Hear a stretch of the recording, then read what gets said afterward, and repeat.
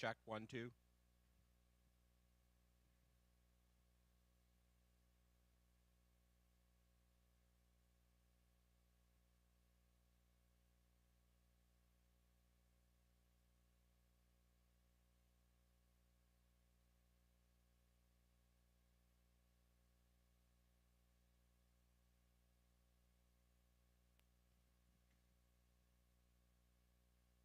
All right, we'll get started.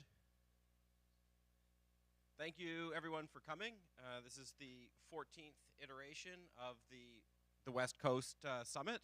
So thank you for being here. We have a stream as well, so we'll let you know feedback that we receive from the stream, and thanks to the folks watching on the stream as well. Wireless details here. When you picked up, or as part of preparing your badges from NetApp this morning, you should have received an email to the address that on your registration that contains a user ID and password for logging into the Wi-Fi. If you have a problem, if you didn't get the email, then let us know, and Jishnu can follow up with the reception desk to sort that out.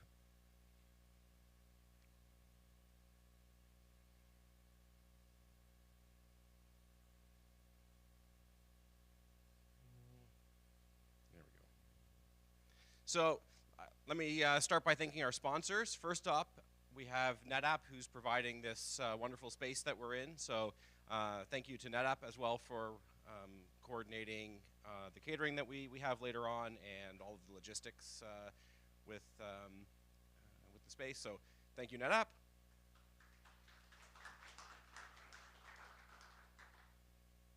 And we have the FreeBSD Foundation sponsoring some of the costs associated with catering and equipment rentals and such. So thank you to the FreeBSD Foundation.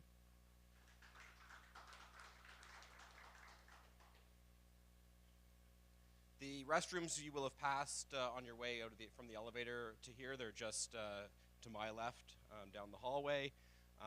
Lunch and the reception will be in the room that many of you were in this morning before coming here, just by the elevators. We have lightning talks planned for tomorrow towards the end of the summit. So if you have a topic that you'd like to present for 5 minutes or so, 5 to 10 minutes, please let John know sometime today so that we can get that sorted out. And slides are not really necessary. If you do have a slide that you'd like to include, that's reasonable. But really, it's just sort of a discussion on work in progress that you have or interesting topics that you'd like to present briefly. And as well, for the benefit of folks on the stream, we have one microphone so that you can hear me here, but also so that it's for the recording and the stream. So please, if you have questions, wait for someone to bring the microphone to you so that we can capture it on the stream. If you are speaking, please hold the microphone close so that that we can hear you in the room and on the stream. If you can hear yourself in the room, then it's good.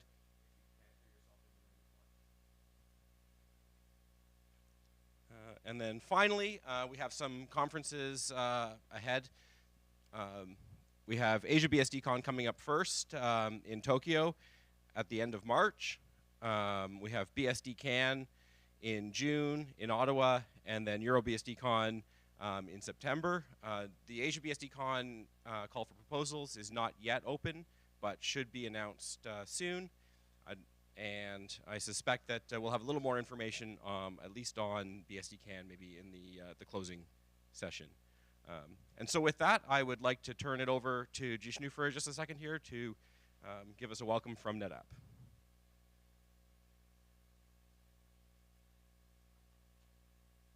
Thank you, Ed. Hey, good morning, everyone. My name is Jishnu. You must have seen my name on your badges by now. So on behalf of NetApp, I would like to invite you all, or I would like to welcome you all to the 2024 Fall FreeBSD Summit. And it's an honor to be hosting this event for the second year. And it's so inspiring to see a lot of familiar faces and new ones for what is supposed to be promising even today. I would also like to thank the FreeBSD Foundation for everything that they are doing to shape up the landscape for technology and bringing us all together in this room to connect, share ideas, and also build the FreeBSD ecosystem, which is the future. A few notes on the space. So you have access to this entire space for the next 2 days. And we also have the break room where you have light refreshment, coffee, water, and the restroom is right across the hallway. And if you have any issues with your Wi-Fi, please let me know and I can help figure that out. And with that, I welcome you again, and thanks for being here. Let's have a great one. Thank you.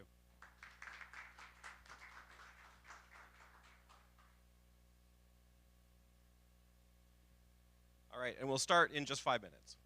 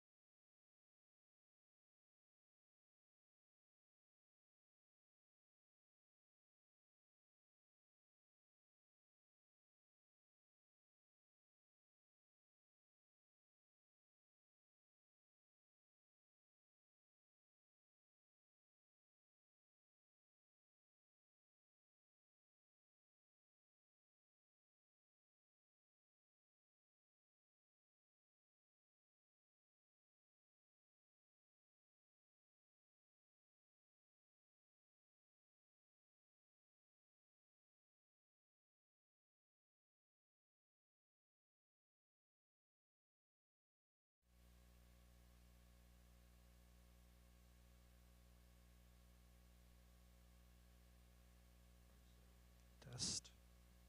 Is this coming through? There we go.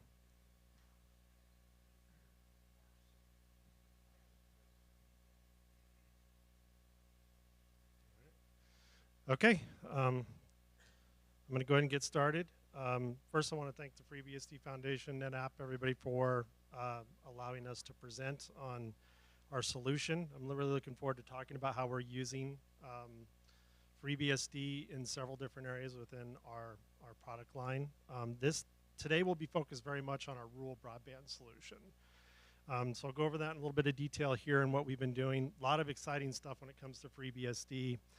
We've been working on this for close to, 6 years now? And through that process, many different iterations of implementation of the technology. And as a result, we've kind of, I think, perfected it to the extent that we're now taking the footprint and we're starting to replicate it across different areas within what we consider very hard to reach rural areas. And notoriously what we found as we've kind of moved through this is most of these customers that are in these areas have been very constrained by your typical, you see hotspots that are very, they have very limited amounts of bandwidth, they're capped. Starlink doesn't necessarily work in a lot of these areas because there's a significant amount of tree cover. So we've come up with very creative ways to essentially get the technology into these spots and provide a level of rural internet access. So as we look at it, there's a few things I wanted to cover about, kind of what it is. Really, the biggest push for us when I moved into the Blue Ridge area was there wasn't a good solution for internet access in general. We're usually constrained by like a dish network type scenario, which works, but there's high latencies associated with that. It's very hard to do remote work in those situations. And what I found is we weren't necessarily wanting to build a business out of this. What we wanted to do is we wanted to help the community. So, remote education, kids being able to go to do remote school during COVID, which was really what kind of drove this, is the whole COVID thing, and provide a level of quality of service that wasn't constrained with, like I said, these caps. A couple things that I didn't like when I worked on networks up there specifically were I found the quality of service to be very poor. So even if you had high bandwidth, you had supposed good latencies, there was always significant issues with drops. You wouldn't get good consistent streaming performance. So that really put me on a mission to fix it. And that's really where, through my experience with FreeBSD, which I've been using since, 2008, I just found it to be the best overall solution because of the network performance and the simplicity and everything else that was relatively just easy to use with it in general. And the other reason I kind of did this too is I was told it couldn't be done, and I don't like it when people tell me things can't be done, so I was going to find a way to do it. So some of the challenges, some are pretty apparent, when you work up in the Blue Ridge or any mountain range for that matter. There's a lot of very unfriendly terrain. There's trees, there's obstructions. Power is very difficult to get in some of these locations, so you might not necessarily be able to get a connection to the household directly. You have to bring it up to the edge of the tree line, and then you have to get it back from the tree line over into the house, and that requires some very specialized wireless gear. And as I mentioned before, Starlink wasn't necessarily an option for a lot of the folks because there were so many trees, and the obstructions were pretty significant in those areas. So what does the footprint look like? This kind of gives you guys an idea. It's a fairly large area of the Blue Ridge outside of Washington, D.C. So if you head west towards Winchester and go over the mountain there, that's the range that we effectively service. And there's a small town called Berryville there. And what we ended up doing is we were able to get a full gig symmetric fiber brought into Berryville. And then we basically beamed that up the mountain. It's about 6 to 7 miles there, into multiple points of presence. And then those points of presence then beam that access essentially down to the customers, or we do it through direct fiber trenching. So we actually trench our own fiber, and we connect the homes through fiber to home as well.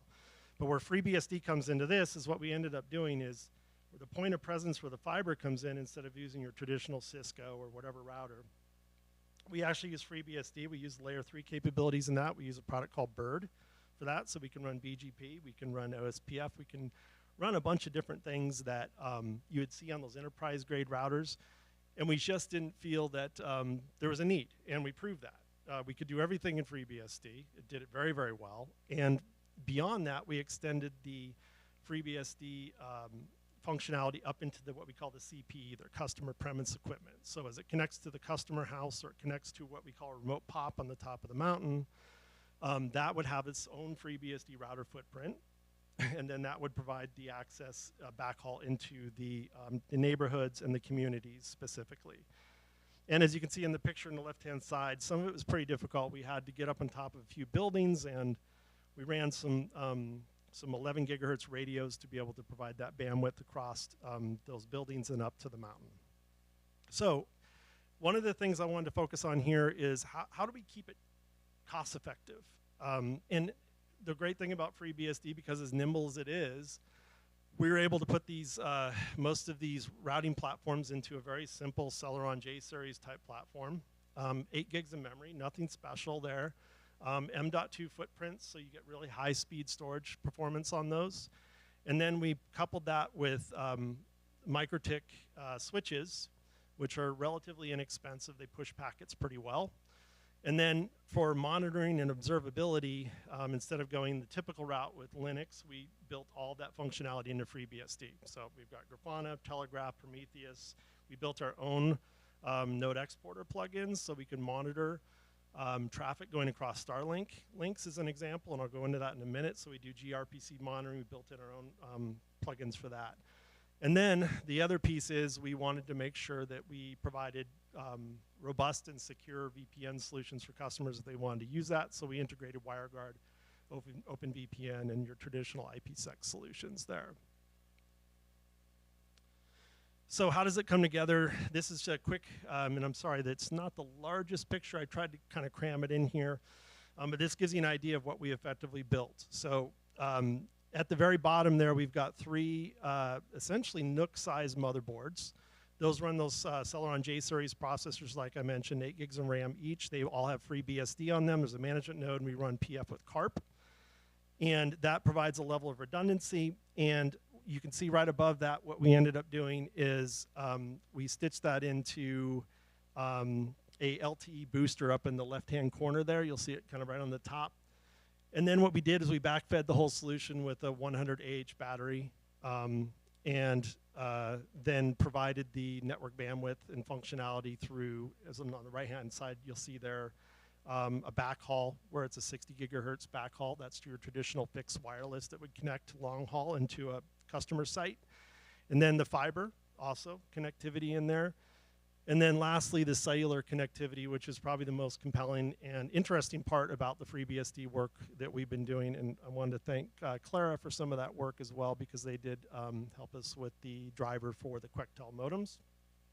And really the objective was for a customer that regardless of their connection need, if it's fiber, if it's wireless, or it's cellular, we wanted to tailor a solution that meets that specific need.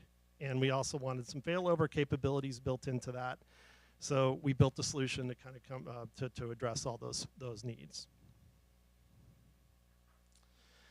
Now beyond that, we also wanted to make sure there was a significant amount of power resilience there. So we did couple the FreeBSD routers with the solution that you see here. And it uses a very simple kind of inverter. We use you see up in the upper left-hand corner, a smart shunt, so we can actually monitor through Bluetooth and also through network the power consumption on the solution. And then we also wired series batteries, so you would have a significant amount of power backup in the event there was a power failure.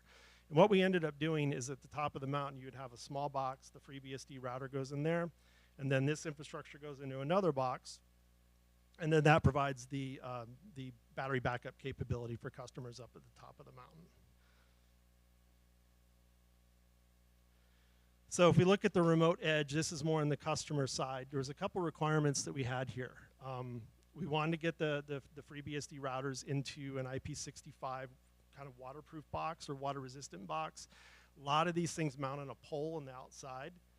And in order for us to ensure that those are resilient, we put it into, like I said, IP65 box, and then we built in a battery backup solution in there, and we also built in a remote wireless solution into that as well. And then at the bottom, you'll see there's a smaller router that actually goes into the home that has FreeBSD on it as well. And that's now 14.1 as of the latest release. And these are the routers that we effectively place on the customer side. So if we look under the hood a little bit, a couple interesting things here is one of the things was the board itself. In order to provide all the connectivity that we wanted, the board had to be pretty robust from a connectivity option. So what we ended up doing is through QuickTel and Sierra Wireless, which are the two kind of big modem providers, there's an M.2 slot, and on that, the modem plugs into that, and then through FreeBSD, we use the MPD5 or we use the PPP dialer to effectively bring that functionality up through your standard SIMs. So with this solution, it's kind of nice because a customer can use T-Mobile, they can use AT&T, they can use any specific cellular provider with the FreeBSD router, and that works natively within that platform. The SIM installs in there, the modem connects in there, and everything's pretty much consolidated into that one 4x4 NUC footprint.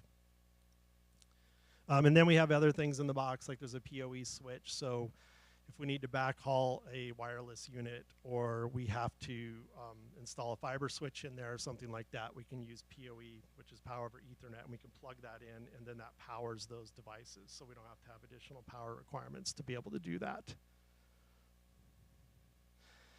So with Starlink, this is an interesting one because we had one customer that was not really liking some of the quality of service that they were dealing with. So I was like, you know, what if we take the FreeBSD router that we built with some of the optimizations around DummyNet and PF and everything else and put it in front of Starlink? And they allow you to do that. You can run a Starlink router in router mode, or you can run it in essentially what they call pass-through mode. And then that requires you to put your own layer 3 or router device on there. So that's exactly what we did. And this customer was very much into live broadcasting, 4K, 8K streams, and what they're finding is, you know, they're kind of getting fragmentation on some of the streams. So we put that in there, we implemented that, we added some DummyNet packet policing on it, and that ended up solving most of the problems they had with the traffic optimization. So that turned out really, really well. Now, the other challenge we had was the setup was on a remote side of the property, so we also had to bring up the solution with a solar system. So part of what we're doing with the FreeBSD routers in some of these very remote areas is we're using a 48-volt solar setup with batteries. And then you can see in the upper right-hand corner, that's a company called Boondocker out of Canada that makes basically a AC to DC converter, so you can run Starlink over your standard DC connections. It's very efficient, but that allows us to put it in the box and power the Starlink from that device. So what we basically built here is a solar system, completely battery backup with the DC conversion, works with Starlink, and now you can use our Photon product with the Starlink. And all the observability, like I mentioned, with gRPC and Grafana, we've got hooks into Starlink's API, so we can monitor drops, we can monitor packet performance and throughput. And typically with most of the LEOs, the low orbit satellites, is you have little drops that happen every now and then. You know, they're very small, might be a second or two, but a lot of customers want to be able to track that from an SLA standpoint. Get my screen back up here. There we go. They want to track that from an SLA standpoint, so we did add a observability dashboard that allows them to do that and track that significantly. The last one here, as I mentioned, and this is probably the most popular use case we have for the FreeBSD implementation, is through standard cellular network, right? So a couple elements here when we implemented a router is these areas are very hard to reach, so we need higher power boosters to be able to get the typical AT&T, T-Mobile, Verizon signals into the router and make sure that it's very strong and the performance is good. So as a result, what we ended up doing, we use Cell-Fi on the right-hand side that boosts the signal coming in from two LDPA antennas. And then that effectively connects directly into that NUC-sized board, that cellular router, and that boosts that cellular signal to the extent customers can use it for standard data connections and whatever they want. You know, streaming, remote work works incredibly well. The main problem, of course, with these is that you're still constrained to the ISP plans, and there are plans that have higher limitations in terms of bandwidth, but it's a good solution for customers that only have a cellular option where they're at, and they want good performance. So a lot of optimizations. Some of this is pretty straightforward. We use, like I said, Sierra Wireless Quectel modems. The Quectel on the right-hand side is nice because it has several optimizations that allow it to use the newer bands with the cellular providers. Okay, so with the bands, when you look at those, you'll typically see on the very bottom there, 2, 4, 5, 12. Those are all very standard bands that provide okay bandwidth. Some of them have different frequencies on the spectrum. So when you look at that, the lower the frequency on the spectrum, the more that's going to go through things like obstacles like trees and walls and homes. You get higher up in the spectrum, it gets more difficult. And that's where 5G NR and some of the newer stuff that runs very high on the spectrum, you need small cells. So you'll see these kind of like cellular cells that are built all over the place so they can communicate with one another. And the newer modems that effectively support that. So with band 66 and band 72, those are rural bands. Those are lower on the frequency, and those are usually what a lot of customers use as they have very rural connections. So that modem allows that functionality, and we added it in.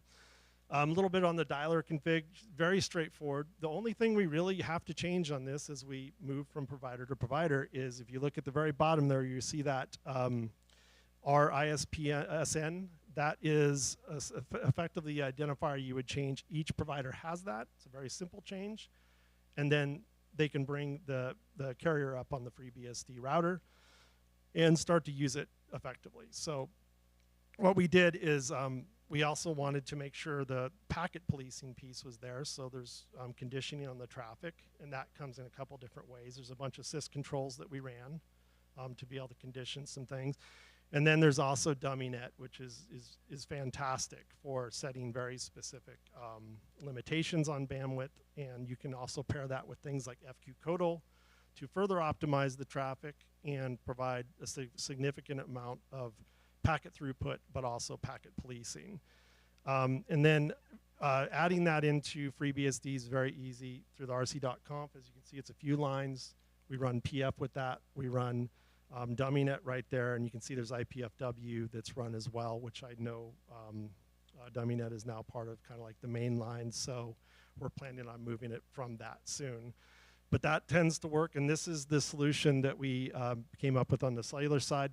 Works incredibly well. The reliability is through the roof, like it's very rarely goes down. And what I find is if you look at OpenBSD and some of the other BSDs, they all have PPP. They also use a technology called MBIM or QMI, which is a newer way to automate these modems and communicate with these modems. And it tends to be pretty good, but it's also problematic. And if you really want to go back to the stability and just absolute 100% stability, the PPP dialer is really a nice way to do that, and it provides significant amount of throughput. In most cases, customers are getting 150 megs down at a minimum on the modem. Or I'm sorry, 1 gig down on the modem and then 150 megs up. So for most people, that's perfectly fine. You get a ton of bandwidth. So at DummyNet, it's just a quick example here. So kind of for the more geeky folks, there's some options in here that you can set. Again, very easy. You set your pipes, your queues, and your scheduler. And then you'll notice there in the scheduler, you have the FQCodal for some of the packet conditioning. And then you can set your flow characteristics as well. Very configurable and customizable, and setting bandwidth restrictions limitations is literally 2 lines within that, that configuration. And we have a script that automates that. So how do we actually deploy this?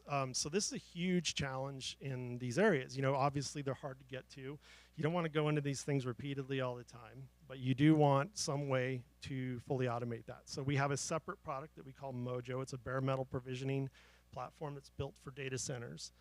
And we just added FreeBSD 14.1 support for that. So you can actually go in, you can bring Mojo up, and when you do that, you can deploy a FreeBSD operating system on any Redfish compliant asset, which means typical server, Dell, HPE, Supermicro, all of them have that. It's called a baseboard management port, and that allows you to essentially install an operating system directly onto that node through REST, through secure REST.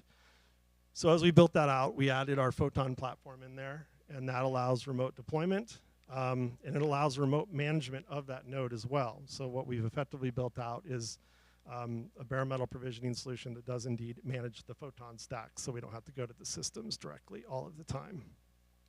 A little bit under the hood there, you can see on the lower left-hand side, that all is FreeBSD as well. So we have two products there, and we've been moving our bare metal provisioning stack over to FreeBSD and using all the functionality that has to do with PF and then everything else that BSD has to offer. The only thing that we are working on right now that we don't have on that is the OCI compliant container ecosystem, and that's coming along really nicely with Podman, and we anticipate we're going to be able to move our Docker services into that fairly shortly, which is pretty exciting for everybody, and that's been waiting for that.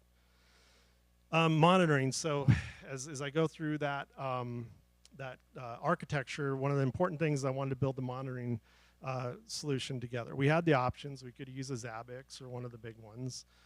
Instead, we decided to build that from scratch. And BSD turned out to be a great system for that. It supports all the packages out of the box. We were able to install Grafana, all the plugins, Prometheus for the real time, and then Telegraph is one of the packages we use for the actual data ingestion, and that pulls it in the real-time database. Very easy, not much configuration. This thing comes up in about 10 minutes to full functionality. And as you can see, we can build very robust dashboards that provide a ton of detail for our wireless networks. So for us, it's important because we want to track weather, because we want to see what's coming in and out. Allows us to prepare if we need to scale something up or down. And then we also, of course, want to monitor system health, but beyond that, we want to monitor things like radio statistics. Like what does our RSSI look like? What is our signal strengths? What does the signal scatter looks like? And all of that functionality we've been able to use and put into the platform with FreeBSD without any issues whatsoever. In fact, it's so reliable that we now have a system up on the Blue Ridge that has been up for 2 years.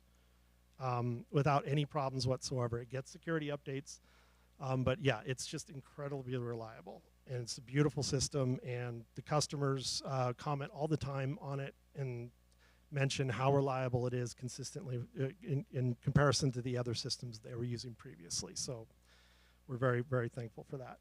And then this dashboard just shows some of the, what we consider the customer side stuff. The other one was the server side.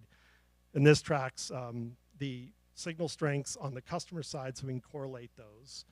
And we can fix any problems before they become a major problem for the customer. So what did we see here? This is all, of course, results-driven stuff. What did it add for us? What did it bring to the customers? And the results were actually pretty astounding. In its most basic form, we were seeing pretty much buffer bloat-free connections. And for those that don't deal with buffer bloat all the time, it's essentially when you have the packet buffers and the cards are filling up, and the system can't effectively deal with it properly, so it basically drops packets or it causes problems of congestion, right? So what we did with DummyNet and through FQCodal, we fixed buffer bloat. And most of these tests that customers run, and they do it very often, is they're seeing buffer bloat grades on waveform that are usually an A and an A+, which is relatively hard to do in a very consistent manner. And if you look at a lot of the other ISPs, it's kind of hit and miss. Ours is very consistent, and we see performance that is just always great. And in the lower right-hand corner there, you'll see some of the tests that we did through the FreeBSD router with the upload performance, download performance, and then the browser and streaming test. It's called NPerf, so if you guys have already used that, I would definitely recommend that for your home tests. It's fantastic because it does streaming tests and gives you a good idea of what your actual performance and your jitter and everything looks like in your connection. And then lastly on this slide, on the lower left-hand side there, we call it Mountain Link, and you can see in comparison there, the speeds. It's relatively small, but 1.2 gigs at the top of our main POP. And then I think the highest bandwidth one is Starlink at 220. So we're doing really, really well in that regard. And what we ended up doing with this entire network is instead of carving very specific download and upload requirements for the customers, you know, like, hey, you get 10 megs down, 5 megs up, we open that entire gig pipe up. And we have enough confidence that FreeBSD is doing a great job with the packet policing and just conditioning and everything else that we can do that reliably, and we don't have to set hard caps or limits.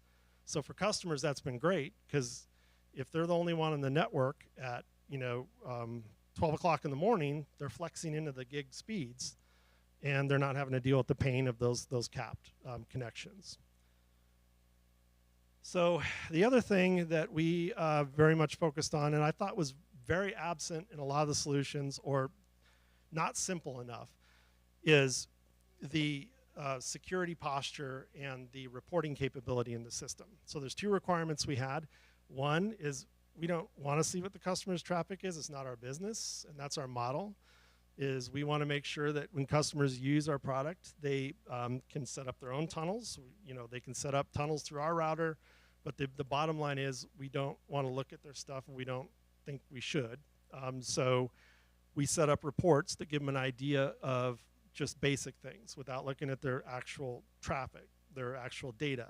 You know, how much is flowing across the wire, so they can see through VNS stat, they can see reports daily, like, hey, you know, at 12 o'clock in the morning, my son used, 5 gigs, right? So that's been really helpful for families, because they can get an idea of what's being used, when it's being used, and how much is being used. And then it generates the report you see there on the right, which gives them an idea of, it does a daily speed test, and gives them just an idea of what their overall performance looks like there. So kind of a collage there of various projects we've had. You can see there's some dark fiber that we've run up in the upper left-hand corner. Gives you an idea of the terrain. Yeah, climbing up the tower, that was a lot of fun. And then some of the work we did on top of the buildings with some of the other radios. And if anybody is into point-to-point wireless, and they kind of want to know what we're using there, we're very heavy into MikroTik for the wireless, and then we use Mimosa for the long-haul links. That's the 6 to 7 mile links. And then we also use a bunch of Ubiquiti gear as well, but we definitely have preference on Mimosa because of the stability of the gear itself. So what have we learned when using BSD? And this is cumulative over the years. This is not my first experience using BSD. I've used it in healthcare environments. I've used it in the government. I've used it pretty much in every vertical, and it's always my go-to operating system because of its stability and its simplicity repeatedly. It's not the latest, greatest thing. It's focused on what works best for the customer, and how can you start at a simple footprint and then potentially build up to something you need without throwing in every single thing that the customer really doesn't need at all. And also the ports, packages and ports, that's a big one. It's very rare I have any problems with that, and if you use Yum or DNF, or you're familiar with those package management systems, you literally want to jump off a cliff at a certain period of time. So packages has just been really good to be able to deploy FreeBSD software. Great observability. And then the other thing I want to mention is the community. Ever since I've been using it, the support has always been there. People have always been friendly. The amount of knowledge and information that comes in from the community is absolutely incredible. And the documentation is solid. And that is one thing when you're dealing with Linux distributions, you're literally clawing for documentation, or you're going into Reddit or whatever. With BSD, you can go in, you can see complete documentation trail, and you can start to work from that, which is fantastic. And then the other one I like is the fact that I can minimize the kernel.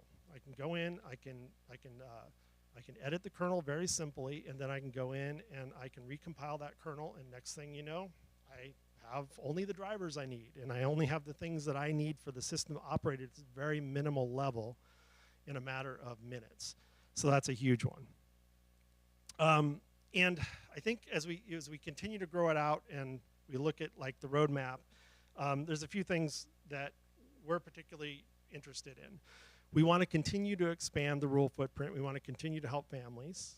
We want to prototype this in a way that it's available to the community. So we're going to post all of our designs so people can go in, they can build these kits, they can build these units if they'd like, and customize them to the way that they feel would work best within their environments. And then continue the support on the new 5G technologies from the carriers. So we're gonna be working on new drivers, new support for new modems coming up, which is pretty exciting. And then we also want to add in additional support for the newer platforms. So ARM is one, which has been emerging within the BSD community, low power, a lot of efficiencies to use in that platform. And we want to start to leverage that as well. So we'll be working with ARM and continuing to expand that. And then lastly, we want to continue to expand our Mojo product, which is the data center provisioning product, to get FreeBSD deeper into the data center. Huge focus of ours, and we're getting a lot of interest from that, from people and customers. Like, oh my gosh, so you can actually go in, you can go into one pane of glass, you can select FreeBSD, and you can hit deploy, and it's going to deploy FreeBSD zero touch through Mojo to any bare metal Redfish enabled asset. So that's absolutely huge, and it really helps accelerate things from the FreeBSD perspective in the enterprise. So I think that's all I really have.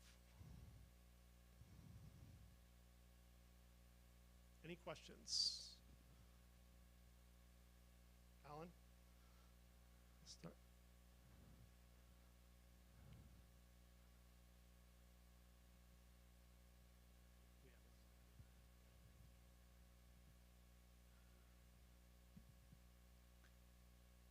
So how are you managing upgrading those appliances once they're already in the field?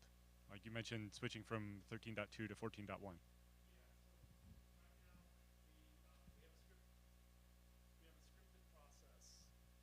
We have a scripted process that we use through Mojo. So we do the typical FreeBSD update. It's been relatively problem free, and that tends to work pretty well.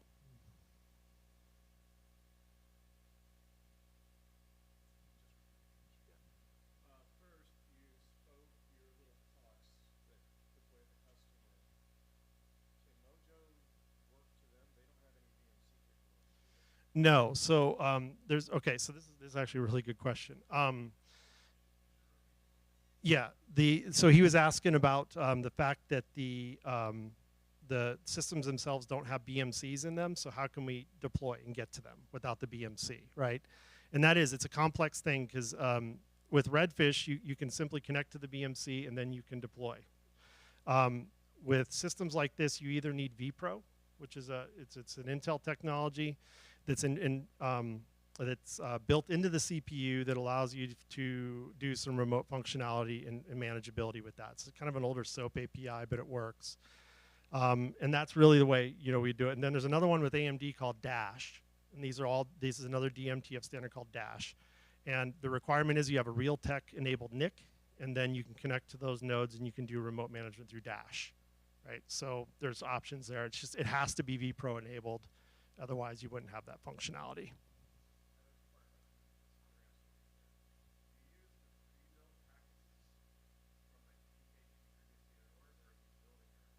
So the question was, do we use the pre-built packages or do we have our own?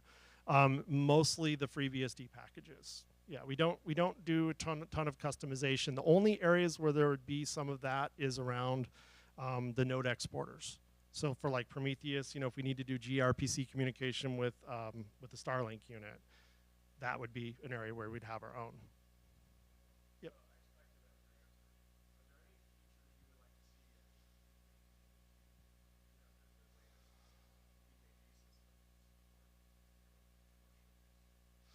And honestly, I don't have a lot of problems with it. It works really, really well. And if we have any issues with a package, we can always use a port, and you use that. But we haven't had any issues running anything through package. Yeah, it's been great for everything we need right now. Yeah.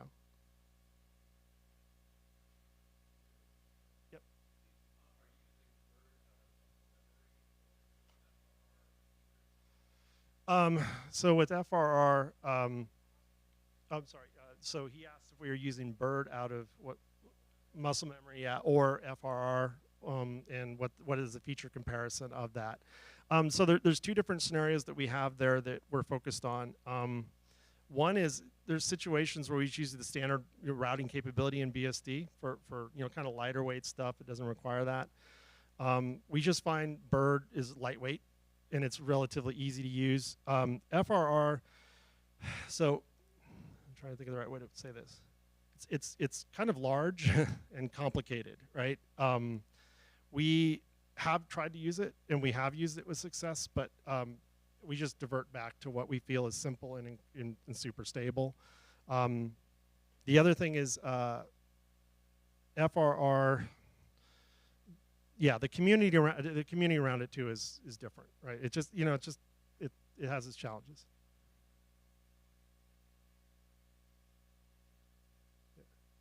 Any other questions?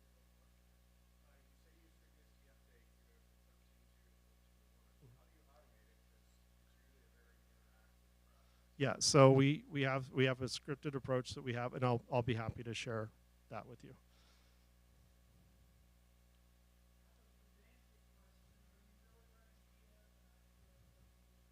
Yes.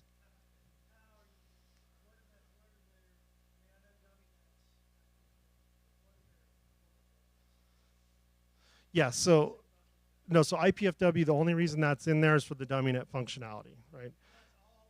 That's all it does, yeah. And then PF, it does what it's firewall, yeah, exactly. So there's a few caveats there. I'm happy to discuss those off the, yeah, I mean, it took a little while to get it kind of to the point where it worked pretty well together. But I know there's changes in that community in terms of how, it's used in mainline PF now. So that's one thing we're looking at.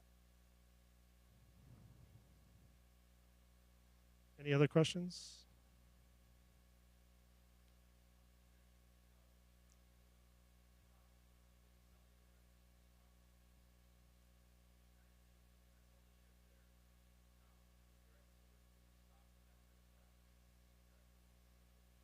As far as cellular boost, you mean?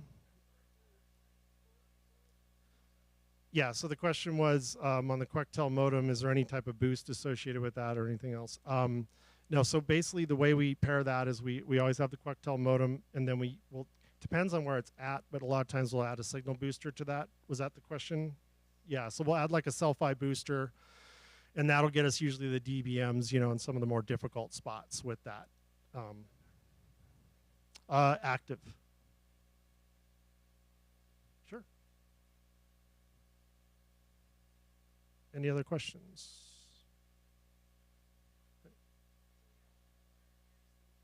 Yep. Is there any part of this that is open source for us, the community, to benefit? Yeah, so that I addressed a little bit.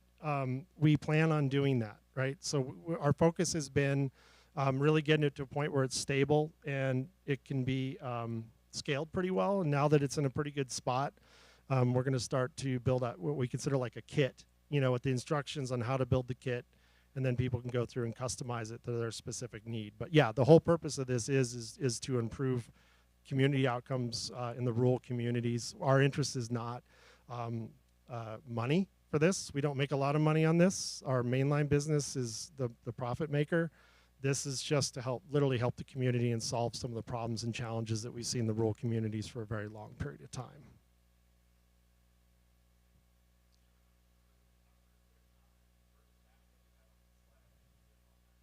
Do you? Where? Oh, well, I don't want to exactly, but okay, yeah. So,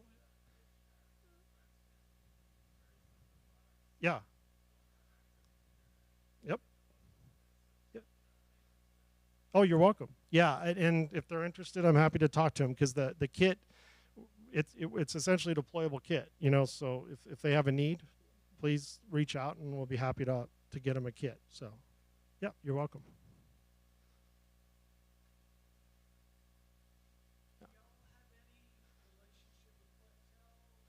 Relationship with Quectel? Yes, we do.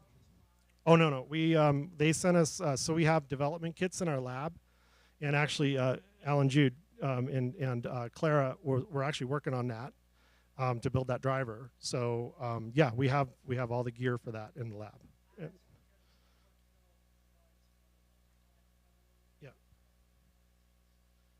Yeah, yeah, they're good. They're Quectel and CR Wireless are kind of the top tier ones. There's some other ones, but Quectel actually tends to have some really good connectivity options for their modems.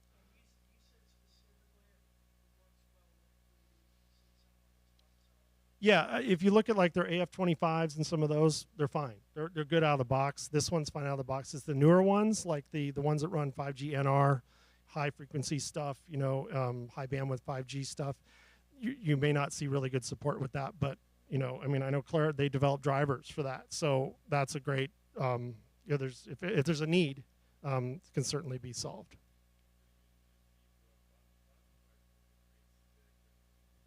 What's the question? I'm sorry. Oh, so yeah, so we use standard PPP for that. We haven't moved in that that we want to use a QMI or an MBIM, you know, stack in there, but the MBIM and QMI ports have not been done for FreeBSD. So we would need that functionality to do some of these things.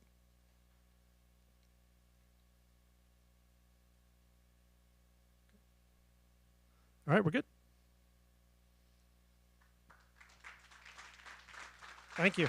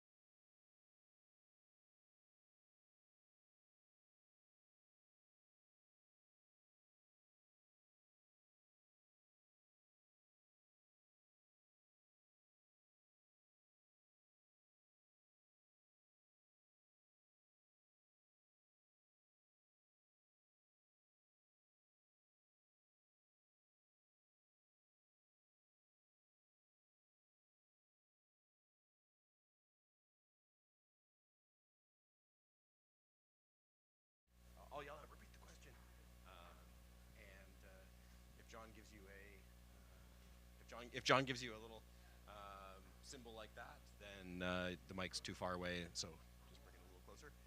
All right. All right, thanks. We're going to get started now, and next up we have Pawel with Cybersecurity Essentials, Vendor Transparency. Yes. Hello, good morning. Okay, so I would like to talk to you guys about some idea of mine. I've been mostly thinking about for some years now, for some time now, and this is just something for me. It's pretty obvious that this is a good way to go, but I would love to discuss this with you guys and hear what you think, and maybe you have some insights. But so I work in cybersecurity. My company is a security vendor, and I think there is still some stuff that the whole cybersecurity industry is missing. And let me start from like going through what I call, let's say, cybersecurity maturity stages. So let's say stage 0 was when the internet came to be. Everyone was trusting everyone else because why someone would want to hurt anyone else on the internet. So basically we just trust everyone. So this means that we had protocols like Telnet, FTP, SMTP, no encryption, some basic authentication, but of course there is no encryption, so it was mostly for show, I guess. So the stage 1 was defending from the threats from the outside. So we started to build firewalls, VPNs, proper authentication systems, anti-malware solutions, antiviruses, and stuff like that, and stuff like this. So the focus was that we can still trust people we work with within our organization, but we do not trust the internet, let's say.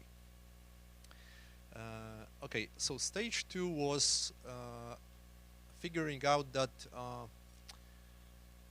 the larger organization is, the harder it is to actually make sure that the organization itself is secure from the inside.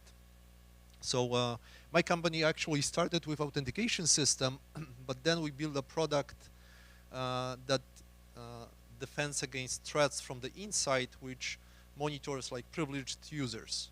Because of course, oftentimes you have small IT team or multiple IT teams that have access to all companies' resources, and okay, you can trust them, but of course there is no security where there is trust. So you either trust or you can verify and properly secure your perimeter, let's say. So this is stage 2. So like so we have solutions like privileged access management, data leak preventions, authorization systems, etc. So the third stage, and those are threats related to supply chain attacks, let's say. So every large or medium organization have a lot of vendors that are accessing their network, because they have to support their own systems that you use, or also organizations use a lot of third-party software or third-party products. And again, we have trust here, trust issues again here, where you have to trust your vendor. You have to trust that, okay, the product is secure, that when you deploy especially cybersecurity product, you actually improve your security posture and not actually make it worse, because the product itself is buggy, there is a lot of vulnerabilities, so you think you're making your network more secure, but actually you can degrade your security. And nowadays, you mostly, what you can do is to simply fall back to trust, or maybe do some pen testing, but those are mostly like black box pen testing, so you cannot really see inside the product and see what kind of effort the vendor is putting to keep the product secure. So in my opinion, we are here. We are at stage 3. I'm not saying that the previous stages are solved problems, but I think that more and more people are actually seeing that the supply chain is a real attack vector. And if you even look at situation with XZ, if you remember the recent story about backdooring XZ and backdooring in actually OpenSSH this way. So there is like a huge potential for like attack surface. If this wasn't discovered and XZ was deployed, this is mostly related to Linux, we will have like hundred thousands of servers or millions of servers accessible by someone who knows who, and that would be, of course, disaster. So I think we need transparency. Okay.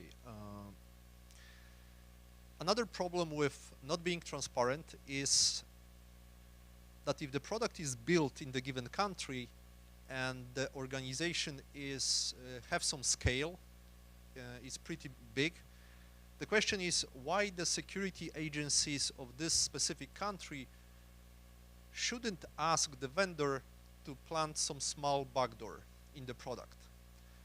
And especially in US case, there's a huge potential because there is a huge number of products coming from US. So why NSA shouldn't be able to ask vendors to plant a backdoor? And oftentimes they can just ask, I guess. I think that Bruce Schneier was talking about this. They can just come to the vendor and just ask for a small backdoor.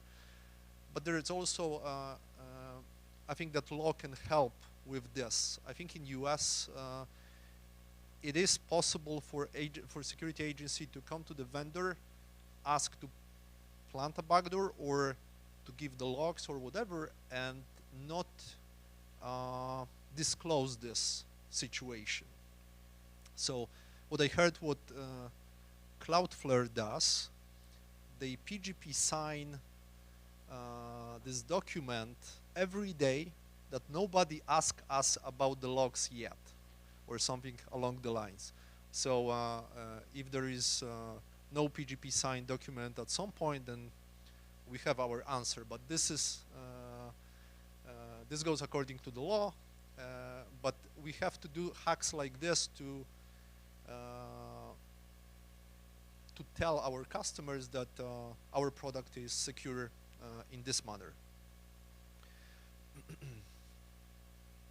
And of course, this is huge for this huge argument for open source products and projects. So I think that's a good path. Again, so you may ask, why not to trust? So as I said, agencies can force organizations to put backdoors. They can ask nicely, but they also can force them.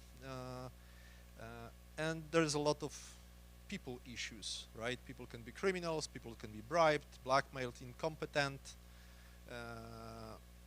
And of course, people can be hacked, people who developed products, and we have situations like this as well in the past. And I strongly believe that security vulnerabilities can live much longer in closed source software than in open source software. So yes, it is easier to find bugs in open source, but this also means that the open source software can be more secure faster, let's say, because it's easier to audit the code. And also, backdoors can be tiny. And I will show you what I mean by that in a minute, but because this is a really interesting example. But first, let's try to answer the question, does the transparency really work and really help? So let's move out from IT for a moment. Let's consider martial arts. So for a long time, there was this notion that martial arts work, and if you can train, you can beat bigger and stronger opponent, even if you're a smaller guy like me.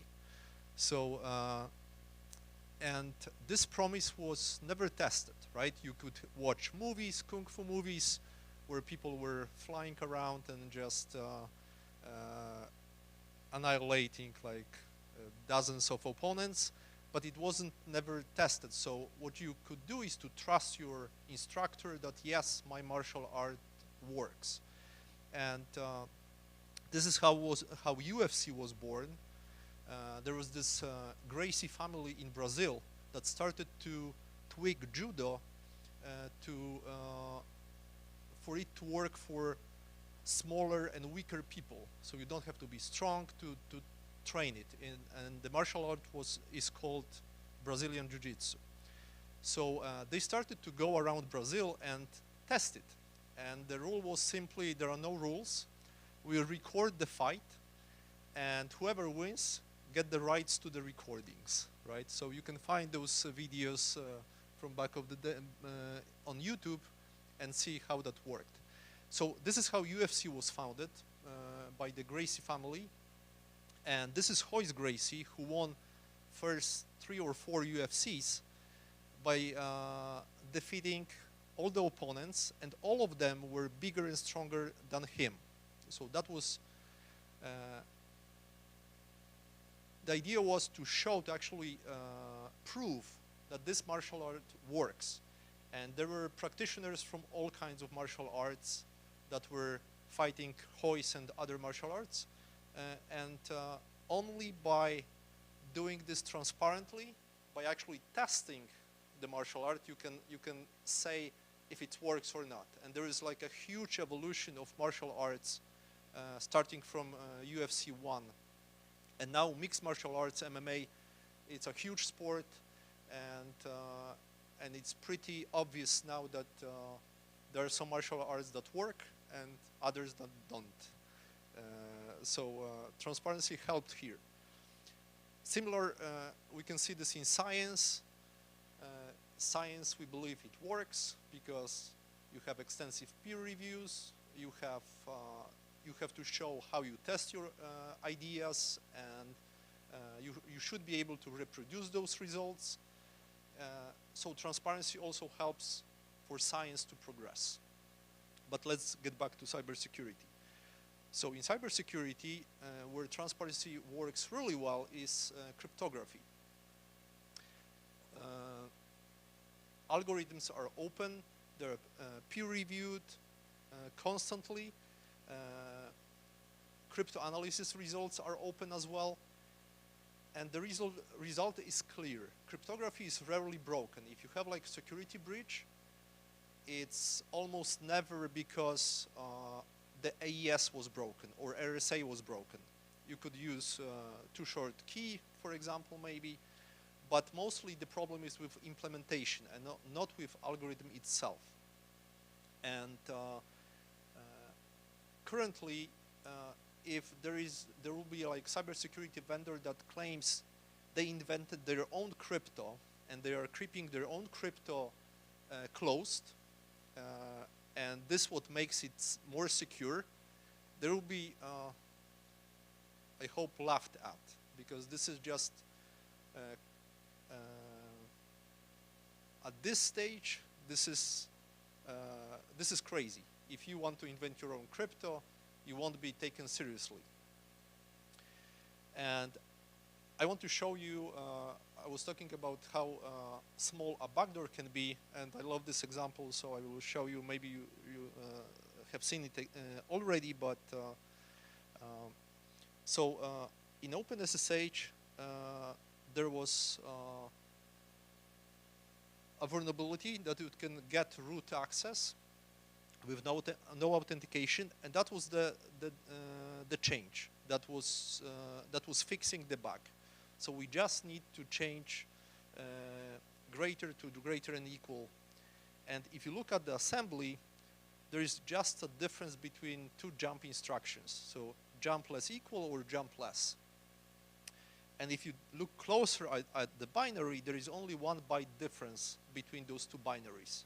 And if you look even closer at the bits, there is just a single bit difference between binary, which can be easily exploited and you can get root access with no authentication, and binary, which is perfectly secure.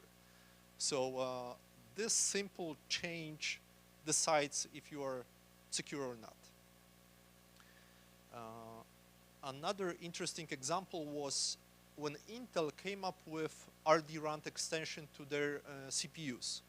So one of the biggest problems with security, and in FreeBSD we had the same problem, was how to generate high quality random numbers at ideally at high rate, and especially very early in the boot process. So Intel potentially solved this problem, right? They came up with instruction that can generate a lot of random numbers at really high rate, so problem solved. But the problem is how we can trust Intel that this random number generation is really secure. Because you can easily imagine that inside the CPU, each CPU have a serial number, right? So let's say NSA talk to Intel, generate this random number using our secret key, which will be planted into your silicon, and just hash this key with CPU serial number, and just, I don't know, hash them again and again. So for everyone except for NSA, these random numbers will be fully unpredictable, like ideal random numbers. But for NSA, they would be perfectly predictable. And in my opinion, backdooring random number generator is like a perfect backdoor, because you don't have to connect anywhere, the solution doesn't connect anywhere, but you can read all the encrypted traffic, and you can break all the cryptography inside the product. So Theodore from Linux, who was maintainer of DefRandom, was arguing David Johnston, who was designing this for Intel, that you cannot use RDRANT directly. You have to always mix one source of randomness with other sources of randomness. And we had this discussion in FreeBSD as well. And we came to the same exact conclusion, that you cannot simply take randomness from one source and just trust that this source is simply unpredictable and secure. Because this cannot be transparent. You cannot look inside the CPU and see if this is backdoored or not. And David Johnston, I'm sure he is like trustworthy guy, but he may not work for Intel for his whole life, and also he doesn't control the whole manufacturing process of Intel CPUs. So he cannot actually guarantee that this won't be backdoored somewhere in the future. That's why we cannot simply take it for granted. Okay, so what do we need to provide this transparency? So first of all, the source code has to be open. So let's say for starters, cybersecurity products have to open the source code. You have to have reproducible builds, because this is also interesting how people are missing steps in this process. So let's say you have a product and they do provide source code. On the other hand, they also provide binaries. And you have no way to verify that this source code was used to build those binaries. And binary can be backdoored, and source code cannot be backdoored, and you cannot really tell. And it was another interesting story was with TrueCrypt. If you remember TrueCrypt, it was disk encryption, multi-platform disk encryption. It worked for several operating systems.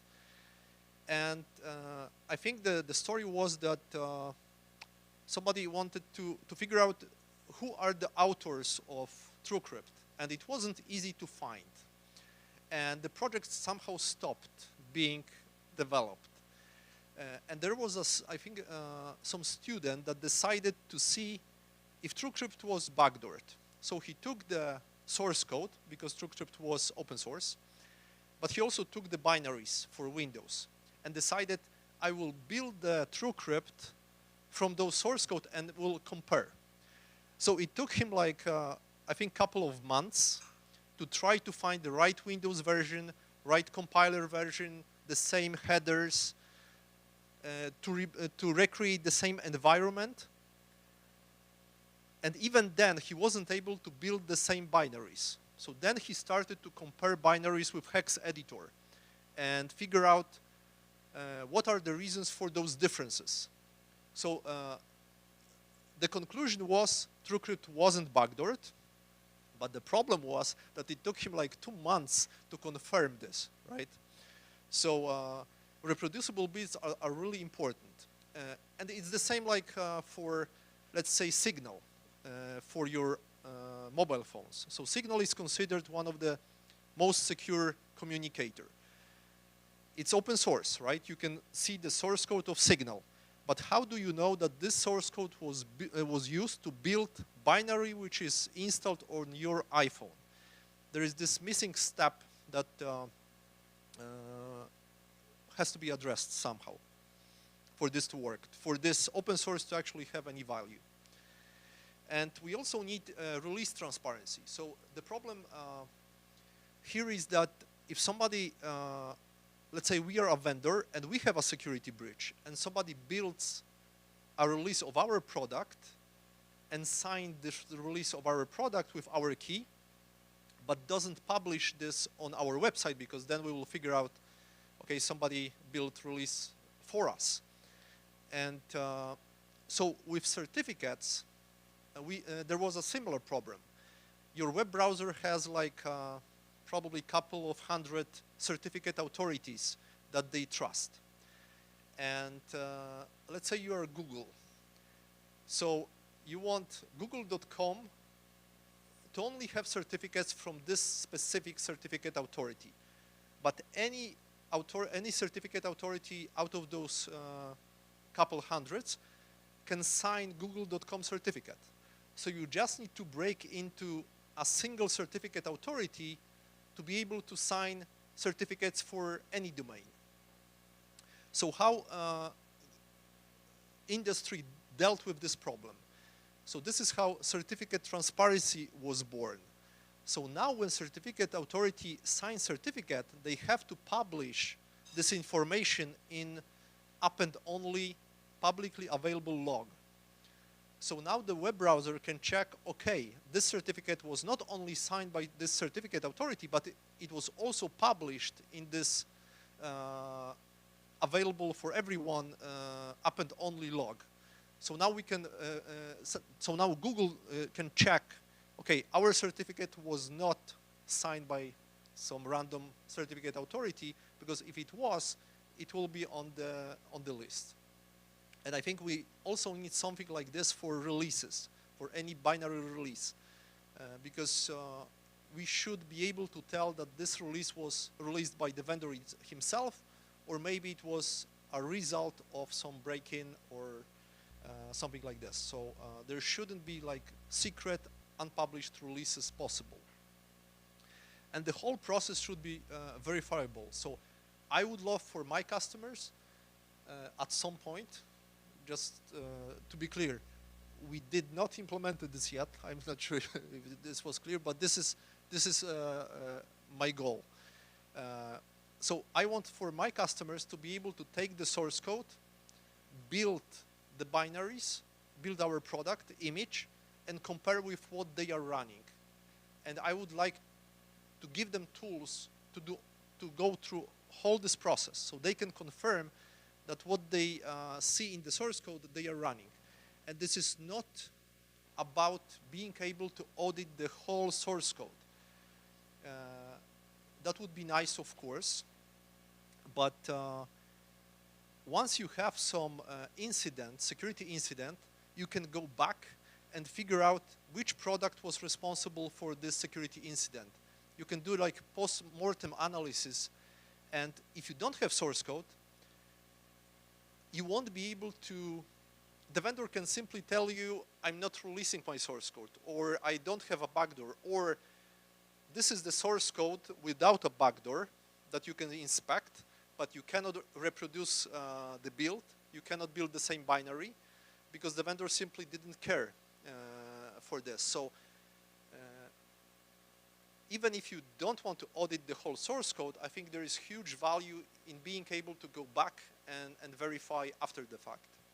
And still, if you have the source code, maybe you have someone who did the audit the solution, and maybe you have like multiple organizations that audited the solution, and you can simply trust them instead of the vendor. So you can diversify the trust, which is better than just trusting just the vendor. And this might be a little bit controversial, but I think we need to have this distinction between open source versus closed source software and free software versus proprietary software. Because now, oftentimes when people talk about open source, it means that it's also free to use. And I think for the industry to go forward, we need to have this division that I, as a vendor, I would like to be able to open source my code, but it doesn't mean that I would like to, I would like my competitors to use the code for free. So I think this is the missing bit, that I would like to be able to release the code, but only for certain purposes.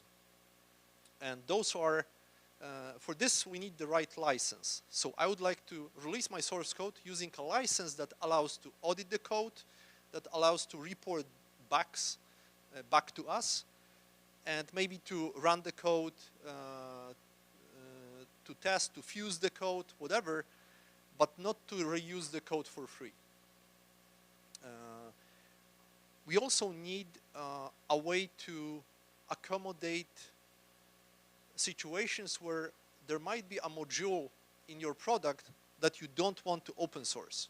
Let's say you have like anti-spam solution, and you have some algorithm that works well, but only if it's not known. So you would like this algorithm to stay closed. So I think there are still ways to do that. Like with FreeBSD, you can use Capsicum to sandbox this module, and simply by proving that everything around is open, and this module is closed, and this module cannot communicate anywhere else, it doesn't have to be open. For example, if you use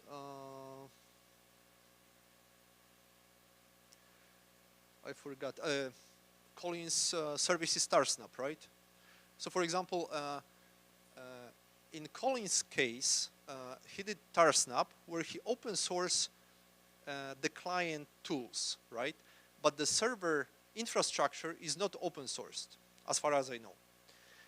And you can still prove that this is secure, because just by inspecting, analyzing the client code, you can figure out that the client always encrypts the data that it sends. So you can stop there, because the data is already encrypted. It never leaks to the server, so it doesn't matter what happens in the infrastructure, because there is zero knowledge on the infrastructure side. So Colin is not able to decrypt the data, because you can tell that the client itself never sends decrypted data or data encrypted with some weak key or key known to Colin or wherever. And this is how zero knowledge protocols work.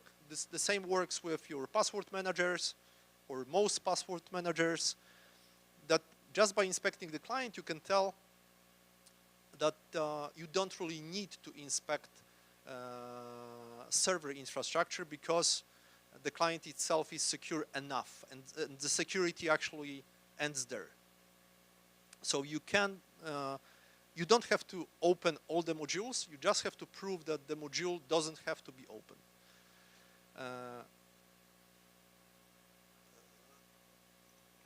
Did I I skip the slide?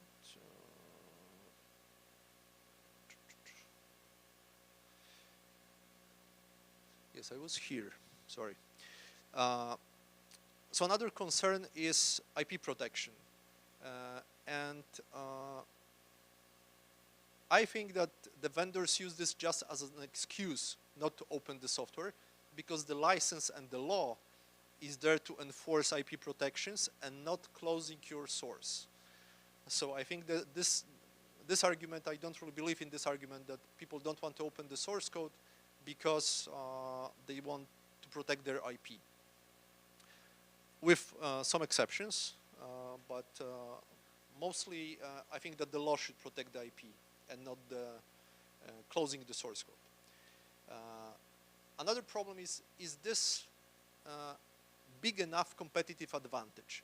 So I think that we really need to build awareness in the industry that this is something that is valuable for the customers.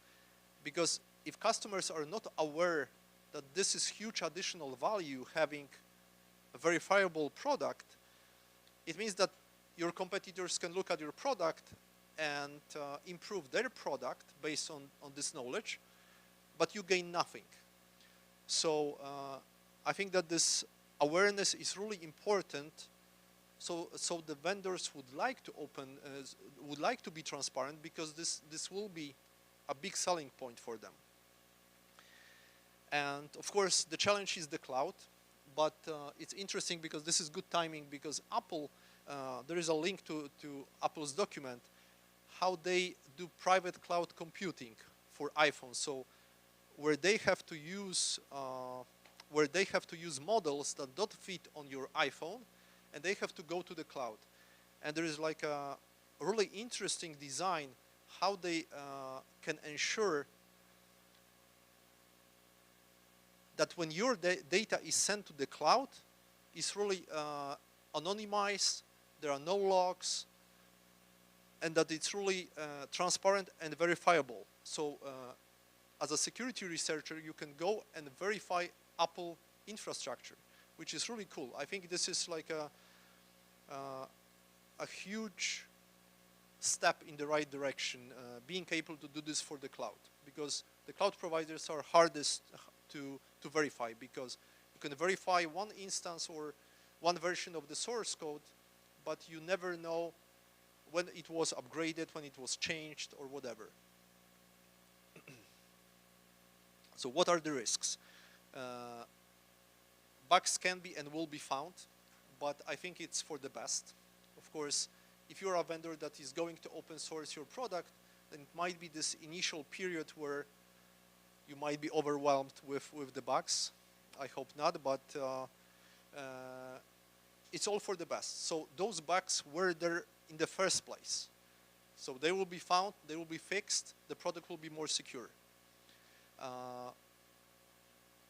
There is a risk, and we had those risks actually with our product, that for markets with weaker IP protections laws, your source code can be used, your product can be used for free. So, but I hope you can gain more with this, adding this selling point to the product. And hopefully some markets will mature at some point. And you get this public scrutiny also. So, and I also think that for customers, it's good for you as a vendor, it's more work, but you have to make sure that you don't have technical debt, you don't have outdated third-party software, etc. So again, all in all, I think it's for the best. And of course, the source code can be used by competitors to better understand your product and maybe improve their product. So those are simply risks. But customer can gain a lot. So first of all, they know what they are paying for. They can always look, they can always verify the quality of the source code, what is happening in the product, etc.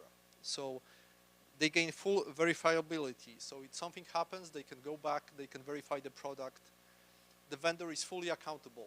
the vendor cannot say that we no longer have this version, this source code. We lost the source code or whatever, and we cannot really prove that there was no backdoor in this version. We get higher quality because I think one of the main reasons vendors don't release the source code is that simply the source code is a mess, and it will be embarrassing to open source the code. Vendors can't be forced into planting a backdoor this way, because the whole process is verifiable. If you have a backdoor, it will be visible. It's easier to find vulnerabilities, which means the product will be more secure. And of course, there is some ideology behind that as well. So the end goal is that the vendor transparency is just a natural element of cybersecurity hygiene. So I hope that if we meet in like 10 or 20 years, or maybe later, who knows, if we live that long, but I hope that this will be something like obvious. Like now with cryptography, we have full transparency, and for everyone it's obvious that you have open cryptographic algorithms, and I think this is pretty important that, and this is pretty important missing piece of this whole cybersecurity puzzle. So hopefully this will happen one day, and we are planning to try to do that at some point. Okay, so last but not least, small quick question. Why your vendor won't open the source code? Is it because it is a mess? It has backdoors? He doesn't have it? all of the above. Okay, that's it for me. Thank you very much, and I'm open to questions.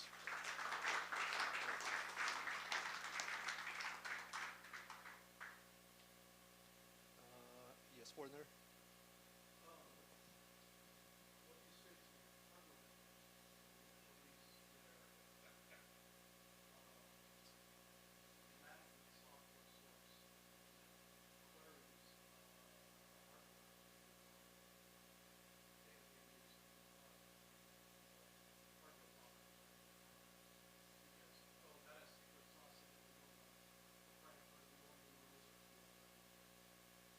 So the question is about.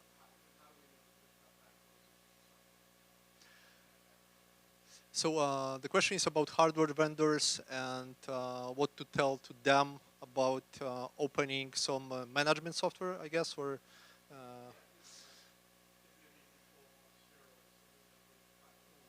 Yeah. So I think this is exactly the same problem as with closed source products, right? That. I don't really believe in this secret sauce argument.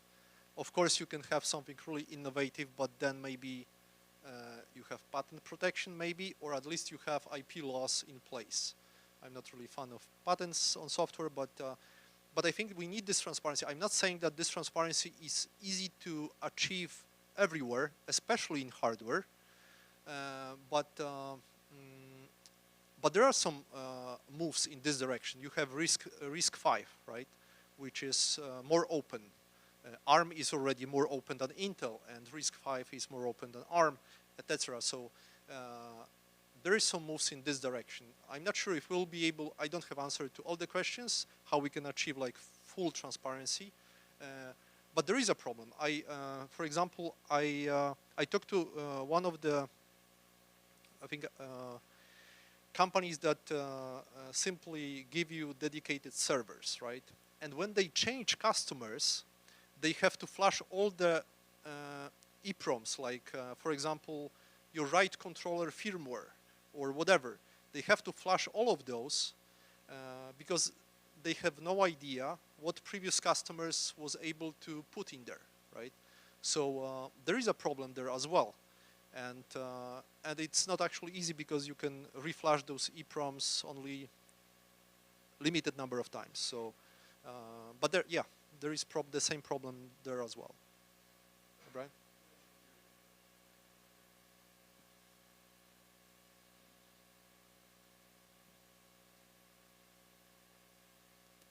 have 2 points. The first being something to add to the attack is the attack on standard bodies. If one needed a FIPS 140 certificate for quite a while, you had to use the dual EC DRBG, which was highly believed to be backdoored. So my open source crypto, you can see it's a dual EC, but again, the attack on the standards body. So that's a threat even in the face of open source. The other point is I think you're gravely underestimating the IP threat. You know, ask Cisco how well that went with Huawei, who stole their operating system and got a huge head start. Now, granted, that might be a country with low IP. Take Juniper Networks v. Palo Alto Networks.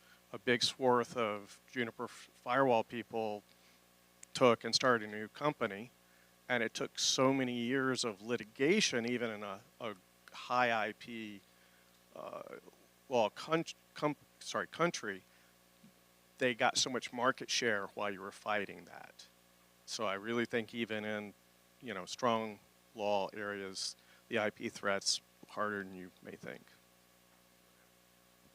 Oh, the other thing is that they don't want to get sued by somebody whose IP they're accidentally infringing upon. So they don't take the chance and never release the source. It's another problem I've had trying to get source out of vendors. Okay, I do understand this argument, but on the other hand, you have many examples of successful products that are open source, right? So, yes, the risk is always there, but I, as a customer, right, would prefer to use product that I can verify. So if you start from the customer perspective, right, of course, it might be that it's the business is not there, right? But I think that currently the open source model is not great for the business. If you just open source and give the code for free, that's a problem.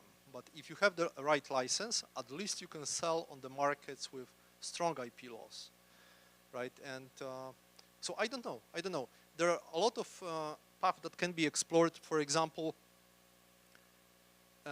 let the vendor release 2 versions of the product. One with limited functionality, but fully transparent, and one with more features that you don't want to open yet, and see what the market is, what the market prefers, right? No idea. You want the mic or?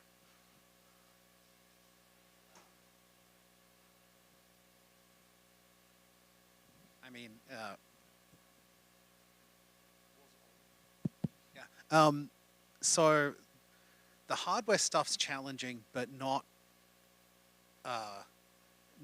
insurmountable. I think people sometimes underestimate how much hardware is built by throwing Synopsys a crap ton of money and using their IP cores, and then that comes with, you can't release anything as part of that. And so, you know, there's a lot of third-party vendor IP behind the scenes in the silicon world that gets pulled into various places that turns into the glue that prohibits a lot of open hardware stuff from happening.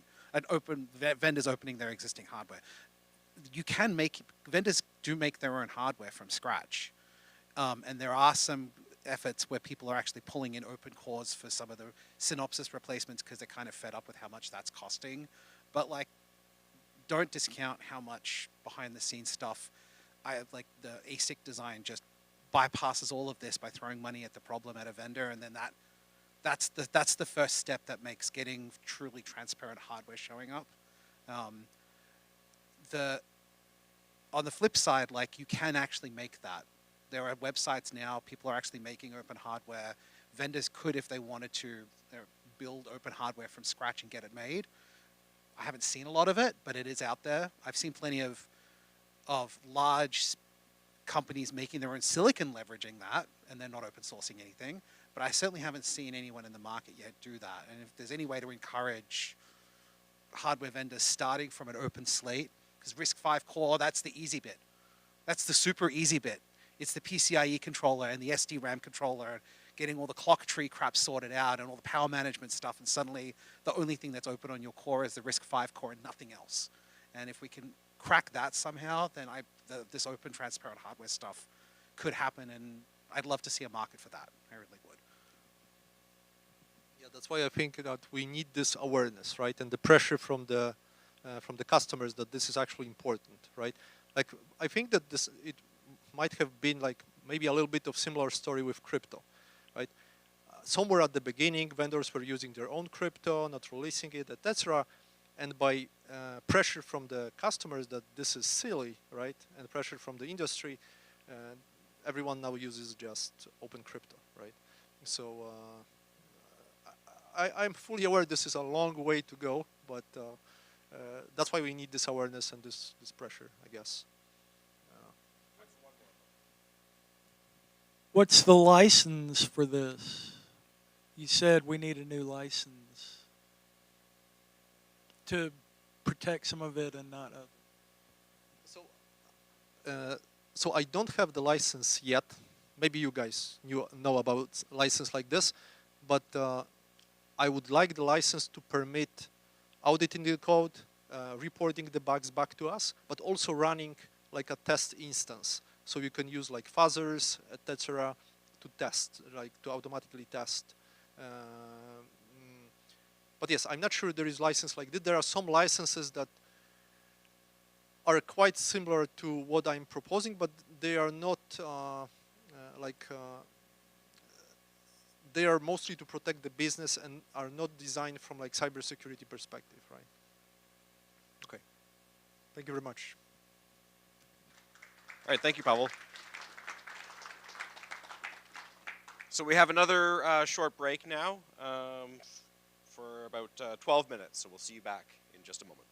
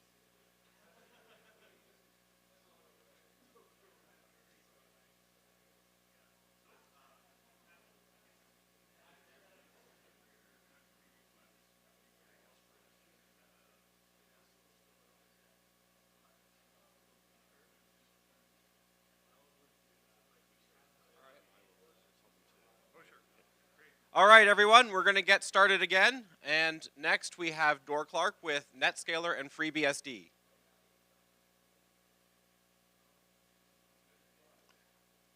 Hello. Great.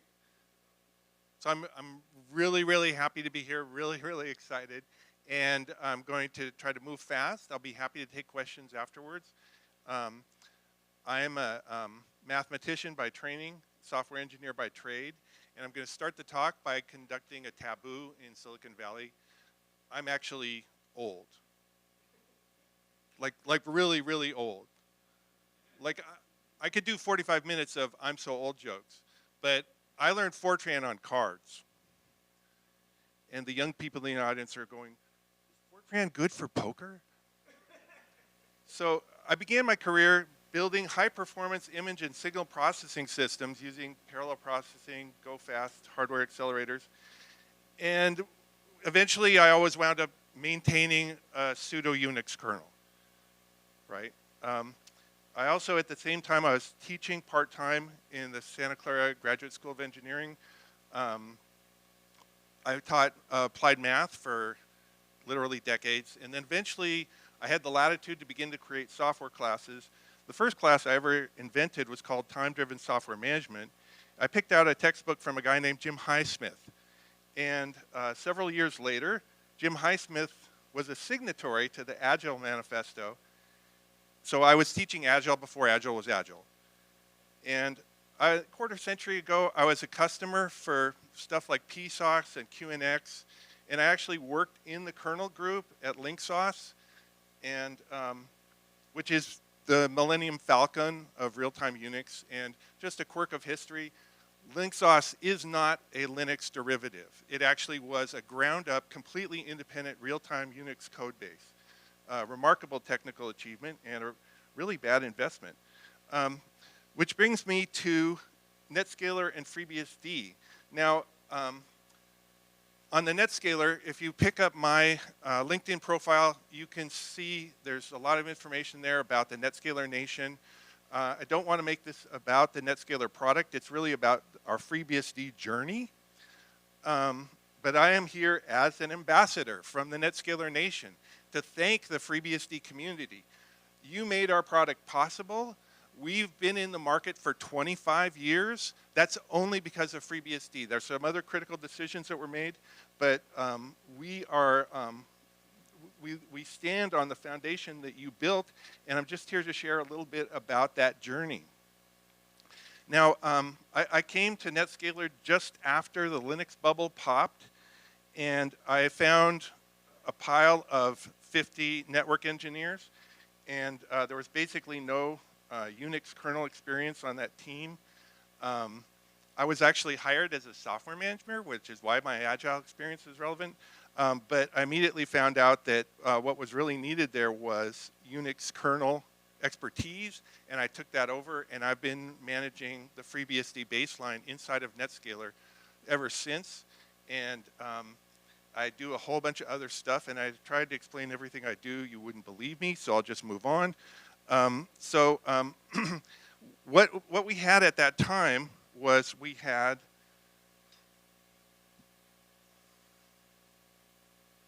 and I maybe admit to software management, but I don't really do slides.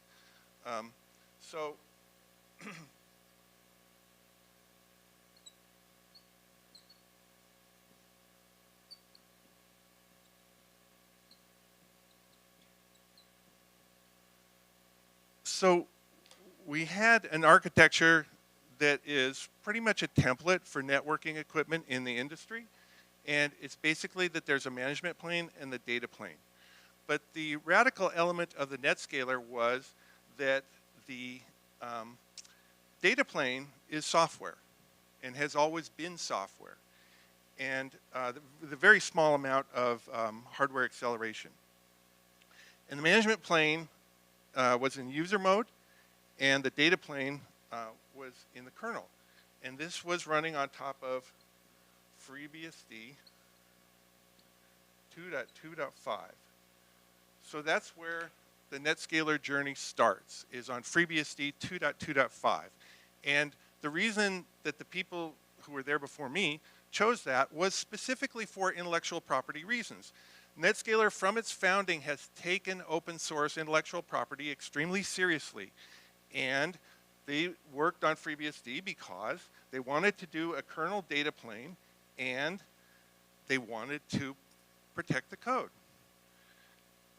Now, what that data plane looked like was they took the OSI 7-layer network model and compressed it into one small hard ball of C code. So we have a packet scribbler running in the kernel. That's our data plane. And this is the original founding of the NetScaler product. Now, when I come into the picture,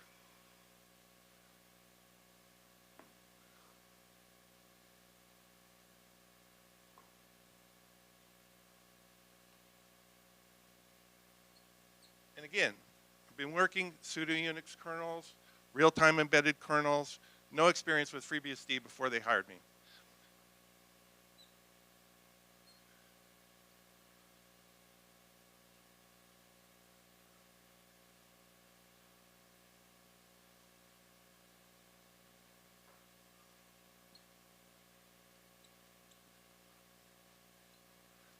So, is that enough for people to recognize that? This is a 32-bit process, right? And the first thing I noticed about FreeBSD is that page 0 is always unmapped. And I thought, so cool. That's so cool. I know so much, you know, so many bugs over the years where basically page 0 is being used as a scratch pad, right? So I started to fall in love with FreeBSD. And the first problem that I solved was, when you have the data plane running in the kernel, small hard ball of C code, basically this portion of the memory map dictated your capacity. And so what I did is I took the stack and moved it down by a gig. It's like, wow, doubled the capacity of the system. And that's part of how I earned the credibility to keep doing this 25 years later. And then eventually we stuck it down another gig and thereby expanded the capacity of the system. So the next thing that happens is the guy who hired me comes to me and he goes, we've got to do MP. We're living in a single processor world. The future is MP. We can't do this way. And I looked at him and I said, you've got to upgrade the operating system. So what did we do? We began the transition from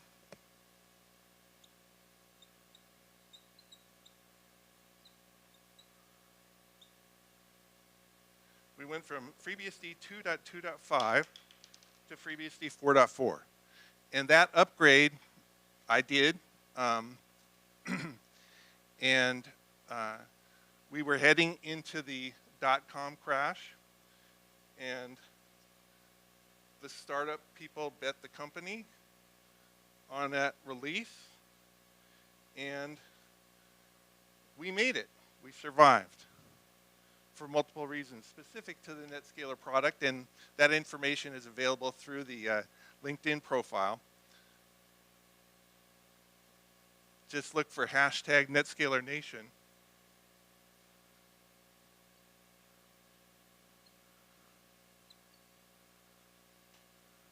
So we went from doubling our memory capacity to now we could double our compute power. So this is how we chose to do that. Because there's, again, it's just a small hard ball of C code running in the kernel, and now we've got two processors, and now we're running both of them in the kernel. So what did we do? We have our management plane running in more or less a semi-normal FreeBSD type environment, FreeBSD 4.4. We have our data plane running in the kernel, and then on the second processor, we ran an affinity stub, dropped into the kernel, and had a compression engine sitting there offloading the compute power so that we could do a better job of surfacing the NICs with the data plane. So the fundamental concept here was we turn off the interrupts and outrun the NIC. And this is how we did our software data plane. And we were able to outrun the NIC for 25 years. So, in this context, another thing that we did was, due to some business reasons, there was an expansion of functionality. We picked up this other company that had a layer 7 firewall product, and we wanted to incorporate it. So we migrated the layer 7 firewall into this in-kernel implementation that was running inside the kernel in the coprocessor. And this layer 7 firewall was implemented in U-threads. I don't know if people remember U-threads or not, but this was, set jump, long jump, and I think Mr. Tolvald's distinguished opinion of threads is too extreme. I think you guys got it right. Threads work best when the threads are scheduler visible as a debugging environment, but we actually made this work and productized it and put it out into the field. So, and at this time, the NetScaler, what is it? It's running a load balancer, it's doing compression, it's doing SSL, and acting as a load balancer. One of the things we were able to offer their customers was there was a time, about the time of the crash in the early part of a couple of decades ago, about 20 years ago, there was a time when your costs were related to the certificates, so you had to pay by the certificate per server. We were able to pull the certificates off the servers and put them onto the load balancer and get a reduction in scale in their costs, and that was one of the cost-benefit trade-offs that caused the product to survive. So, and we had a lot of really big name customers in the new economy. Many war stories. But the scale of the MP world continued to expand. And obviously, this particular architecture with the two processors was not viable. So what we were driving towards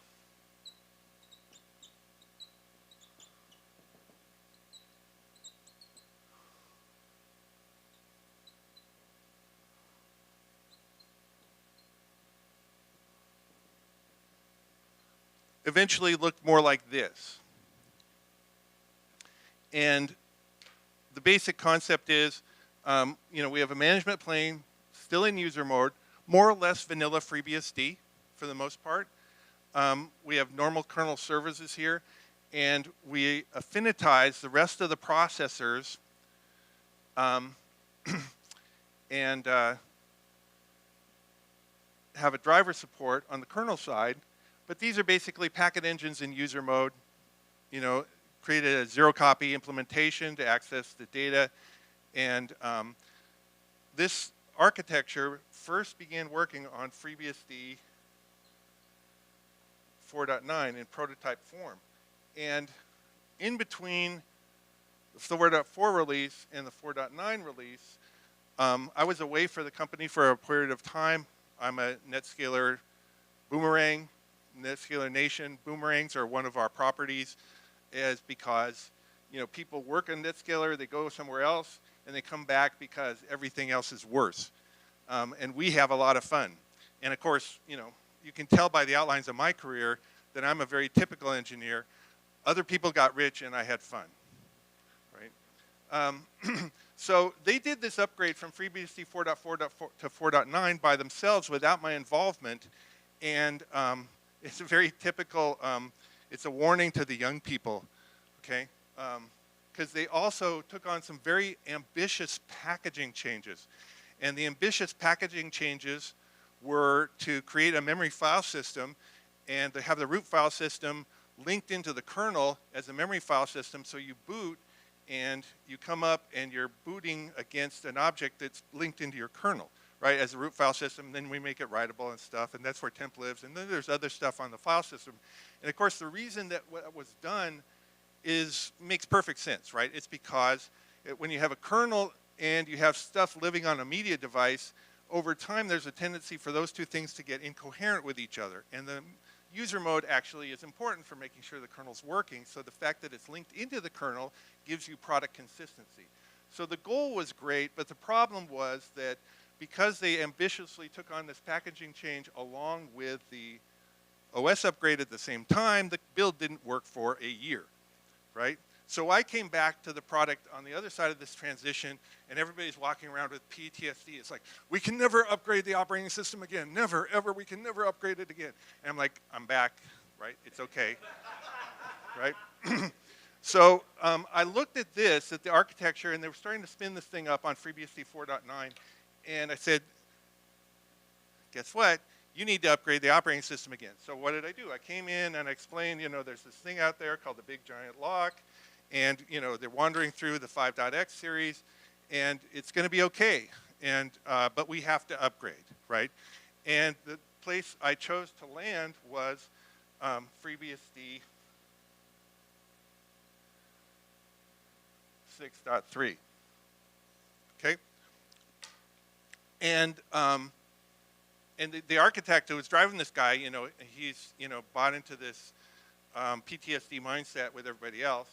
And he goes, how do you know it's going to work? I said, we'll make it work. It's okay. So what did we do? We migrated forward to FreeBSD 6.3. And by the way, just another trivia point. So it was 3 days, right? That's my standard. Jonah and the whale, 3 days. I had a clean build in test, running sanity, run on top of FreeBSD 4.9 on Friday, and the following Tuesday, I had a clean build on FreeBSD 6.3 running Insanity, right? 3 days, the build is dark, right? Not a year. And so all the PTSD dissipates. And what did we do in that context in FreeBSD 6.3? All of our NIC drivers have always been custom and proprietary to us, right? We have a reference driver out there. It basically is, it's important, but it doesn't get us where we need to be. We hacked the scheduler to do the affinity.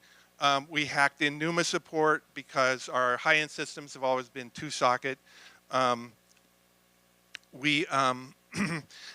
Somebody had the bright idea that we should do RAID, to make our systems look more reliable. And so we chose LSI, God bless them, no complaints about those people.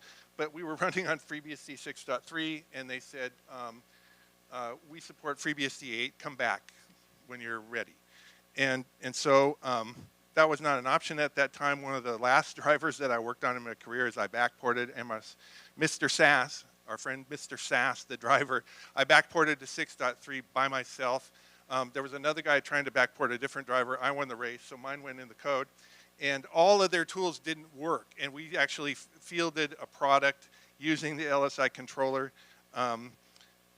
based on their technology with none of their tool support whatsoever. And and then later, we got wise after that experience, and we switched over to FreeBSD software RAID, and I'll get to that as well. This product actually was successful. We succeeded on this transition. We basically archived the in-kernel packet engine that had previously existed. And again, just as a Silicon Valley story, the bones of companies litter this valley, okay, with companies that needed to go from a single processor solution to a multiprocessor solution, knew what they had to do and didn't make it, right? And we did. And so this is like about 15 years ago. We're still alive. We're continuing to innovate. We're making this happen, running on top of FreeBSD 6.3. And then we come along and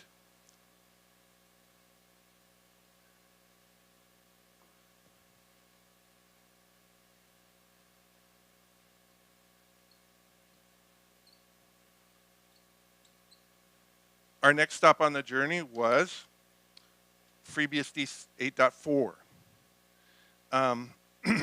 So in the context of FreeBSD.4,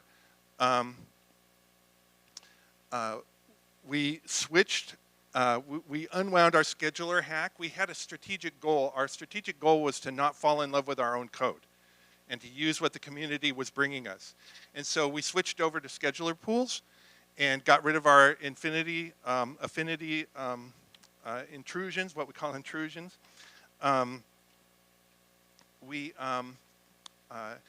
switched over to the software RAID in this time frame in the 8.4 context, and in retrospect, with a decade of experience, FreeBSD's software RAID implementation was more reliable than using a hardware RAID product.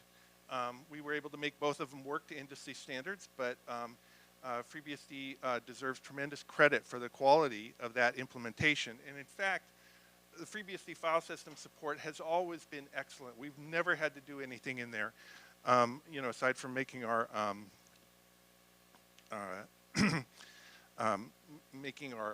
memory file system, root file system work. In the context of FreeBSD 8.4, we also start the process of migrating our product from 32-bit to 64-bit, right? So we're transitioning during this window from x86 to AMD 64, and we started that process by building a cross-compiler. So we were actually cross-compiling for the x86 target in an AMD 64 server environment in the FreeBSD 8.4 context. I had a friend who was a GCC expert and was with us for a time and built that cross-compiler. Our build, when we went to the root file system, the memory file system, the build was actually stolen from the FreeBSD build, right? The full OS build, we stole that for our build process and we hacked everything in because we wanted everything. My goal was you always compile everything from sources, right? And you do that because we don't want to delay learning. When you delay learning, learning is more expensive, right? And if you build for everything from sources every time, then you learn things faster, right? So again, building off of FreeBSD technology to support our product. I also, at this time, I'm in dev IPMI customizing.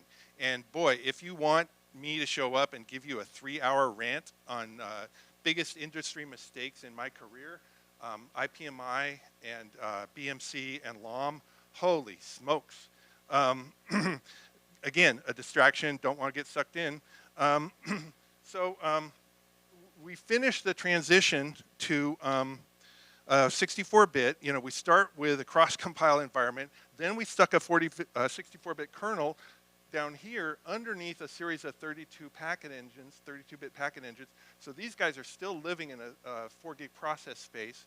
And then we flipped the tool chain around. So instead of using the 32-bit target, we switched over to using the -M compile option and basically building 32-bit processes in the context of a AMD 64 toolchain, and we completed that transition, and then we went completely 64-bit. And wow, you know, compared to where I started the talk, you know, originally we were living inside of a very restrictive 4 gig address space, and you know, 64-bit address space is basically infinite. And you know, what a wonderful change for capacity and everything.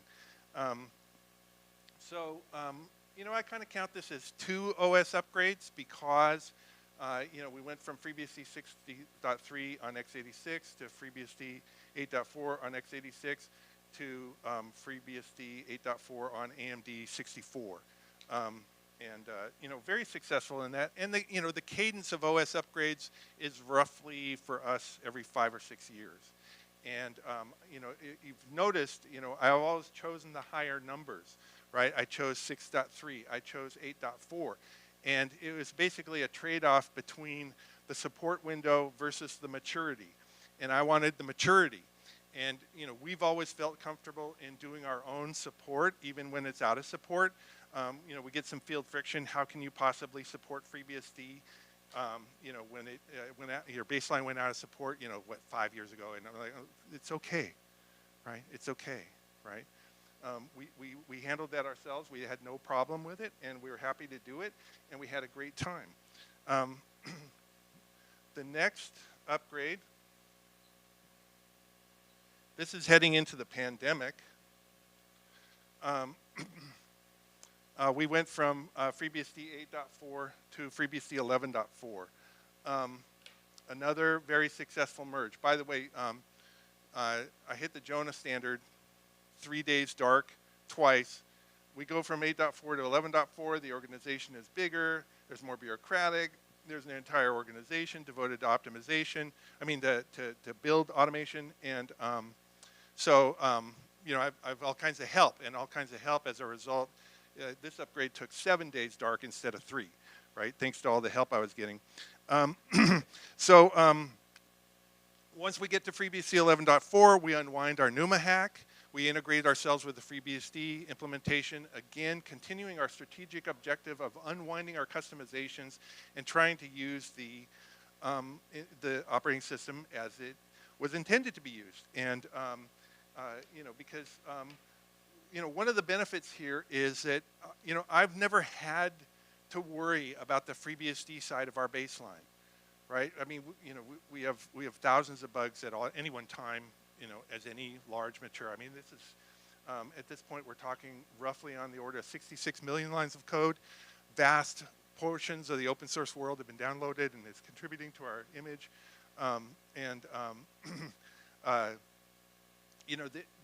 We get tremendous value, cross-leverage from the high-quality operating system that the FreeBSD community has always provided us. I have never had to worry about what was going on in FreeBSD because I always chose a mature version within a major release strain. And literally, in the quarter century, okay, I could represent FreeBSD bugs that I can reproduce on my baseline with a Boolean. Okay, the answer was there was either one bug or 0 for 25 years, right? Now, obviously there's a lot of bugs open, but we have a particular use case, right? And that to me it's just mind-boggling. It's just mind-boggling. You guys have done such a good job, such a good job. Now in this world, one of the things that attracted our attention was hardware PMC, okay? And, I bashed Intel and whoever else has their fingerprints. If somebody's here was responsible for the IPMI, I'm sorry, but, one of the reasons I'm still an individual contributor is because I tell the truth. I care about truth. I don't do PowerPoint. Obviously I'm not management material, so I still manage engineers. I still work on technical issues. My kids, right, they watch me growing up. It's like my 2 oldest kids, they're both in tech, and they said, I don't really understand what that guy does, but boy, he works way too hard for the amount of money he brings home. And so they both did economics, and now they're both in tech.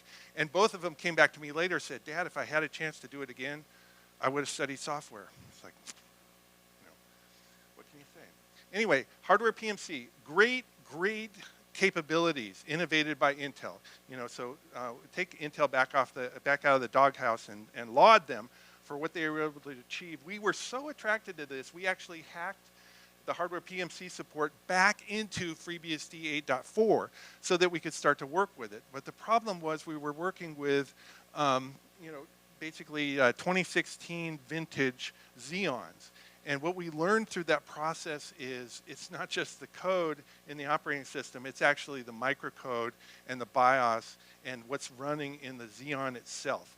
And basically in the FreeBSD 8.4 context with the processors we was using, hardware PMC was useless for us, okay? It just, it's so bad, so sketchy, so much didn't work.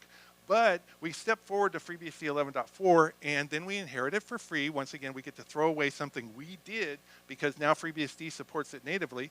And what do we find? We find that when we come forward to the vintage 2021 Xeon baseline, all this stuff actually works. And it's like, wow, this is so cool. Now we're able to see stuff because with our architecture, we have been memory bandwidth hungry from day one. Our performance model, the metrics about like how fast is fast and whose tool chain is better, all that kind of stuff is completely irrelevant to our workload because what we care about in this architecture is that first touch, right? It's that first touch. Right? You got like a packet that's come in, it's sitting in memory, it's killed your cache, it's everything, and you have to do everything. So it's like at one point, that one instruction, the first touch on an incoming packet was like 786 clocks. This is old, obsolete numbers, but it just shows, what do we care about? We care about memory bandwidth. We care about the interconnect between the two sockets. We care about what the caches are doing.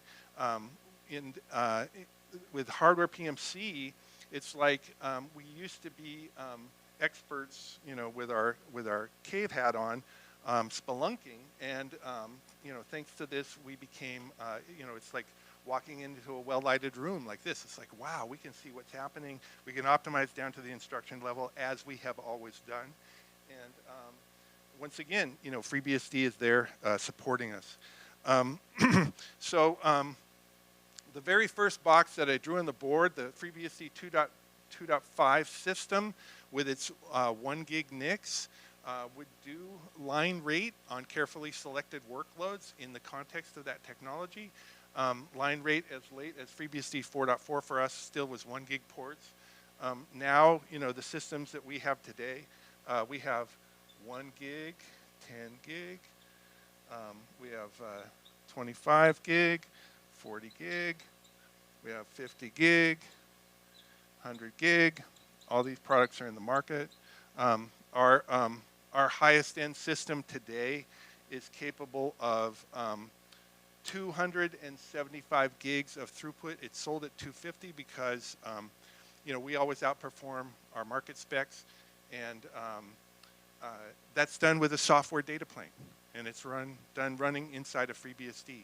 And the fact that I'm even standing here, that I worked on the same thing for 25 years almost is, it says a lot about me. But from an industry point of view, this is unquestionably one of the great anomalies in the world of tech, right? That you could have one baseline, one product, one software build survive this evolution on top of FreeBSD from start to finish, still be innovating, still be capturing mind share within our market.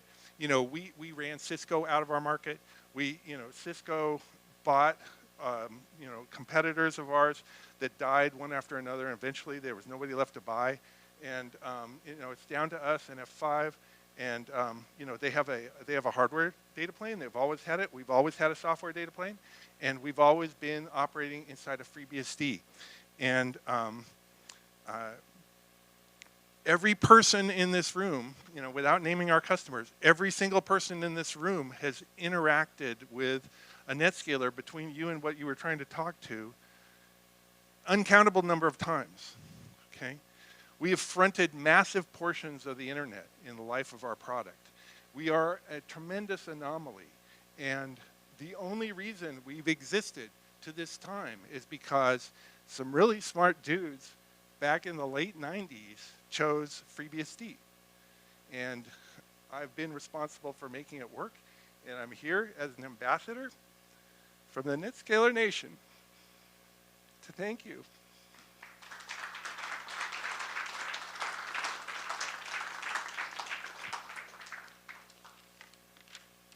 I would love, I don't know where we are in time, I would love nothing more than questions.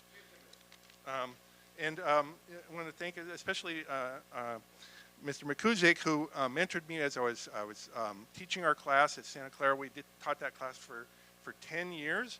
The textbook that I chose when I started that class is the Red Book, and we used the successors until the class ended. And as a result of that, great mentoring, I had fun, supported the NetScaler product. We have students of that work, and I also have boxes of VHS tapes in my house with brilliant content that no one can see. Yeah. We are. Well, some of you may remember my appearance here last year. The next upgrade that is chosen by the leadership is Linux. Yeah. And I think I said enough about that last time. So, but I mean, I'm collecting great reasons to go to FreeBSD 14. I don't believe it'll happen. So. Oh well, don't. I mean.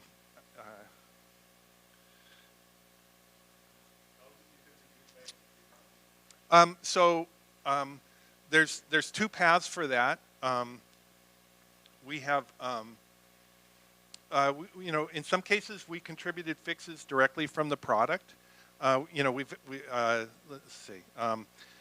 We've had different parents over the years. And by I mean companies. The NetScaler product is a unified product, but we're now on our third parent company. Guidance over the years has varied in terms of like how open should we be in terms of directly communicating with the FreeBSD community. And so, part of the reason. What I chose to take advantage of with this course I was teaching is to smuggle fixes back out to the community through my class. So my name does appear, in a small number of places in the FreeBSD source control system. And the majority of that work was from my students in this class, not from our product. But we did contribute a couple of things that we found. We didn't, you guys didn't give us a lot to fix.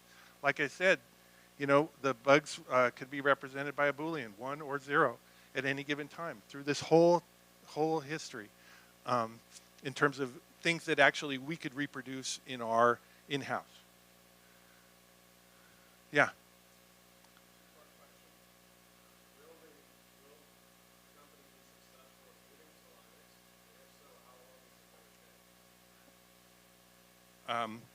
I'm not at liberty to answer that question. Certainly not in this forum.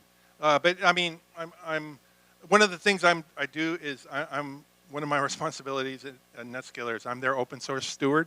So I'm the interface between our legal team and our engineering team, and we have been very active in terms of constructing equivalent functionality, and I've been supporting them getting their use cases approved, and then ensuring that they're feeding into the compliance engine.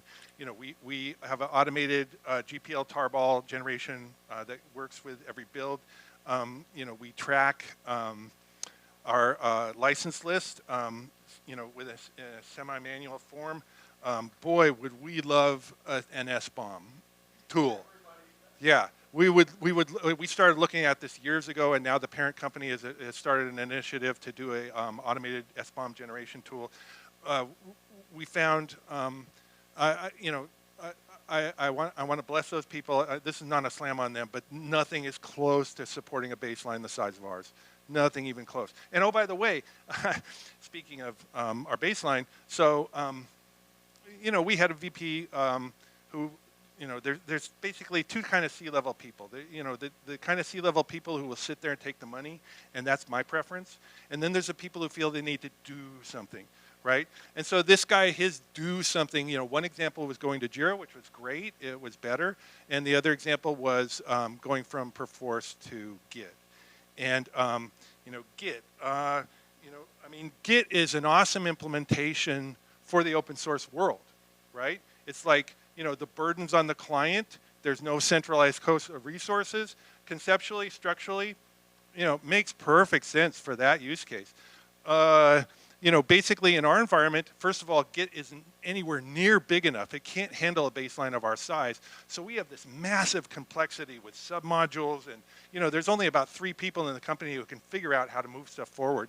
And then on top of that, the people who run the servers, the source control servers, they're ecstatic, right? They've been, in the boiler of some 19th century coal burner for, with perforce, trying to keep the thing up and working. And now it's like, oh, wow, our jobs are great, right? And where did that burden go? It went on the developers, right? You could switch it between branches in 5 minutes, and now it's 3 hours, right? It's just, so, I love the C-level people who just sit there and take the money. Don't, just take the money, right? Leave me alone. I'm here to have fun. I'm making you rich. Just leave me alone, right? So, what? Yeah. Yeah.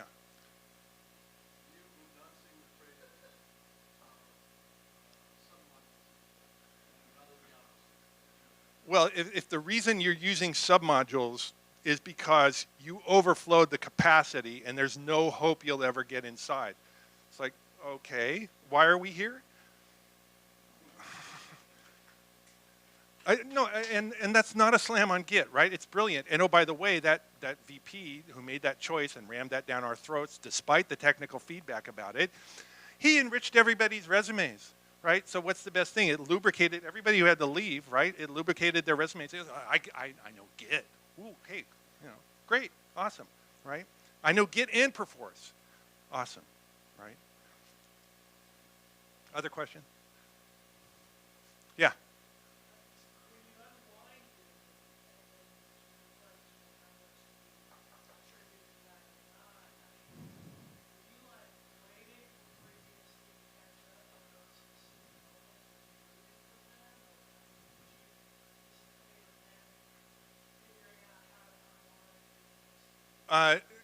So everything we did in-house.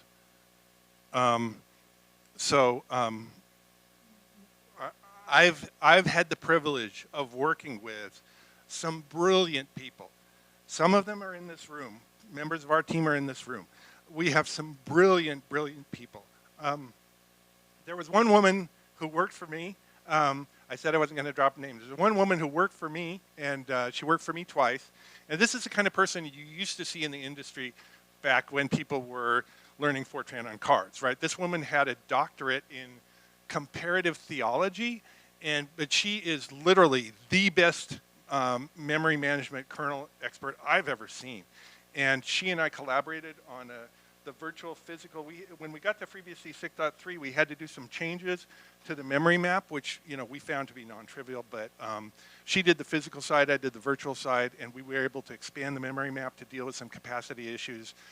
Again, one of the things that makes our kernel different is our kernels, because the memory file system is linked into the kernel, we boot kernels like 700 meg or gig, right? They're way beyond the size that's normally supported. The UEFI bootloader won't even boot our kernels. But this woman worked with me twice, brilliant woman, and she went off to Apple. She was hired by their performance team, and she was there for 3 months.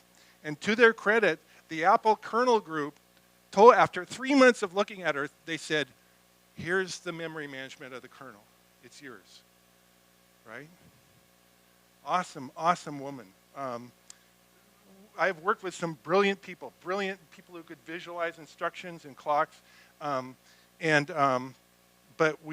all that was in-house. We had the time of our lives. This has been so much fun. But our relationship to the community has been indirect, and that's why coming here to express my gratitude to the FreeBSD community is so important to me, because you guys have done so much for us, and your work has been so excellent and so reliable, and the code itself, right? I mean, how could we have maintained it if it was not clear? One of the things I did, I'll take credit from my management experience. I believe I invented the acronym ODP, right? Object disoriented programming. You guys are awesome. Any other questions?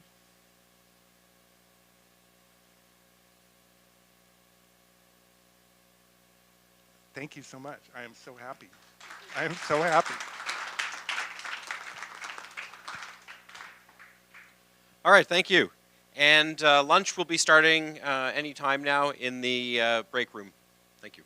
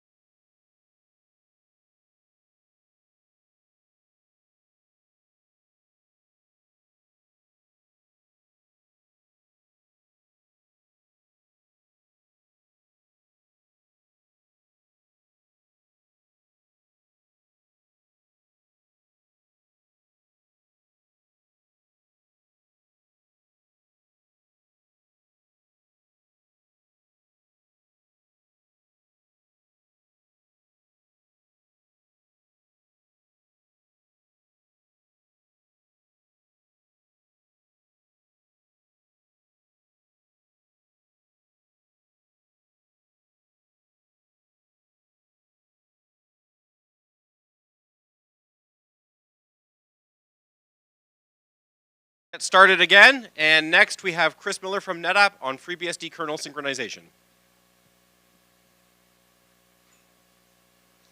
Thanks. Hi, everybody. My name's Chris Miller. I'm from here at NetApp. I'm going to be talking about kernel synchronization and specifically about lockless synchronization. So first we're going to talk about the existing locking stuff, just as kind of a background. Talk about some lockless techniques that are in FreeBSD and when we want to use those, and maybe some final tips and takeaways. So we'll be using some terms that most of you should be familiar with. We'll be talking about reader threads. That's a thread that's executing code that's trying to read existing values in a protected data structure. A writer, that's a thread that's going to be modifying those data structures and critical sections, and that's the section of code that's running that's protected by the lock. So there's a couple kinds of existing locks. We have mutexes and various types of shared locks, so we'll discuss those real quick first. So mutex is just locked or unlocked. So either a thread is executing in the critical section and no other threads can execute in that critical section, so that's good. If you have structures that are mostly modified or being read and modified at the same time by a thread, so every other thread is locked out. So that's not good if you need something that's going to just be reading a thread or just reading a structure, right? If a thread's going in and it just wants to read the data, no other threads would be able to read that data. So that's when we come up with shared locks. So if you have a shared lock, then multiple threads can read the same thing, and that's nice if you have a structure that's mostly being read. So reading is not going to affect that data structure, so multiple threads can read that data structure at the same time, no big deal. If a writer needs to come in and modify that data structure, then it needs to lock out the readers, and readers need to lock out the writer. So that's okay, and that's great until you start getting into high core systems like we have nowadays. And then the synchronization just to do that starts causing problems. So there's several different kinds of shared locks. There's SX locks, which have no priority propagation and the threads can sleep. Read-write locks, where the priority propagation is for the writers and the threads can't sleep. And then read-mostly locks, which have full priority propagation and the threads can't sleep.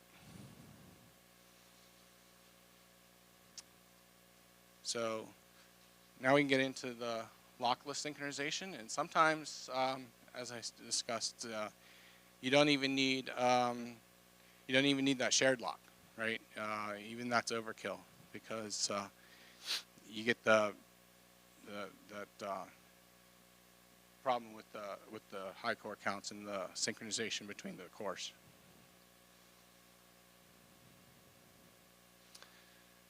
So with lockless synchronization requirements, the readers can they need to be designed such that they are only so that the only thing that they need to be protected against is that data being deleted. So they really only need the data to stay valid and not freed. And if the data is slightly out of date, that's okay too, as long as they can keep reading the data and be protected from it being deleted. You can use lockless synchronization for the writers if they only need to update one pointer to change the data structure. So because the pointer can be updated atomically, that makes it safe, and then I said the writers need protection against the data being freed, so the deleted elements are freed afterwards. So this type of thing is perfect for singly linked lists where there's only one pointer that goes to the next element, and those are heavily used in the network stack. So lockless synchronization is ideal for those kind of data structures.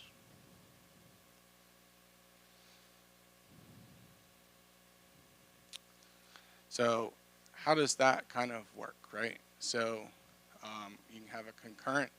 So here we have a concurrent reader and writer. We start with a linked list that the reader is traversing down the list. And it's currently at element number 2. And then a writer decides that it's going to insert an element, element 3. The writer creates that element and populates all of the information in that element, and then including setting the next pointer that points to element 4. And that's what we can see in that top diagram there, is that the element 3 has been created, it's set to point to element 4, and we have the reader reading element 2, and element 2 still points to element 4 also. At this point, the writer can atomically update the next pointer from 2 so that it points to 3 now. So that's what we see in the bottom diagram, that 2 now points to 3, and so that inserts 3 into the list.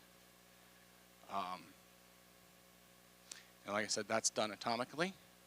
So the reader will either, depending on when it reads the next pointer, it will either see element 3 in that list, or it will just not see element 3 because it read the next pointer prior to the update, and it will see element 4 as the next one. Either way, the reader sees a perfectly intact list.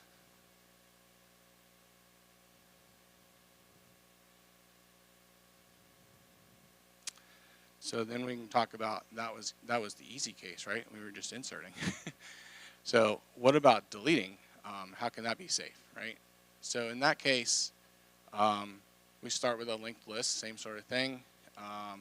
The reader is traversing the list. It's currently at element 3, and we have a writer also pointing at element 3, and it's deciding that it wants to delete that element 3. The writer can atomically update the next pointer so that it's of element 2, so that it's going to point to element 4. So this atomically removes element 3 from the list. You can see the reader is still reading element 3. So we talked about that it needed to do the freeing later because the reader is still reading element 3. So element 3 needs to stay valid, and its next pointer needs to stay valid so that the reader can continue to traverse that list. So like I said, the next pointer is left intact. The reader can follow that next pointer and you still get to element 4.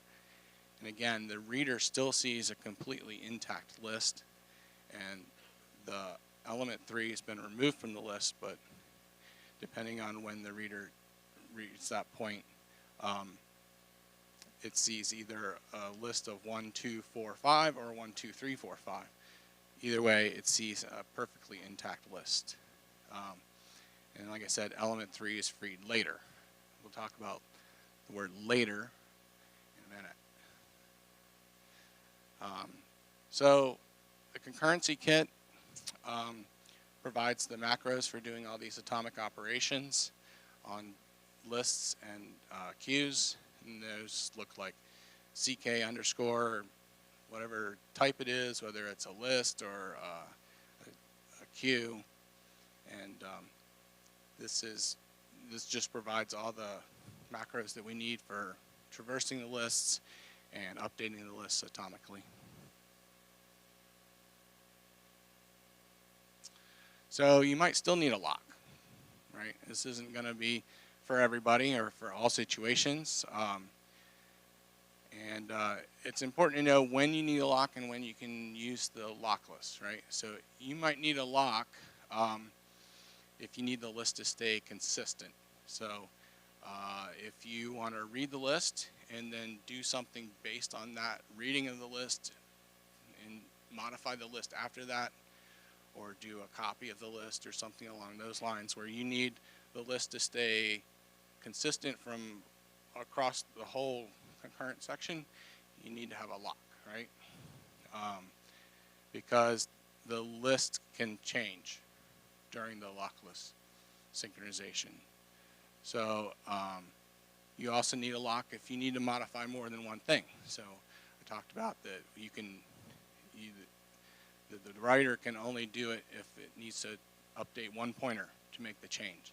If we need to update multiple things like generation count or a count of the number of elements in the list or something along those lines, we still need to have a lock.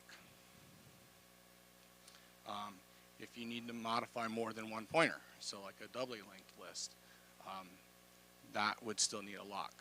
Although there are some exceptions to that. But basically, if it's a doubly linked list and you can traverse it in either direction, then you need to have doubly linked, or you need to have a lock.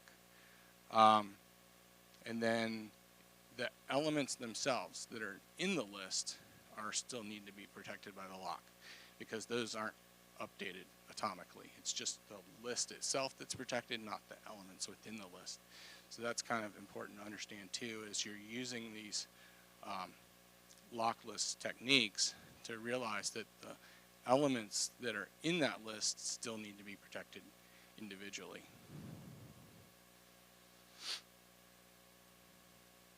So one of the lockless techniques in FreeBSD is called Epic, and so we'll talk about that, and we'll talk about that little asterisk on the word later. So this is kind of an oversimplified sequence diagram of how reader and writer thread work with Epic. So first, the reader thread enters a critical section by calling epic enter, and it starts traversing the list selected. And then the writer can come in during that critical section and remove the element from the list, as we showed in the previous diagrams. And then it uses the call epic wait, or alternatively epic call, to schedule that deletion. And then once the reader thread is done in its critical section, it can call epic exit to say that it's no longer reading that list. And then at that point, that says, okay, I'm done with that. You know, we're free to do the delete. So that's when the callback happens, or epic wait enter exits, and we can, at that point, safely free the memory from that was protected.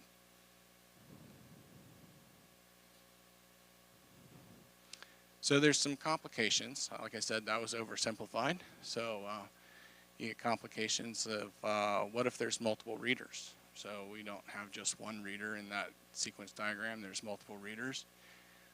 That gets complicated. And what if if there's multiple readers, do we need to wait for all the readers to finish? And what if those readers are overlapping, so that we constantly always have a reader?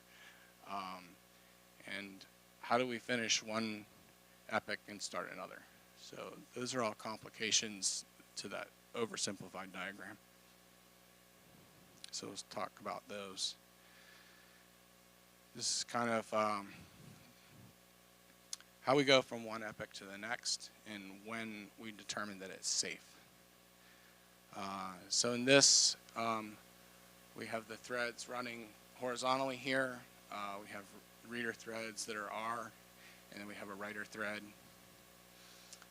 So the green sections here are the critical sections, and you can see that they're numbered based on the epoch that where they start.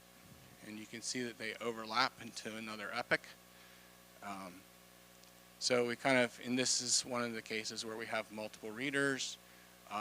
They're overlapping. There's never a point where we don't have a reader happening, but we still need to do a write and remove an element from the list. So you can see here that the element is removed during epoch n+1. So that's where we do the remove from the list. And then a reader can be operating in 2 epochs or across an epoch boundary. So for instance, our reader 3 here would potentially have seen the element before it was removed at the beginning of its critical section, and it doesn't end the critical section until it's in epoch n+2. So we can't immediately free that memory until it's done. And then you can have something that was going on in the previous epoch, like reader 4, that now can read that element also, or would have seen that previous element before it was removed from the list, and it may be relying on that element also. So in that case, we need to wait until the next epoch, which is epoch n+3. That's when it's technically free, or technically safe to call the free. But what actually happens is there could be some race conditions between multiple cores.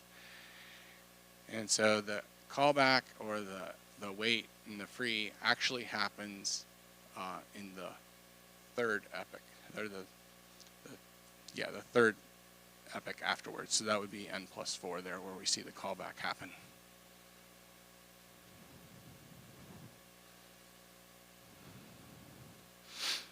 So you can see that in that previous diagram, it can possibly have to wait a while for that callback to happen and that memory to free up. And if we have a lot of churn on memory, that can cause problems.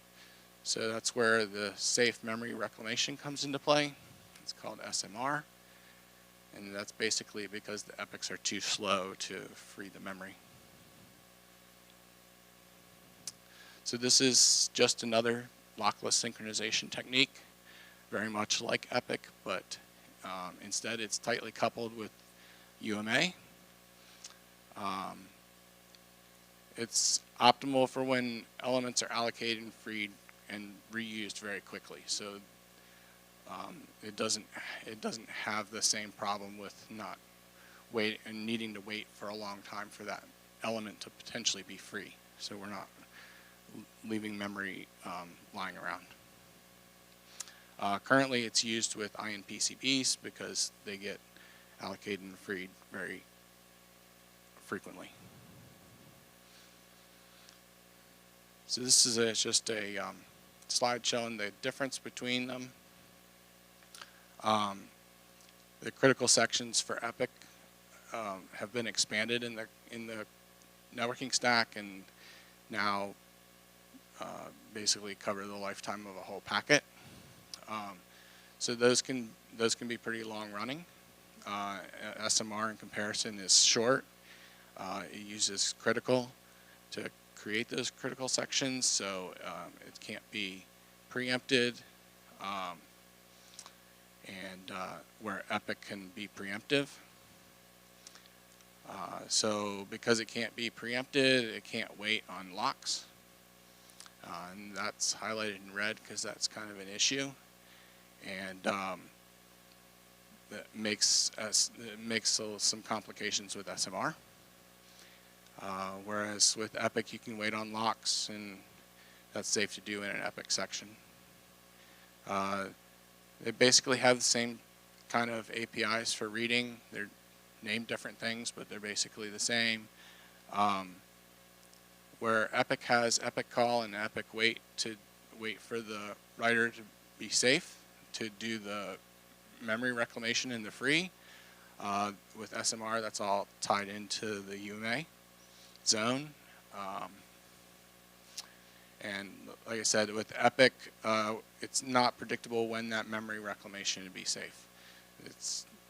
You don't know, there's no guarantee on when we'll enter another Epic, when those turn over from one to the next. With SMR, that's faster because it's tied with the UMA zone.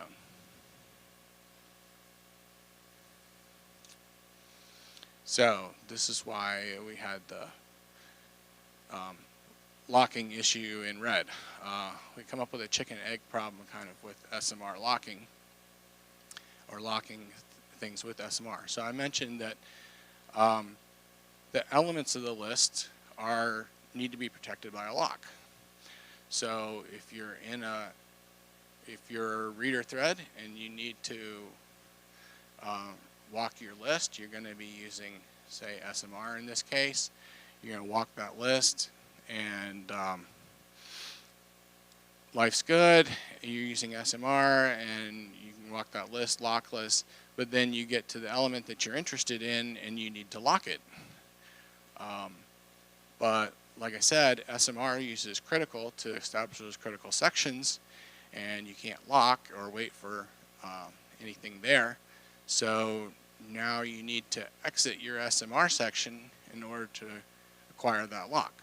But if you exit the SMR section, then the element might get freed. So we kind of have a chicken egg problem there, right? So then we'll talk about how that works, or how we work around that.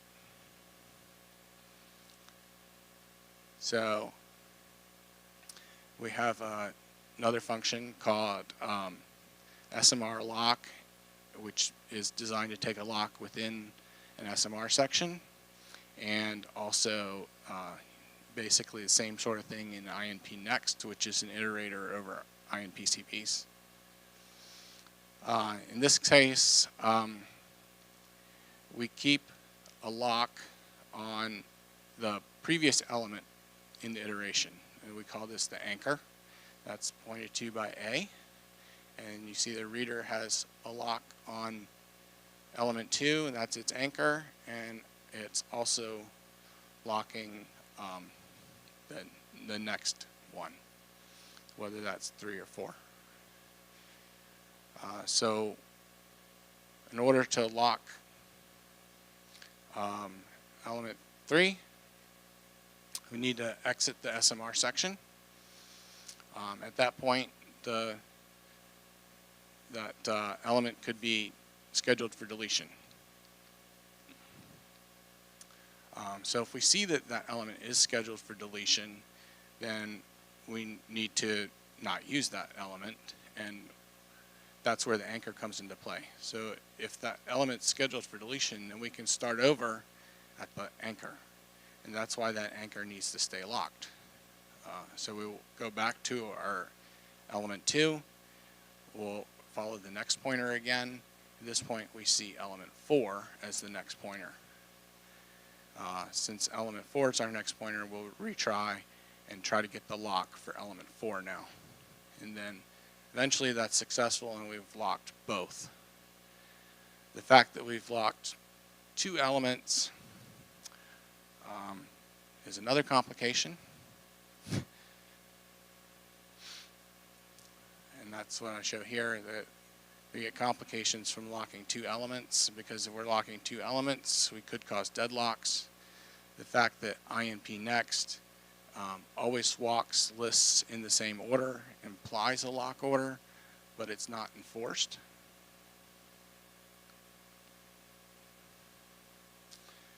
These are some other places where we multiply lock INP-CPs that could cause problems. When we get new TCP connections, we have the head connection locked, and then we lock the new child socket that's coming in. So that can potentially cause issues. Upcalls could try to do send and receive on other connections. And if INPCBs are in different orders in different lists. So we can also walk the hash list or the all INPCB list. And so potentially 2 INP next calls could deadlock with each other if one was walking the hash list and the one was walking the list of all NPCBs. And if those INPCBs are not in the same order in both lists, we could cause a deadlock there. So here's what we could do to improve stuff. Documentation. Learning all this about how these lockless techniques work and some of the caveats and drawbacks was relatively difficult. Mostly get that from walking through the code and looking at comments. We don't have a good just overall documentation of this kind of stuff and how they work under the covers. There's some documentation on how to use them, but not really how they work that gives you information about the caveats of and the drawbacks to them. We still have multiple writers. Many of the writers in the system still need to use a lock because of they need to update multiple things like generation counts and lock and a number of elements in the list and that kind of stuff. So if we could modify those so that that information's all kept in one place and not needed by a lock, then that would be good. And we could do more pure lockless. Hopefully we'd be able to combine the benefits of SMR with the benefits of Epic, and we could have a preemptive version of SMR which would get rid of a lot of these complications. The complications of having multiple items locked, etc., would be solved if we could have a preemptive SMR. And if we had preemptive SMR, it would essentially kind of be the same sort of thing as Epic. The other option might be to make Epic so that it regenerates the Epic number faster. If we did that, then maybe we wouldn't need SMR, since SMR basically fixed the problem with Epic not freeing memory quick enough. So that's all I had for today. Any questions? Yes. You talked about how the hash list and the all list might be in different orders. So how do you actually deal with that so as not to get in trouble? So I don't have a good answer to that. Right now, I haven't seen that actually cause a problem. And that's why I said that it was theoretical. I think for the most part, we're lucky that the things that are in the hash list are also in the same order as the all list. Depending on when you do bind and connect, they could go in different orders than they are in the all list. But that's a good question. I think that's an open issue.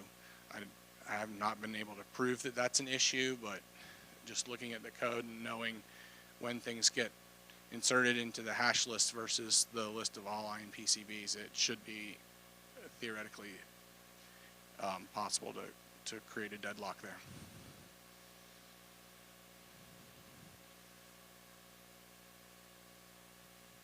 I noticed in one of the early slides you were saying the read mostly lock cannot sleep, but you had an asterisk. Good question. Yes, I had an asterisk next to the cannot sleep. If you can make read mostly locks to be sleepable, if you do create read mostly locks that are sleepable, they basically become the same thing as an SX lock, and so they follow the same rules as an SX lock at that point. So that's why I said they can't sleep, but because if you create them as sleepable, they're essentially not they're not the same sort of thing as a read mostly lock at that point.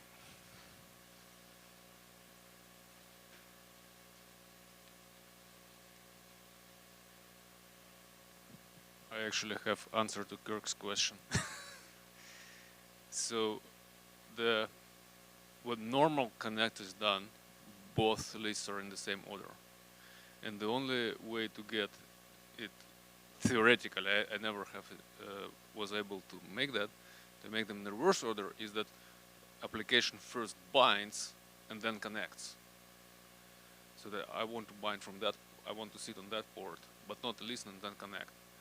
Very few applications do that. So this problem is mostly theoretical, but it is real.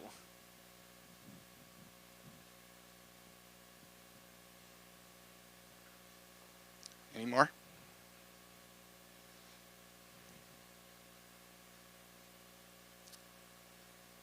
Okay, thank you very much.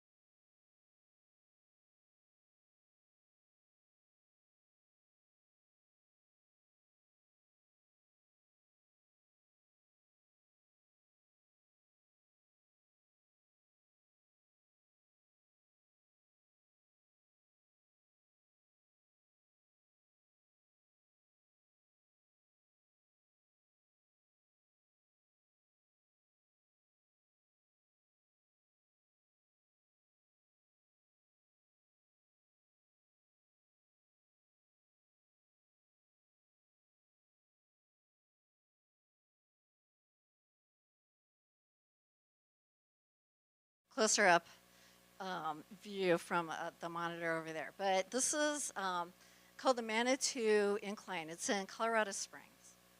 So I had the pleasure of climbing up this thing, incline, last Sunday.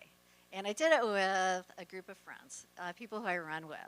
And so most of us are in shape, pretty good shape, running shape. And but you look at this from the base of this mountain, and it's daunting. And there's 2,000, see, what is it? 2,268, 2,268 steps to get to the top. Okay? But we all had a similar goal, and the goal was to get to the top of this thing. This used to be a old railway thing there's like a hydroelectric plant, water plant up there, and so that's what it was used for. So as we climbed, it reminded me of, I also did this last year for the first time. And we're about halfway up, and this young boy who's in yellow, you can see he's sort of bending over. And he was 8 years old, and I knew because we all encouraged him to make it to the top. He wanted to make it to the top. But every time he took a step, he would stand there and he would look down, and he would assess this next step. And it took everything he had to step. And one reason, because it might not seem like a big deal, but I mean, every time you step up, you're lifting your body weight, whatever that is, okay? And also, they vary too. I mean, some of these steps are really high, and as you could probably tell, I'm not a tall person, I'm a short person. And then some of them had ice in between, because we did just get snow up there. So the whole middle area was filled with snow in between the metal, or the wood rail things that were there. But the way he did get to the top, and the way he did this was to break down this goal into baby steps, doing one at a time, and that's how he did it. The other thing, too, is that sometimes we stumble. So when I was going up it on Sunday, and I'm not running, I'm just hiking up, and you can see there's this grate. I don't know how well you can see, but there's these grates in between because they had water runoff here. And so every, I don't know, 100 steps or something like that, they would have a grate. So it was no big deal. The only time it was an issue was when there was snow and ice here and you felt like you might slip on it because it's metal. But I'm walking up the step and my shoe got caught on the front. And so my shoe was stuck where it was and I was going forward. And so I fell. I totally wiped out. But I got up. It was a little embarrassing. But I got up and I just continued. I wasn't too hurt. So anyway, as we're working towards our goal was to make it to the top of 2,278 stairs, that we just took one step at a time, and sometimes we stumbled. Closer to the top, this was the hardest part, because we actually hit a false peak, so meaning that we were climbing to the top, what we thought was the top, and it wasn't. And so that was a little discouraging. We knew that that was going to happen, but you just don't expect it when it happens. And so some of us were faster and some of us were slower than each other. We were actually basically a community of people who were doing this together with a shared goal. And so these three people, it's Roxy, Shauna, and my rabbit. They joined hands and they were going to finish this together. And they did. And the thing was, is they got to the top. We all got to the top. Actually, by the time they got up there, I was gone because it was really cold and it was starting to snow. And we didn't have the proper clothing to wait. But they stood there. Someone captured their picture of as this community of people. Here we have three who worked towards this common goal. We all made it to the top, and it was thrilling, and we were proud. But the other thing, too, is we knew there was more behind us to conquer. The rest was a little bit easier. So the reason why I'm sharing this is because as I look around here, I mean, we're different. We're diverse. Some have been with the project for decades. Some are newer to the project. We come from different parts of the world.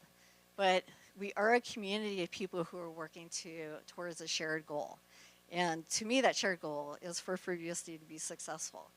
And success may be, you may define it a different way. I mean, there's corporations here who build their products on FreeBSD. Or you may be using it for your own infrastructure.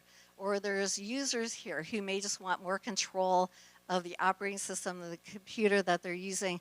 Or maybe they are interested in learning more about becoming more better systems programmers. And so there's many reasons and many definitions of what success is. But it's still our goal is to make FreeBSD successful. So who are we? If you don't know, so the FreeBSD Foundation started in March 2000. The president founder will be here tomorrow. Unfortunately, he wasn't able to come today. That's Justin Gibbs. We are a nonprofit, and so a US-based tax classification is a 501c3. It does mean we're for the public good. We're based in Boulder, Colorado, but we are a global team of people all around the world. So we have people in Taiwan and Alaska and Ukraine and the UK and Germany and France, and we're all over the world. And we're a team of people who are really passionate about FreeBSD and ensuring that it is successful. So this is our purpose. I mean, it really is to support the long-term sustainability of FreeBSD. And some of the key things is really just making sure it's secure and innovative. So when you think, when we think of what we need to do to fulfill our mission, I mean, it goes back to it's daunting. There's a lot, and there's a lot that needs to be done in this project to really help lift it. And so we try to step in and fill those gaps and also assess what is going to be the most impactful to the project, because we don't have a lot of funding. And I'll share that in just a sec. But the key things that we work on is software development, and Ed will go into more of what we're doing there. We do fund a lot of different projects. We also have a big team of people. In fact, Ed was telling me the other day, we were talking about staffing and resourcing, and he was like, I have 23 people on my team. And so this is from like people who maybe are just spending a few hours a week or a month, but really, I mean, we have a broad number of capabilities really on our team. The second largest area that we support is advocacy and education. And so I'll show you some of the work we've been doing in advocating for FreeBSD, getting the word out that FreeBSD is here and it's relevant and why you should be using it, whether you're an individual or a corporation. Though I will actually put keeping FreeBSD secure maybe above these, because that is so critical, especially now when there's so many issues like what Pawel was talking about earlier. And so one of our responsibilities is to make or help ensure that FreeBSD stays secure. Enhancing CI and infrastructure. We do have a full-time person, Lee Wen, he's here somewhere back there. And he works on our continuous integration.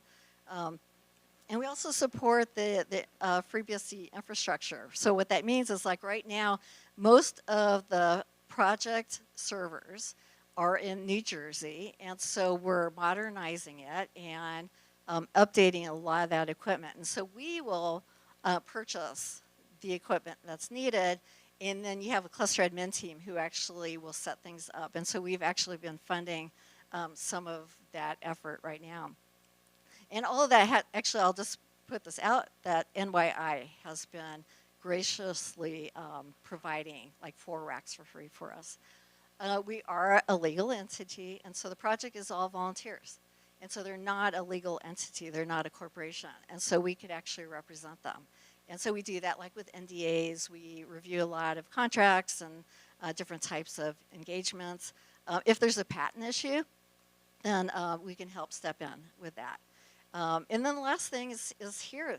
This is what we do is we try to bring people together either in person or online. Like through the pandemic, we're trying to add a lot more like ways to engage and share knowledge and collaborate, whether it's in person, though I think in person is one of the best opportunities for that. And but also going to conferences, and we're actually trying to get more people to give talks about FreeBSD, just to get the word out. So, and I put building bridges just because one thing too that we help is we work with users like corporations, connect with developers, and to get like the support they need or even have questions, and so we will help facilitate that. So this is what I did was I took our budget. This year our budget is $2.7 million, and just to show you how we're spending the money. And so you can see that over half the budget is going towards software development work, and that's actual software development work. And then there's another, I can't read without my glasses, but I think it's a quarter, 25% of our budget is allocated to advocacy and education. And education is an area that we do want to grow, and we wanted to provide like training classes, like Coursera or LinkedIn Learning type of classes, like how to become a FreeBSD developer or the internals of FreeBSD. I'd love to recruit Kirk to help us with that. So, and then you can see where infrastructure, a certain part of our funding goes there. So I am currently working on next year's budget, and it will be smaller than this because right now, so like I said, our budget is $2.7 million. We did plan on investing more than we knew we'd be able to take in. Our fundraising is still around the same. Next year, actually, we will be bringing more money just from the Sovereign Tech Fund that we're receiving more of that investment next year. And also the laptop project will bring in more money, and we'll talk about that later. So I want to ask a question. So the summit's been happening for a few years now out here in California, Bay Area, November usually. So how many have there been? I know you have to think. Oh, Ed knows. Okay, who else knows? George has to know. 7. So one thing is that Ed actually said this at the beginning, at the opening. So here, I want to share this with you. So, so we're organizing this event, and this is the one event. So this and the Ottawa Developer Summit are the two that the foundation helped organize and fund. And so I started thinking, like, when did this start and why? And so it was started back in 2011. I believe George Neville Neal did start this, and he is here. Thank you, or welcome back. And it was called the Vendor Summit. I think it was because there was another event that was in the area that George was coming out for. But anyway, it was here in this area because there's a lot of tech here, obviously. And so it was a very small, it's always been a small regional event. And over the years, you can see, if you can read this, it switched between being called a vendor summit and a developer summit. And it was just dependent on if it was associated with a conference or not, because Meet BSD was also happening out here every other year. And then in 2016, we started, that year it was organized by IX Systems, but we also paid for that event. And we started, I can't remember what year it transitioned over to the foundation. But you'll see this, so it's been Vendor Summit for the last few years. Some of them were online because of the pandemic. And then we actually changed the name this year, if you noticed. So this year we called the FreeBSD Summit. And the reason why we did that was to make it more inclusive and welcoming.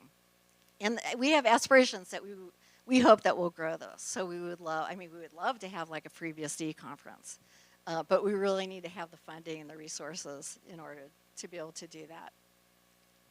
So how have we grown? So is this still, yeah, this is still working. So that's me, if you couldn't tell.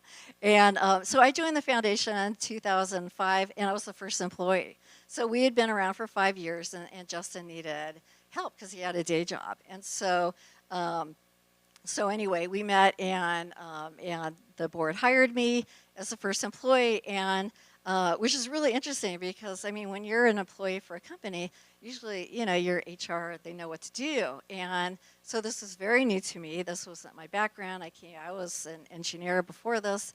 And so there's a lot of federal and state laws you have to follow. So, so there was a lot of that the first year. But since then, we have really grown. And so this is just part of our team. And actually, Ed will include a lot of the other team members when he gives his portion of the talk.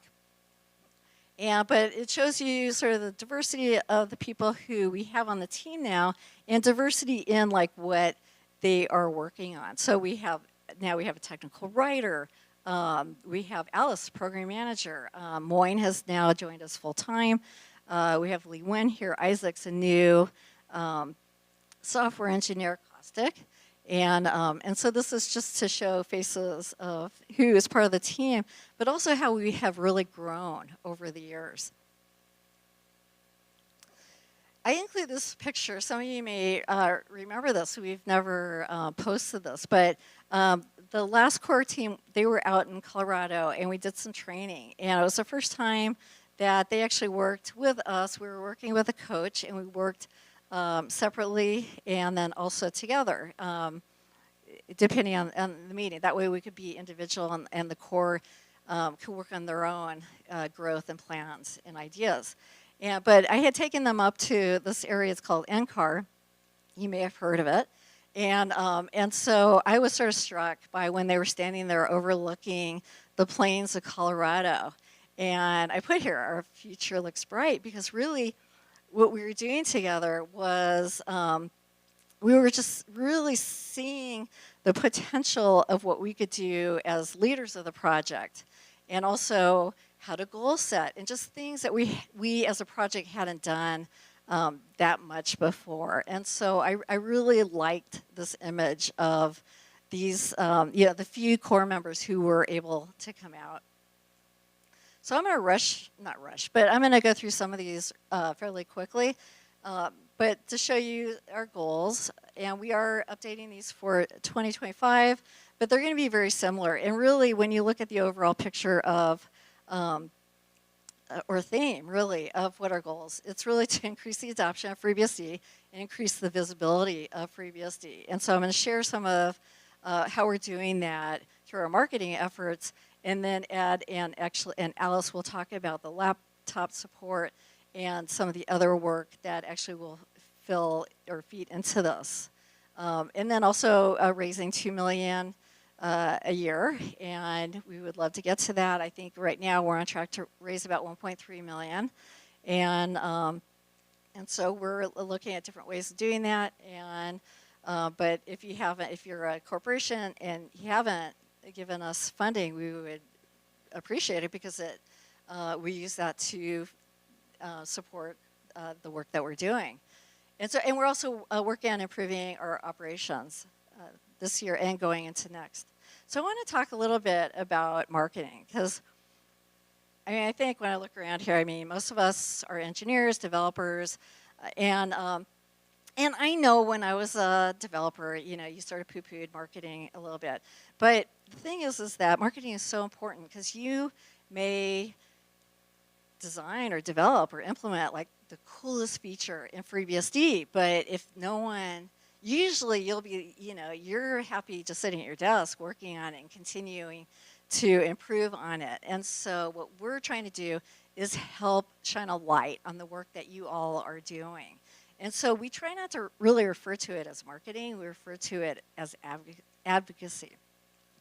And so, and I just list a bunch of things here of how it really does enable the technology, but also helps us get funding, and it helps recruit more people to the project, which is really important.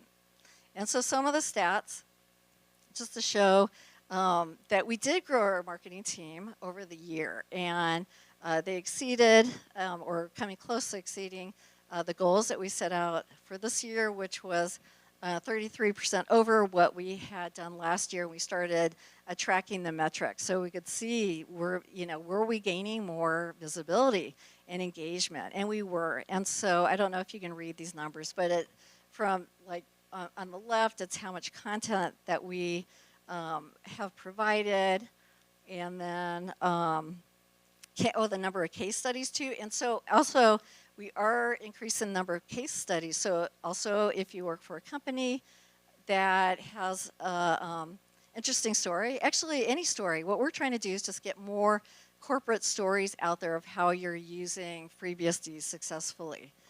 It makes a difference. I mean, if other companies see how you're using it, maybe they have a similar type of problem that they're trying to solve. So having these stories out there are really helpful. Social media, we really increased our social media this year. And I won't go through numbers, but it's just really to show you how we've been increasing this effort. And this is, earned media is like articles that others are writing about us or FreeBSD. And then I just included this slide because we were really noticing as we were increasing this that people were making positive comments about like what's going on at the foundation, because we're hearing from them a lot more. And so it was generating excitement, which is good because we're generating excitement. The people who are excited also are the people who are doing this work. And so it's just, it's a good or positive reflection back on them. And so here's a list or the logos of our partners for this year. And if you work for a company and you don't see your logo up here, we would love to get financial support from you. So I'll just end this with, let me look at what the time is. Okay, I went over it just a little bit. But really, you're wondering, well, how can I help? And because, I mean, our purpose is to help you, right? You're our stakeholders. And our whole purpose is support you folks in different capacities.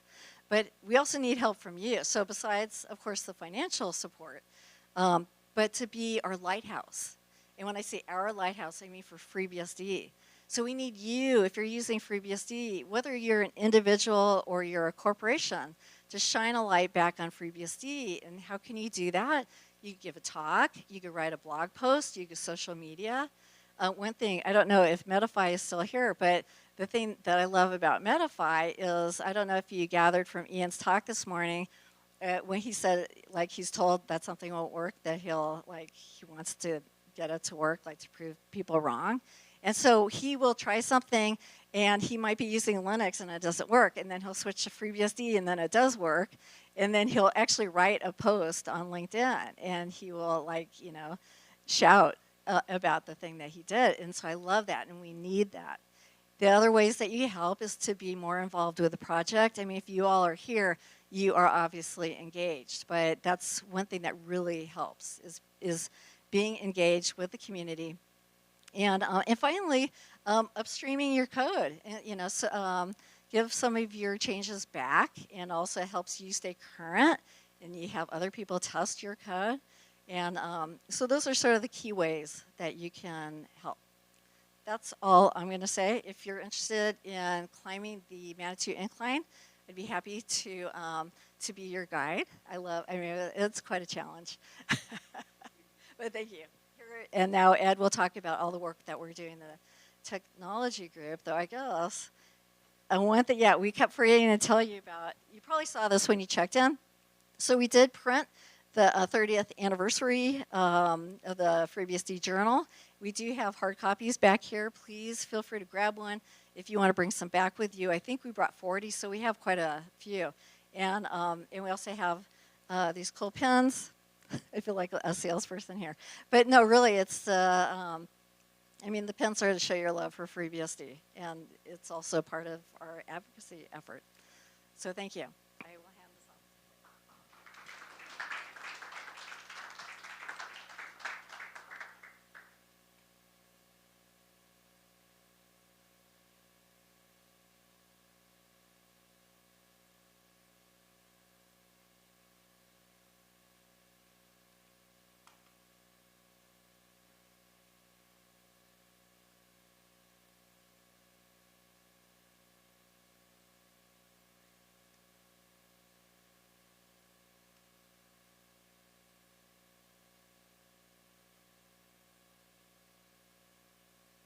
Okay. So one little correction. I'm not going to talk about all of the technology work that we're taking on. I'm going to pick a couple of items to talk about in a little bit more depth. And Alice will talk about some of our sort of larger scale efforts tomorrow and the way that we're ramping up our ability to execute on things. So with that, I'll just mention the leadership team in the technology group now. Alice, I mentioned, and Deb mentioned earlier, has joined us relatively recently as a program manager, and she's going to be leading the bigger projects that we're taking on. So we'll get into that a little bit more later on, and Joe continues to work to oversee a lot of our individual project grants. So as Deb mentioned, I have a fairly large team right now, and the faces on here are slightly different perhaps than what's on Deb's slide, just because of the way that some people, we have some people who are full-time employees working for the foundation. We have some people who have long-term contracts for us. And then we have some people who work for us on a much more sort of intermittent part-time basis. As Deb mentioned, sometimes only a few hours a month, but we like to have relationships with people who have very specific skills so that if we need to be able to put some resources on a security issue, say, we have a contract in place and we have a relationship where we can make use of someone who has specific technical skills. And so, I mean, you can see John and Mark on this list, both of whom don't spend a lot of time working for the foundation, but on occasion we have like a beehive security issue, and John will be able to spend some funded time to take on things as necessary. And so on here, since the last time we were here in 2023, Olivier Sertner has joined us, working on a lot of different kernel topics.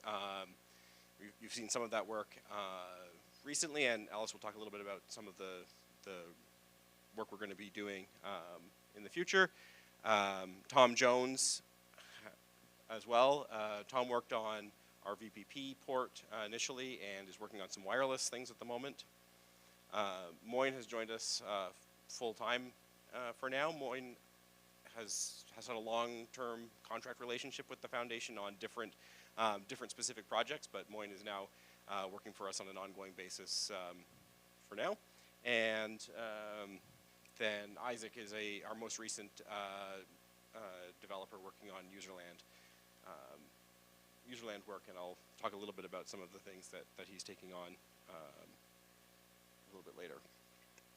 And so we have a few folks who are continuing on individual funded project grants. So these are either projects we've solicited, or in a lot of cases, it's sort of unsolicited inbound proposals where someone says, I'd like to work on some project, and there's a beneficial, there's a benefit to FreeBSD of the work that they're proposing, and so we'll work out a way to bring them on as a grant recipient.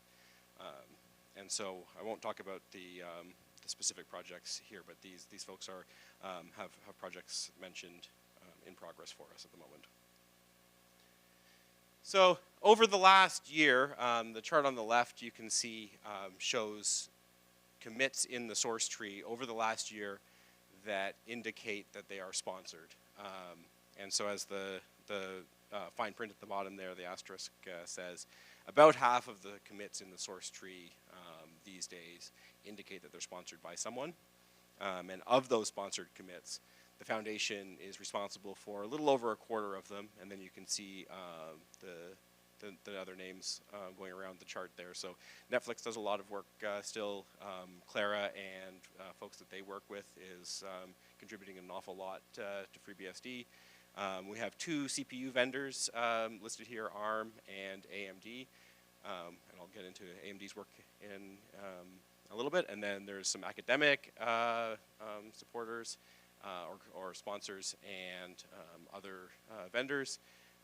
You can see Netgate does a lot of sponsored work in the network stack. And then Chelseo, Navdeep has consistently contributes quite a lot to FreeBSD. So I think we have a pretty good mix of people contributing sponsored work. Historically, the foundation's efforts have been focused more on the source tree than other areas, although we have increasingly focused on ports of late. And so there's a number of important ports that are in our collection that are being maintained by foundation staff or contractors. So things like CPU microcode, we're taking on keeping that up to date when there's microcode to address vulnerabilities in CPUs, things like that. Joe is the maintainer of the Emacs ports. Lee Wen maintains a lot of the CI Jenkins infrastructure, and Moyne has historically done a bunch of work in ports as well. So I think as part of sort of a holistic approach of supporting FreeBSD as a complete system, as we've been able to increase the amount of folks that we have working for or with us, we've naturally taken on more work in the ports collection.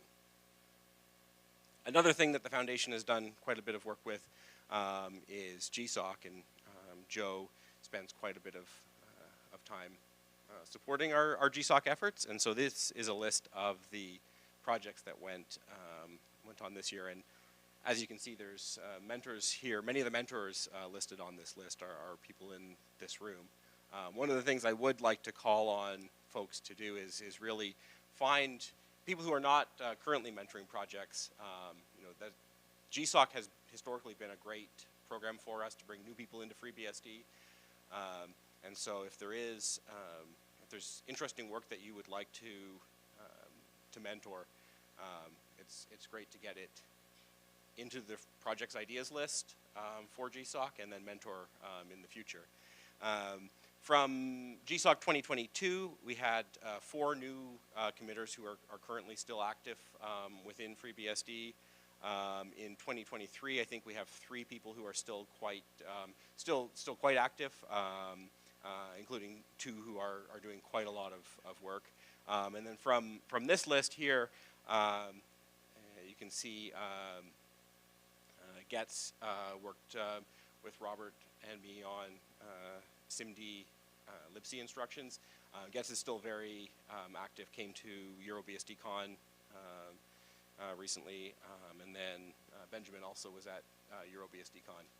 So yeah, that's, I think a lot of these projects have landed in the tree now, or people have been working with the students even after the GSOC project has ended, where the work was completed within GSOC but not yet integrated into FreeBSD. And so many of the students have either helped sort of keep working on it post the GSOC program, or the mentors have continued on with the work.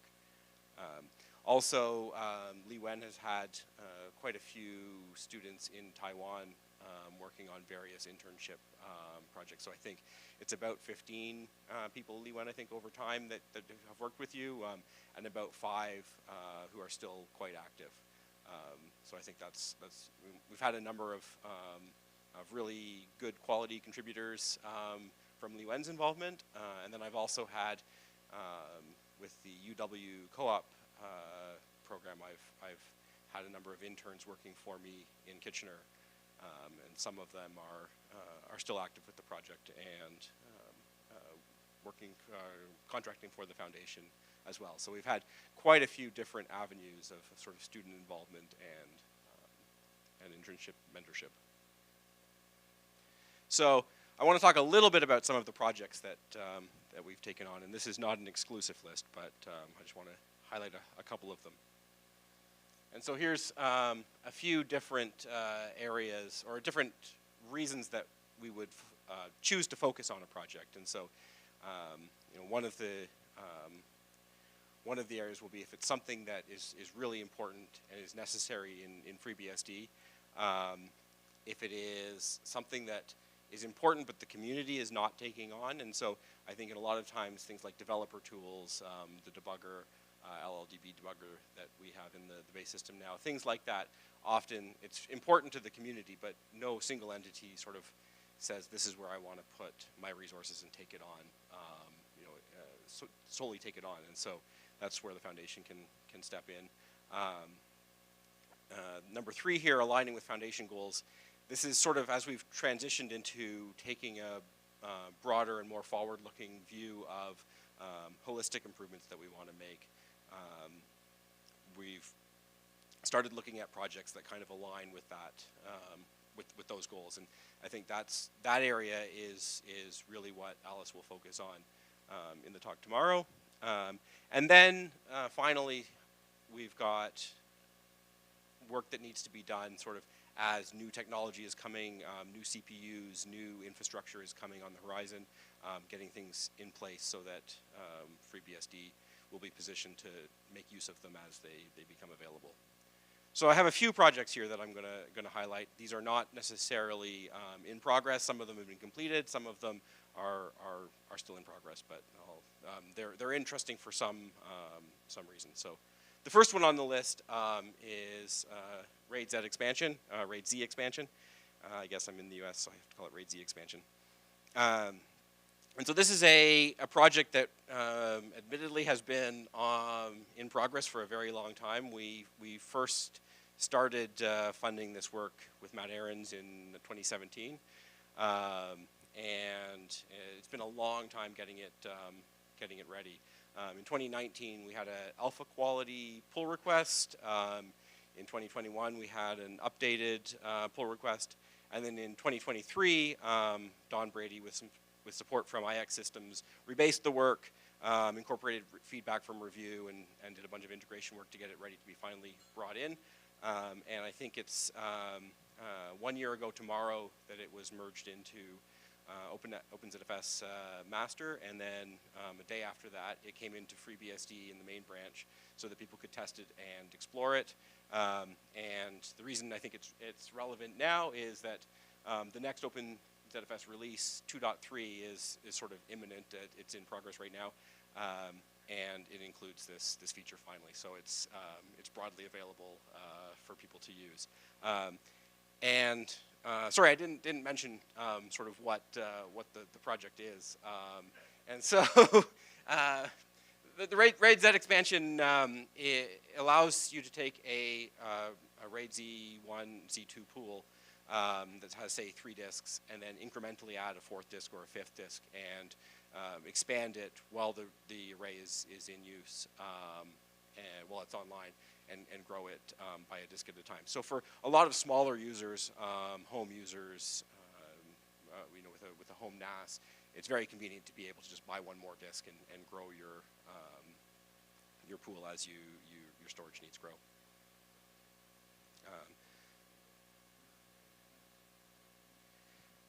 So I do not believe it is in stable 14 right now.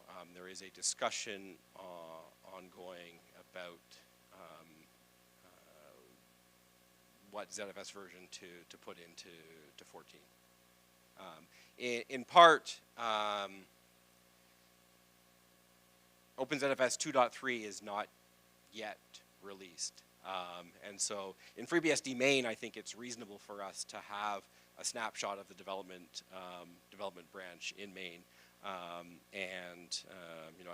As I mentioned, it went into FreeBSD main just under a year ago, right after it went into OpenZFS main. But there were some OpenZFS master, but there were some bug fixes that happened in OpenZFS after it was integrated. And I think the approach that the community is taking right now is to stick with OpenZFS releases in our releases. And so it isn't in 14.2. I think there's an ongoing discussion about what the plan will be for stable 14 and eventually 14.3. And I think that is really up to the release engineering team to decide what the appropriate release engineering team and the OpenZFS team in FreeBSD to decide what the appropriate path will be, and we'll support bringing this feature in if help is needed. But I think we'll follow the community's lead on that choice. Another ZFS item here. This was a proposal that we received from Pawel to add hierarchical rate limits to ZFS. So if you have a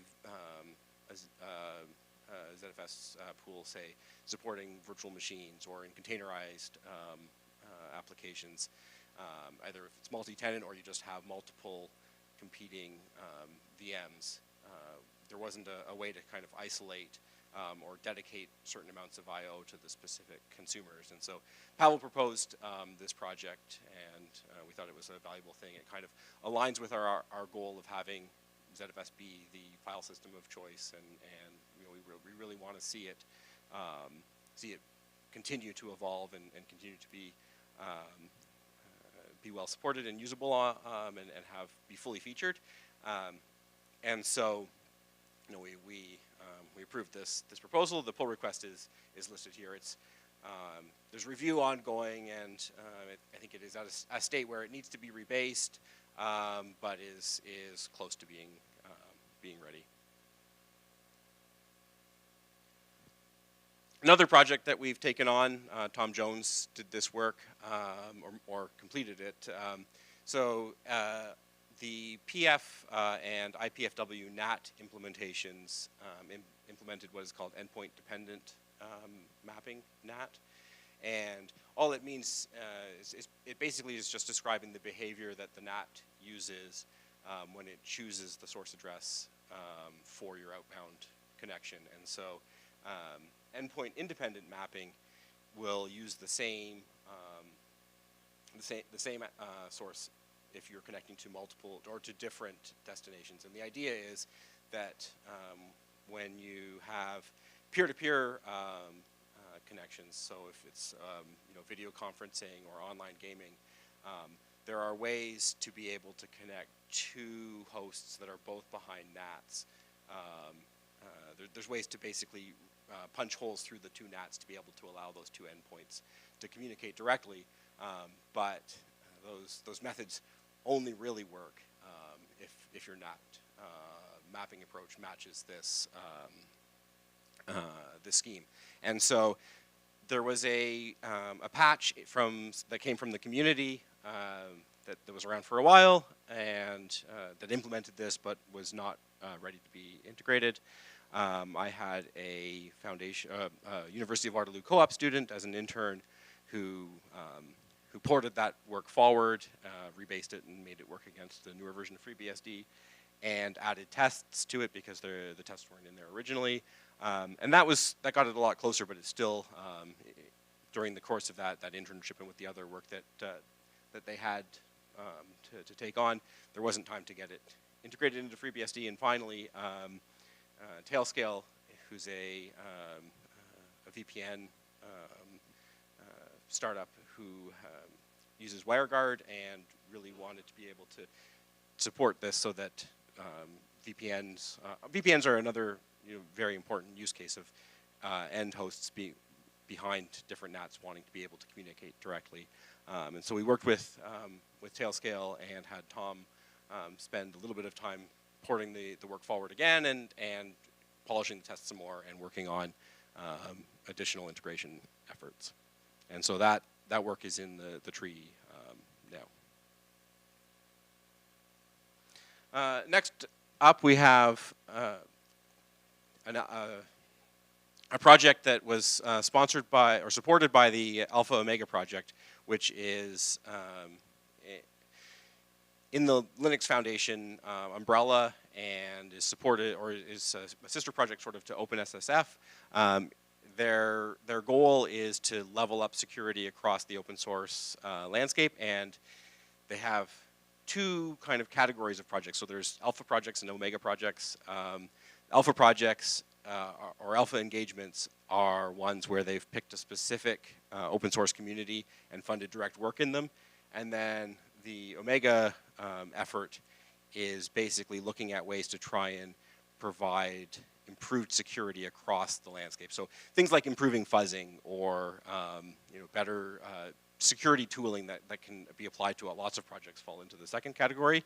But in the first category, Alpha Omega funded us specifically to start off with a code audit, and so we chose 2 areas in FreeBSD that had specific security relevance, and so that was the Beehive hypervisor, and we focused on both kernel and userland device models. And then we wanted to look at kernel code that is reachable from within a capsicum sandbox. And so that's a fairly broad amount of kernel code. I mean, that was, there's a lot of leeway in an audit like that to search things, but that was sort of our, we said, if we're using a sandbox to run potentially untrusted or code that's operating on untrusted data, what could it reach in kernel? So with the funding, we contracted an offensive security firm called Synactif in France to do a code audit of these two areas. They found, I think, 25 or so vulnerabilities or 25 issues. Some of them are exploitable vulnerabilities of high severity. Some of them are just sort of code cleanliness or remark level, improvements to be made. But they produced this report for us, and then foundation staff and contractors and members of the community with support from the foundation produced fixes for these, and I think we had something like 9 or so security advisories that have gone out over the last, in 3 batches over the last month and a bit that have addressed the issues that they've reported, and so the vulnerabilities are now fixed. But one of the additional items in our list related to this was that we are going to produce a final report that talks about what the classes of issues they found are and ways that we can try and address this in a more holistic way in FreeBSD. So whether it's advice for our developer community or it's tooling or whatever it might be, ways that we can avoid those specific kinds of issues in the future. Another one, this is why AMD is prominent on the sponsored commit list, is that they've funded the work that Caustic's been doing to implement an IOMMU driver for AMD. So an IOMMU is, it provides memory management, virtual memory for devices the same way that the MMU does for processes, in an OS. And the motivation for us on to start this on AMD was really that we are looking at high core count systems, and so we have a system with 512 individual threads. It's 256 times 2 hyperthreads.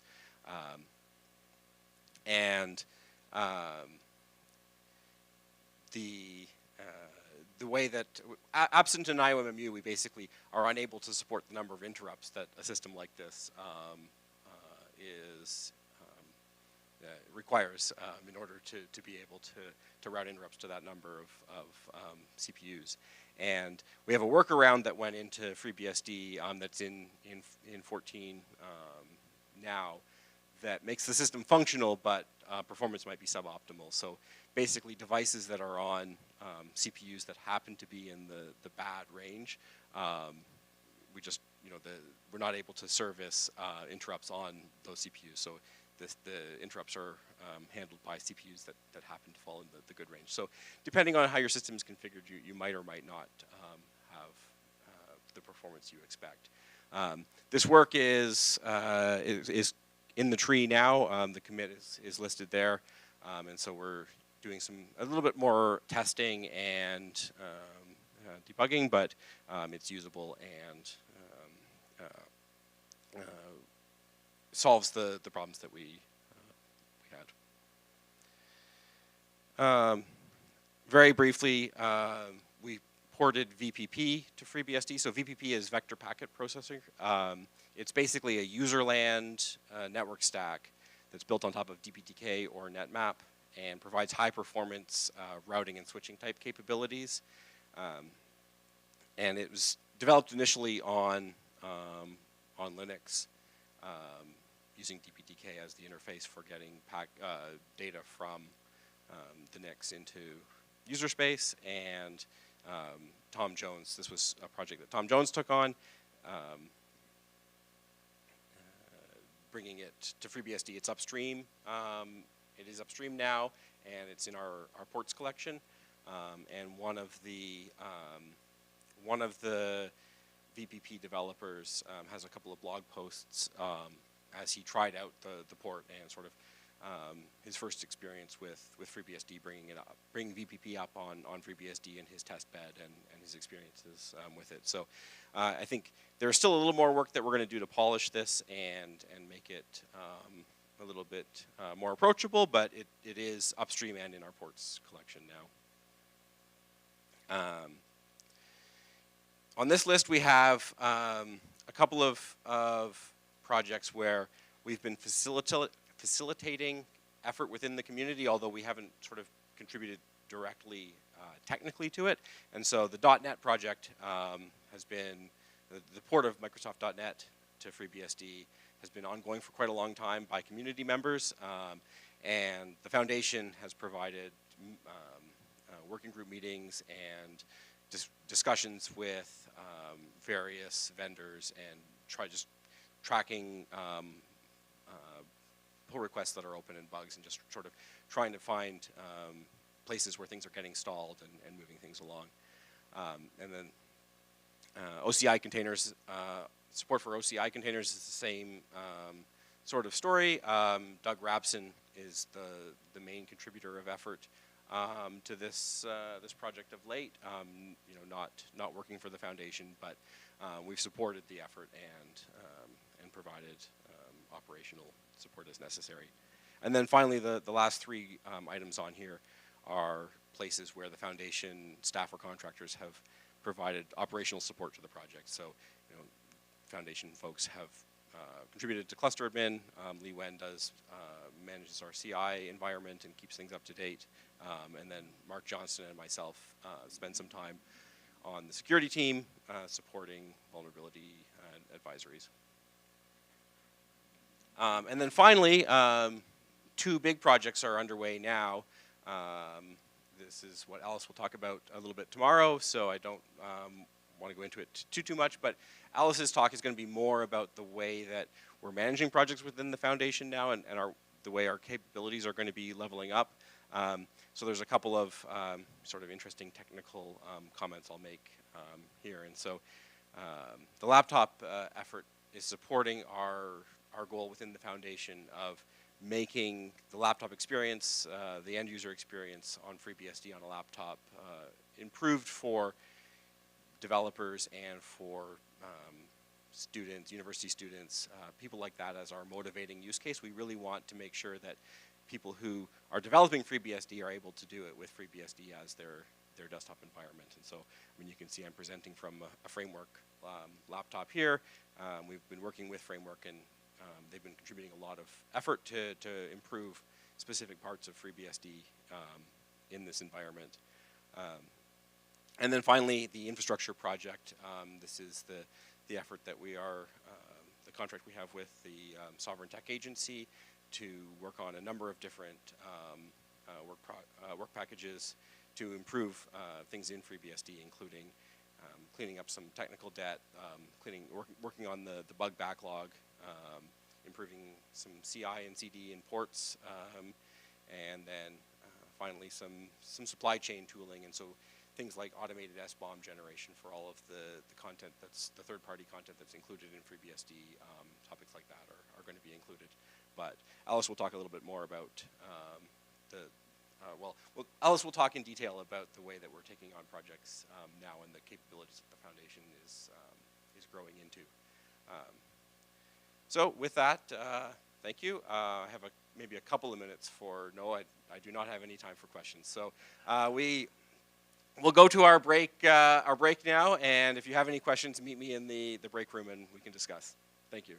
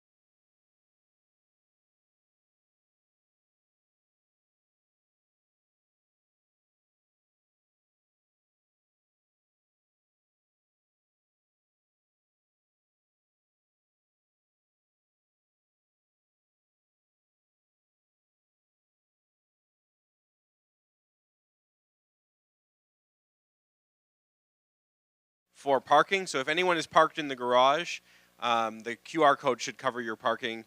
If you don't have, if you're parked and you don't have the QR code, then you can see John. We can get you the code to get parking covered. John Baldwin, yep. Also see John Baldwin if you have a WIP talk. We really want to hear about short talks about what you have in progress. As I mentioned before, one slide basically or none. Talk for a few minutes about work that you have ongoing. And so talk to John to set that up.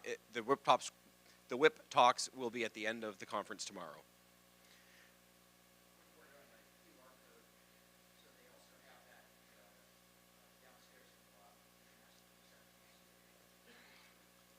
Okay, so if you are parked in the parking garage and you don't have a QR code in your email, just talk to reception and they can give you the QR code. You can take a picture of it and get the parking included. And then after Kirk's talk, we will have the reception in the break room again.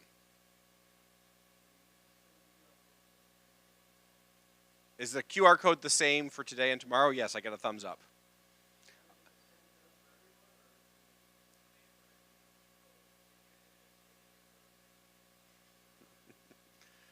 Okay, now that we've sorted out those logistics, I'll turn it over to Kirk. Thank you, Ed. Okay, is this coming out? It seems to, yes, okay, great. All right, thank you all for coming today. This is, should hopefully be a light on the technical, heavy on the fun side kind of talk. This was actually first requested by John Baldwin, who came to me and said, well, can you talk about the history of the daemon? And I said, well, I've never really given a talk like that before, and the problem is that I have lots of stuff I want to show. And so I said, well, it's going to be in San Jose, so you can just, you know, drive on down. So I brought a giant suitcase, mostly that's full of things like T-shirts, which I'll go through and talk about as we get to the relevant parts of the talk. At any rate, I'm mostly going to go through the slides, but then I'll also show some of the shirts and other things that are up here. After it's all over, you're welcome to come up and pour through and look at these. All right, so let's start with the name of the daemon. The daemon never had a name. He's just the BSD daemon. But people just couldn't cope with the fact that the daemon didn't have a name, and so they just kept coming up with names. And someone decided the name was Chuck. And I mean, there's a lot of names they could have come up with, but Chuck was the person that drove me crazy in high school. And there was no way the daemon was going to be named Chuck. Although you'll see there's one shirt up here that's labeled Chuck the Daemon. That design got kiboshed, and I have the only copy of that shirt. All right, so finally, when I just said, you know, all right, we need to have a name, we decided that it would be Beastie. And I dug through my notes to try and find or email to see who came up with that name, and I couldn't find it. But the point that I also often like to make is that he's not a demon. People keep referring to him as a demon. A demon is an evil spirit.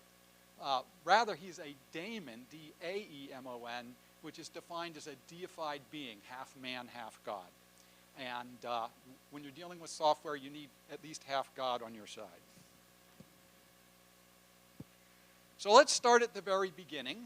Where did the first daemon come up? This is the earliest that I know. It was a first attempt at doing a drawing. This was actually commissioned by someone named Mike O'Brien. He used to be at a lot of Usenix conferences. He's somewhat older than I am now, and so has been retired for quite a while. At any rate, this was remuneration for Phil Foglio's, well, let's back up. Phil Foglio had lived in an apartment and that he shared with somebody else. And this particular apartment had a built-in safe in the wall. And they kept their valuables, passports, and other things in there. And then Phil's roommate had left. And Phil's roommate was the only person that knew the combination. And Phil had a bunch of his stuff in the safe and no way of figuring out how to open it. So Mike O'Brien actually had training and a license actually to be a locksmith. Now, he admitted to me that he knew nothing about safes, but he had a book that said how to do it. And apparently it was a pretty cheap-based safe, so in about 15 minutes he was able to get the safe open. And so the remuneration that he got from Phil was that Phil would draw this picture. So this was drawn. If you look carefully, you'll see that because of the way it got printed, the PDP-11 is backwards from what it ought to be. But at any rate, other than that minor detail, it has the PDP-11, which of course was what ran Unix at the time. And we've got dev null over here, and we've got pipes and so on and so forth. And so then he came up with these little characters that are running around, and those are the background daemons that are running things to get work done for you. Okay, so this image was passed off to a family shirt printing shop that was in Chicago, and they made up a bunch of these shirts. There were 4 of them that were made with special bread frill on the sleeves and around the base, and those shirts went to Ken Thompson, Dennis Ritchie, Mike O'Brien, and Mike O'Brien kept 2 of them. And in fact, this is one of them that I borrowed from Mike O'Brien long enough to take this picture and then had to send back to him. The actual artwork stayed at the family shop, and then they closed, and Armando Stetner at DEC got it because he wanted to use it for publicity for the DEC PDP-11 stuff that ran Unix. And when I contacted Armando Stetner to see what had happened to it, he had no idea. So as far as we know, that artwork is now lost. Yeah, there's the posters are actually quite a few still around.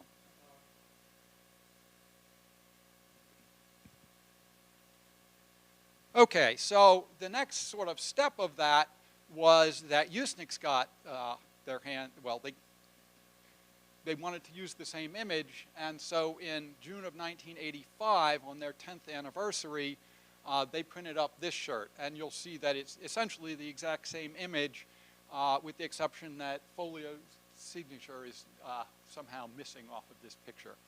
This will be a theme that you're going to hear. When things get used, they love to drop the artist's signature off of them. So, well, more to come on that topic.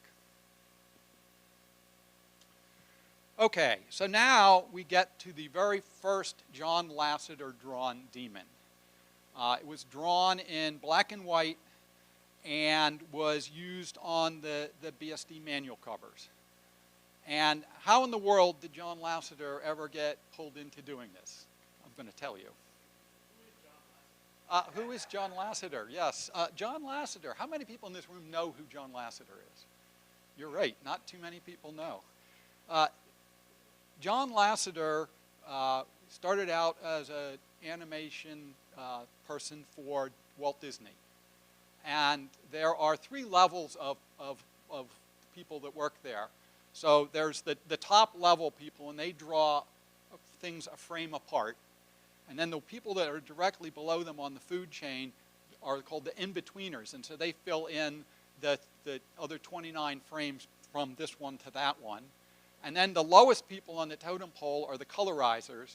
And they're the ones that fill in the colors of these cells. And the only sort of artistic thing is that they get to draw like the tail, and so they get the tail to go boo or something like that, So that's their call and LUT. At any rate, all of Disney's stuff was done by hand. It was every single frame was drawn, colorized, and filmed, and it's just how they started, and that's how they continued doing it.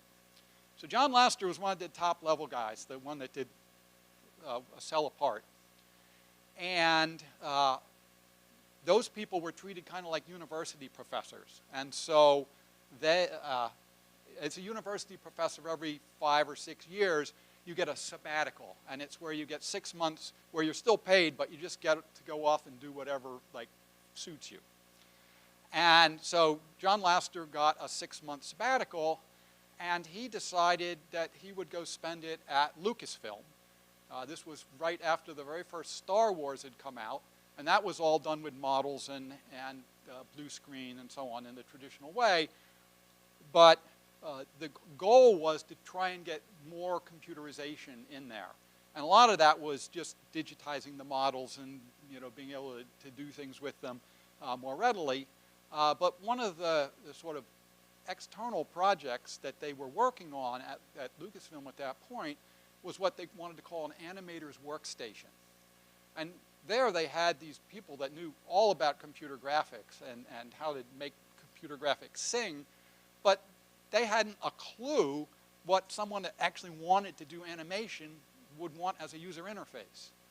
And so by having John Lasseter come there, they had 6 months of somebody basically tell them, this is crap, you need to do this, you need to do that, this is should work this way, etc.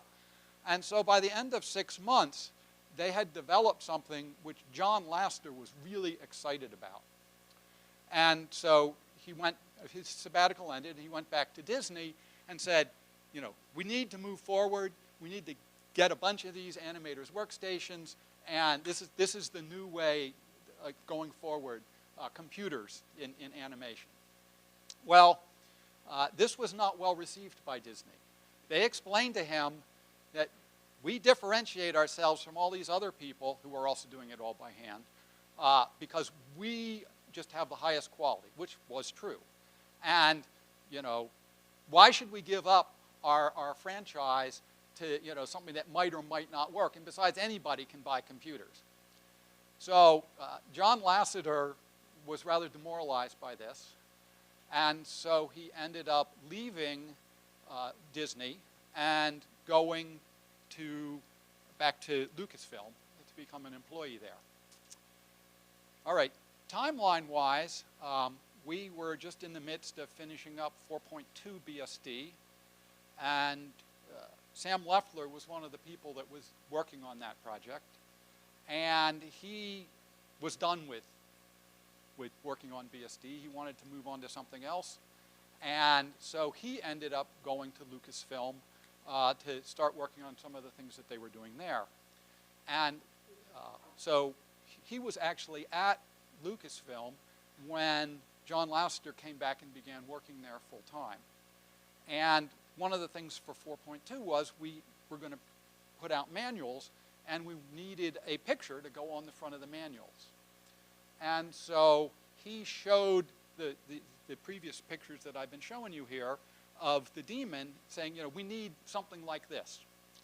And so John Lasseter then drew this image. So this was the first of this style of Daemon. And you can see, again, in the style, if you look at the feet, they look a lot like the feet that you saw back here. Whoops. Come on. Great. It's not going to go up. There we go. Okay, so if you look at the feet on these Daemons here, they look, again, a lot more like the feet you see here. You're not wearing any shoes or anything. Okay, so this is, again, on the front of the FreeBSD manual, the 4.2 manuals. These were actually printed by the Usenix organization because at that time you had to be licensed, have a license from AT&T to have Unix, and Usenix had such a license, and so they could make sure that the manuals were only sold to people that had appropriate licensing. Okay, so this original version of Daemon, and you'll notice that the Daemon, in the glowing orb there, it says Unix, Unix TM.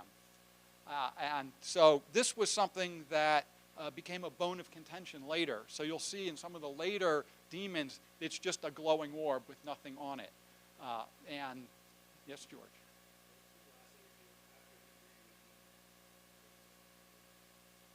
oh, what did Lasseter do after that? Well,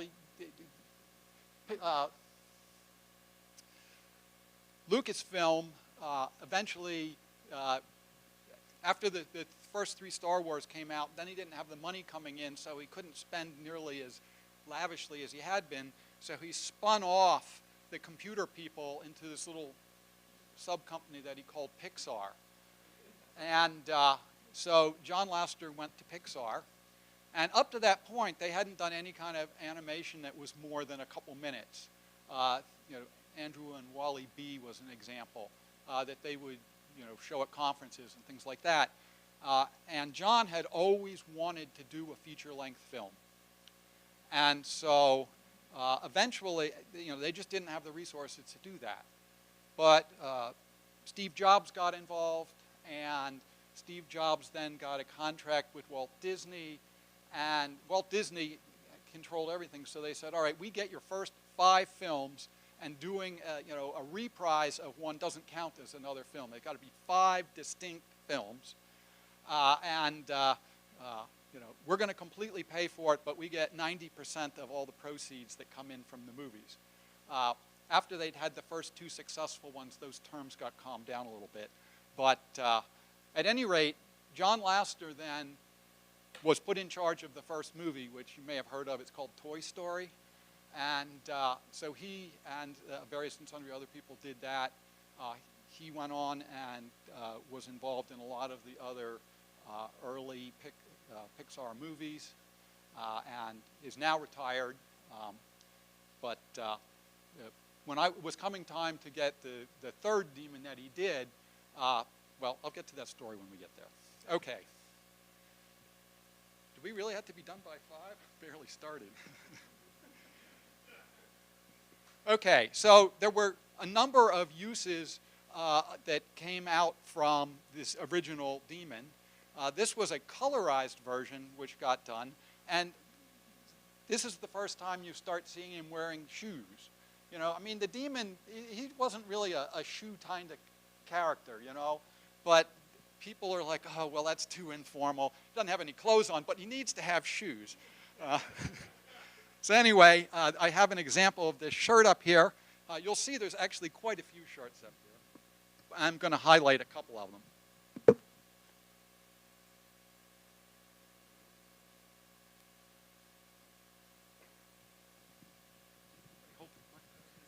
I need to, yes.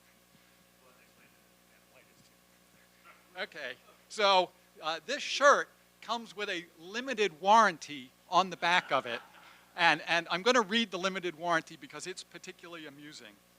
This shirt is provided as is with no warranty either expressed or implied. Any damages incurred from wearing this shirt are the sole responsibility of the wearer. The wearer should be prepared to briefly explain hundreds of times what BSD and Unix mean. Remember, that's not well known at that time. The wearer should also note that this shirt is not flame retardant, bulletproof, or associated with any toll-free 800 numbers.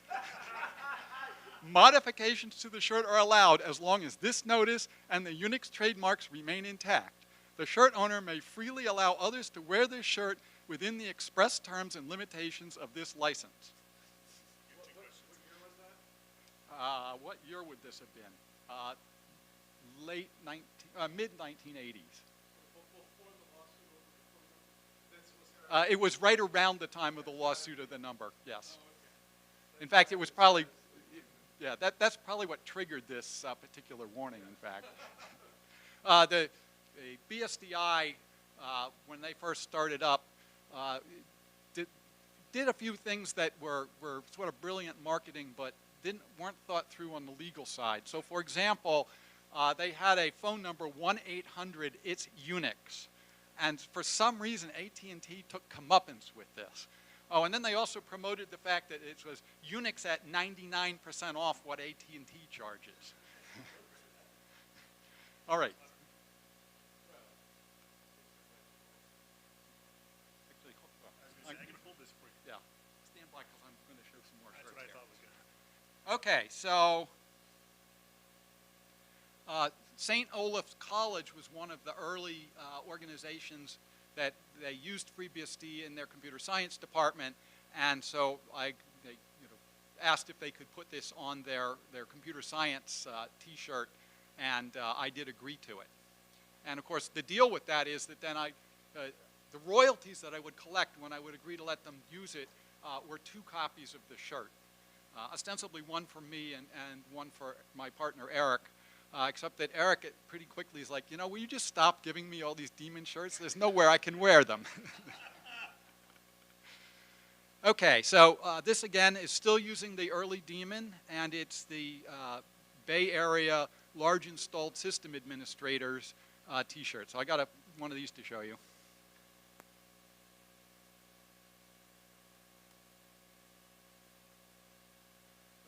Bay Lisa on the front, and then on the back is working on Ethernet cable. None of you probably even know what that is, but anyway, that was the way we used to do the internet.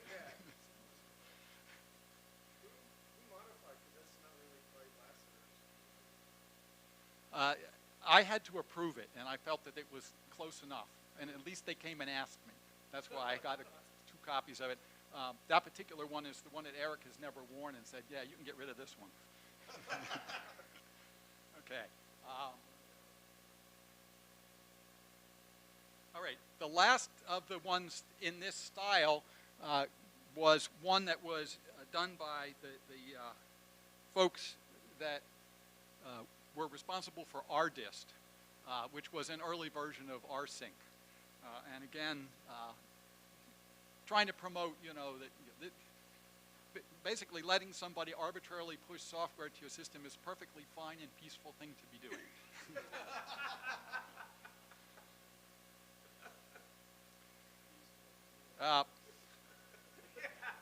This is an early version of one of the stitched shirts.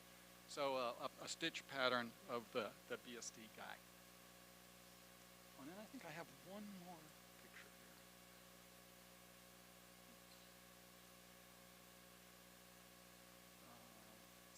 Oh, yeah, no. Yes. Okay. Oh, you could, yes.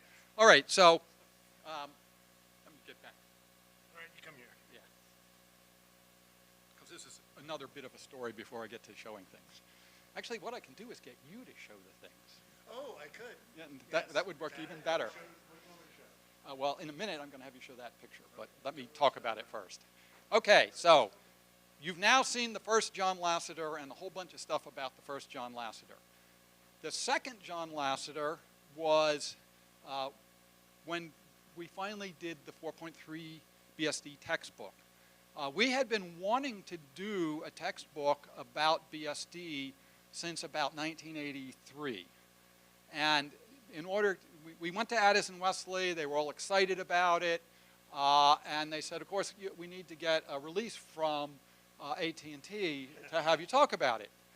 And so we went to AT&T, and AT&T said, we're not really sure about that. I mean, they just shut down the John Lyons book, which was one that literally just annotated the source code of an early version of Unix. But that was like handing out the code. And the code, in those days, this was pre-copyright for code. It was trade secret. And if other people can see it, then it's not a trade secret anymore. So, I mean, that was a legitimate thing to shut down. But they said, well, we're not really sure, whether you'd be divulging too many of our trade secrets. So we'll tell you what. Go ahead and write the book, and then we'll read it and let you know if it's okay to publish it. Well, needless to say, nothing happened. So then, eventually, forget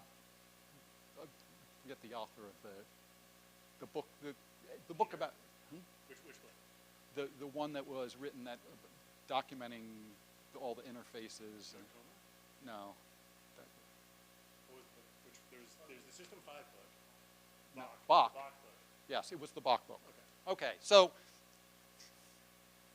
I'm not good. See, it's not just me that can't remember names. It takes some work. Okay, so the Bach book came out in 1986. And the Bach book was, it documented, like, literally, this function with these parameters, and you call it, and it does this, and so on and so forth, which was way lower in the system than we were going to talk about. We were going to talk about the high-level structure and algorithms and so on. And so we took this book to Addison Wesley and said, look, they've just allowed one of their people to publish this book. And we're not going to get into anywhere near this level of detail. So, you know, what do you say? Will you publish it? And they said, okay. So it took us 2 years, but in 1988, we were finally ready to publish. And instead of being 4.2, by that time we had 4.3. And so the first book that we did, which George is about to show you, was the 4.3 BSD book. Should you care to, when you're done, come up and look at it, that is a signed first edition. And at any rate, there was also an answer book that we did because it was so popular that they said, well, how about an answer book so it can be used in courses? And that was so popular that it even got translated into Japanese, as was the textbook. And in fact, Hiroki, who's in our audience here, was one of the people that helped oversee that translation, and it was one of the best translations that was ever done of any version of our book. Okay, so the story about this actually being done, you can now show the picture, is that this is still, we're still back at Lucasfilm. Actually, it might have been Pixar by then. But John Laster is still there, and as is Sam Leffler. So Sam says, well, John, you know, you did that original black and white one, but could you do a color one for our 4.3 textbook? And so when you come up and take a look at this, he literally pulled a piece of blue cardboard out of the trash can, grabbed some chalk off the chalkboard, this is pre-whiteboard days, and drew this whole thing up in the space of, I was told, about 20 minutes. And you'll notice, both in the earlier one and this one, that he has a very Disney-like look to him. It looks like the kind of a character that you would see in a Disney movie. And the reason is because he had been a lead animator for Disney for 20 years and just had that in his head. Luckily, Disney has never come after us, so thank goodness for that, because they have a huge checkbook. I mean, they bribed Congress to give them 120 years of copyrights, and I think they may even push that a bit further. Anyway, the upshot was that we then got this, and you can't see it, but when you come up, you'll see right under his tail there, it is signed by John Lasseter, J. Lasseter 88. And you'll see on the textbook that his name is not there because, of course, we'd never put the artist's name because who would know or care? I did credit him, so if you go to the copyright page, you'll see that he is credited with having done that bit of work, and that was as far as I was able to get. Putting this on the cover of our textbook, by the way, was another amusing story. We basically went to Addison Wesley and said, oh, we've got the artwork for the front cover of this book. And they took a look at it and they go, oh, no, you don't. This is a serious computer science textbook. We're not putting some cranky cartoon character on the front of it. But someone had told me that authors get a certain amount of control. And so I just said, no, you know, there's not a lot I'm asking for, but this is going on the cover. And so they did, in fact, get it. You'll notice that the glowing orb was supposed to say BSD Unix, but that got kiboshed. So it's just a glowing orb. And at any rate, we got it onto the book, and that book then proceeded to sell 50,000 copies, which was a record. I mean, the person that was sort of overseeing you know, our contact at Addison Wesley said, yes, I walked in wearing one of the T-shirts at, you know, one of the meetings. You know, normally they're all in those days in, you know, suits and white shirts and ties and so on, and everyone just smiled at me because he had the best-selling textbook at that point. Yeah. Okay, so you've already showed the textbook, and again, you can see the Lasseter name has disappeared underneath the tail there. Okay, so yeah, I just showed that one actually earlier, but that's the stitch work that ended up on this shirt. Also, you can show one of the to the left. Also, you're going to see this tomorrow. I'm giving my talk. Yeah. So, I actually commissioned somebody to do a larger stitching pattern. It turns out that there are 24,999 stitches because that's the limit of what the stitching machines can deal at that time. And so they actually, it was slightly over that, and I sent it to the company, and they said, it crashes our computer. You need to get rid of some stitches. So I went back to the... Okay. So there should be, that should be on that pile somewhere, I think. Maybe, did it get out? Oh, if it's, all right. No, all right. Not that critical. This was a shirt that I did. I had a 2-month tour of Australia. In Australia, they had a spring meeting and a fall meeting. And the fall meeting was always a central meeting, so for the whole country in some place. But then the spring meeting, each of the 7 states had their own meeting, and they set them up so they were a week apart. And so I would come in, I'd fly in, and be for a week in that city. I'd usually teach a 1 or 2 day tutorial, and I'd give a talk, and I'd have 2 or 3 days to run around and see things. And it was one of those ones where, I was going to be traveling for 2 months. The thought of being in a hotel for 2 months was a bit over the top.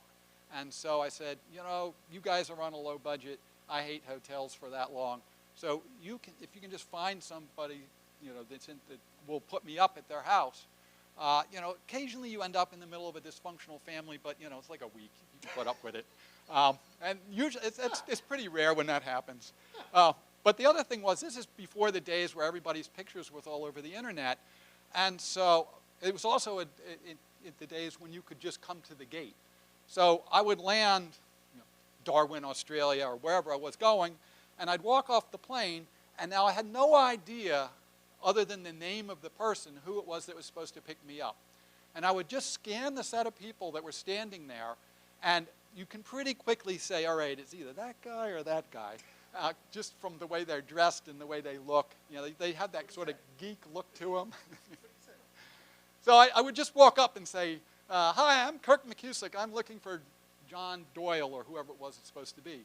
And half the time they'd go, oh, that's me. How did you know? And I was like, clairvoyance. The other half of the time they'd go, no. And so I, oh, sorry, sir. I never had to go past 2. I'd always, if I didn't get it on the first one, I always got it on the second one. And anyway, one of the things I would do is I'd say, I'd go in and well, in the case of Darwin, I had just come from Melbourne, and I was staying with Robert Ells in Melbourne. He was still living in the house he grew up in. I said, well, how did that work out? Did your parents die? And he goes, no, kids grow up, parents move out. And anyway, he was totally into cricket, and he was a member of the cricket club, and that's one of these things where there's like a 25-year waiting list to get into it. But his parents had put him on the list when they first got married, which was about 15 years before he was born. And so by a large single-digit age, he was in the club, and of course his parents were in the club, and so he was going. And so if there was a cricket match, he was there. That was, everything else came to a screeching halt. And this is like cricket the way it's supposed to be played. It goes over 7 days. You do it in the morning, you have a lunch break, goes through the afternoon. It goes on for 4 to 5 days until it finally happens. They now have speed cricket where they do it in 1 day, if you can believe that. Really slow, yeah. Anyhow, we of course, there was some cricket going on at that point, so he took us to the Cricket Dome, which is this amphitheater that holds 70,000 people. And it was pretty full, except that we were in the group that got to sit in chairs on the field, and little people would run out and give you beverages and food and all the rest of it. And the cricket players would come walking by, and these people all knew them, and they would be high-fiving them and saying, "Oh, good play," blah blah blah. It was pretty weird. Anyway, so I fly to Darwin. The entire population of the Northern Territory in which Darwin exists is 140,000 people, of which something like 35,000 live in Darwin. So, the entire population of the Northern Territory, well, half the Northern Territory population would fit in the place that I had just been full of people in Melbourne. And the airport is sort of what you might expect in an outback post like that. There's the landing strip, and then there's just one of those sort of metal half-dome things that looks like it's from a World War II thing, probably was. And it's blazing hot there because you're almost up towards the equator. And so I come walking off this plane, this is in the middle of summer, and it's like I'm walking across the black macadam, and it's so hot that my shoes are going as I sort of pick them up off the. So I like make a beeline to get into the terminal where it presumably will be air conditioned. Air conditioning is 2 overhead fans that are moving at about that rotational speed, and it is beastly hot in there. So I just come in outside the building where everyone else is and stand in the shade while they unload the luggage, which is just taking it off the plane and putting it on a cart, and then they pull the cart over next to the building, and it's up to you to get your bag off the cart. At any rate, I get my bag, and we go to the parking lot, which is just a grass strip. There's no parking fee. But anyway, the person's vehicle is, it's a 4x4, and it's got the exhaust pipe comes up and has a little manifold here, and the air intake has things comes up with a thing over here, and it's a diesel engine, so there's no ignition. So I'm thinking, well, yeah, this is kind of nuts, but all right, whatever. And we get in, and we roll down the windows, and all right, so we've aired out the hot air. And I say, oh, well, shouldn't we roll up the windows and turn on the AC? And he goes, I don't think the AC has worked in this in years. In fact, I get to his house, and there's no AC in the house either. He said, oh, but we'd like to take a shower. You look kind of sweaty. I say, yeah. I said, would you like me to turn on the hot water? I'm like, maybe not. And because the cool sounds good. I turn on the cold water, and it's coming out of the ground at 94 degrees. So it's, not cool at all. And I'm trying to shave with my electric shaver, and it's like my face is just sweating. So I wipe it with a towel and go with the razor as fast as I can, but it just clogs because of all the sweat that's coming off. They did have one of the overhead fans in my room, and I just lay on top of the bed. And when I get up in the morning and sit up, there's an outline of me in sweat on the bed. Anyway, he says you get used to it, and it's true, you do get used to it. But it was an interesting experience. Anyway, on the off days, I would say, well, could I borrow your car? And I'll drop you at work, and then I'll go out and tourist around, and then come back and pick you up at the end of the day. He goes, oh, no, I'll take the day off. Oh, no, you don't need to do that. No, I'd like to. It's like, well, you offered twice, so you're stuck. And it turns out it was a good thing he did this, because he took me out into the outback, and you go through these gullies, and the gullies have these little posts with measurements of depth. And I'm like, what's that for? And he goes, oh, well, if there's a flash flood, you need to know how deep it is. And, your vehicle can't go through more than a certain depth of water because it'll float, and then you won't be able to control where you're going. So it's like, okay, fine. Anyway, so we get way out there. And then I hadn't quite realized, because it was my first day there, that they have downpours every afternoon at this time of year. And so, of course, we get this just, torrential downpour. So now we're starting to head back, and suddenly those things that had been dry are full of water.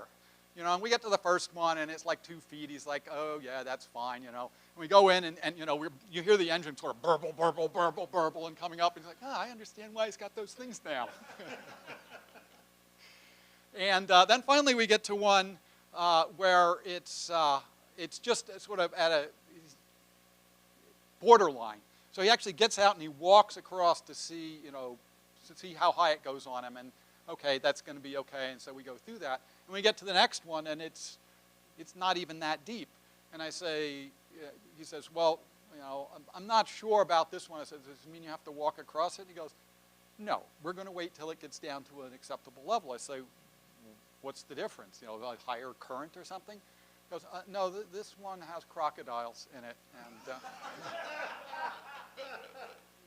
like I said, I was glad he was in charge of driving. Okay. Well, enough of this story. So, commentary about the daemon. This was FreeBSD, sticking it to DOS. This turned out to be. I normally don't let the daemon be involved in anything that would be deemed to be violent, but I figured he's just popping a balloon, and he's popping a really useful balloon. So let's go for it. Okay.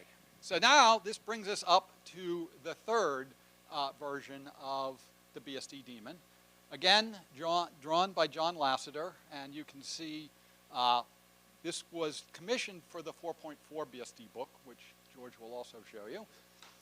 And you'll notice on the 4.4 book, his signature appears on the front cover because by this time he's a famous person, so of course we're going to have his signature on the front cover. Anyway, I had gone to John and said, I want you to do another version of the daemon. And, the previous ones were kind of static, so I want something with a little more action going on it. And so he actually did some hand sketches, which I was trying to find but couldn't find to bring down here. And so I picked the one that was kind of like this. And so then I need, fine, he'd agreed to do it and draw it and so on. But he was in the middle of Toy Story. Toy Story was just coming to conclusion of production. And of course, he was just manically busy. And so I made friends with his secretary. And, I'd say, well, any idea when John might be able to do this? And she'd say, oh, well, I've talked to him. He's ready to do blah, blah, blah. And I had some reason that I was going by there, so I just decided to drop in and see her. This was in the days when you could still walk into the facility. And I said, oh, how's it going? Oh, well, he got his pen set out and asked me to get them cleaned up and inked. So, I think that's forward progress. And so I thanked her, and I also gave her a box of chocolates, which did seem to help move things along. Anyway, I then, got a call from her, and she said, okay, it's done. It's ready to pick up. And so I went in, and I saw the picture, and she said, yeah, I put the paper down, and the pens and the inks all down, and he just sort of sat there and froze and said, it's been 5 years since I've drawn a cell. I don't even know if I still have that skill set. And then dipped the black pen in and went, this was done in under 10 minutes. Colorizing everything. At any rate, she got a whole bunch of flowers for that one. Anyway, you'll notice here that, he'd just been standing pointing at the orb, and now he's trying to skewer the orb, and so the orb is taken off like a shot. So the problem when we gave this to the Addison Wesley people is they say, that looks too much like a sperm cell.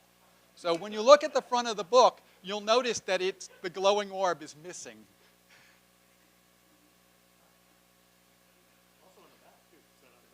Yeah, no, it's not to be found anywhere on that book. They put his signature there, but not the glowing orb. Anyway, actually that gets back to the previous book for a minute. When that went out for sale in Nebraska, this... No, yeah, that's true. Right. So when this book came out, it was available, all over the place. And so the school board for the state of Nebraska had to approve it for the school library. And they looked at it and they said, oh no, this has got the devil on the front cover. We can't possibly allow this into our school. They didn't look inside the book, mind you. So I get this panicked letter from Addison Wesley saying, oh my God, we've got to write something explaining why it's okay for this book to be in their library.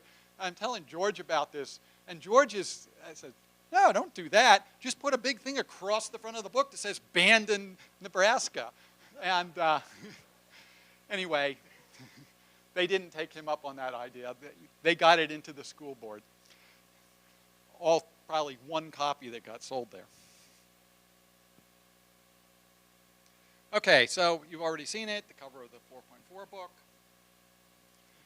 And then, of course, having been successful, there should be in this, yeah. I went back to the same person that had done the stitching for the 4.3 and got this one. At this time, the machines had improved. They could get all the way up to 32,766 stitches.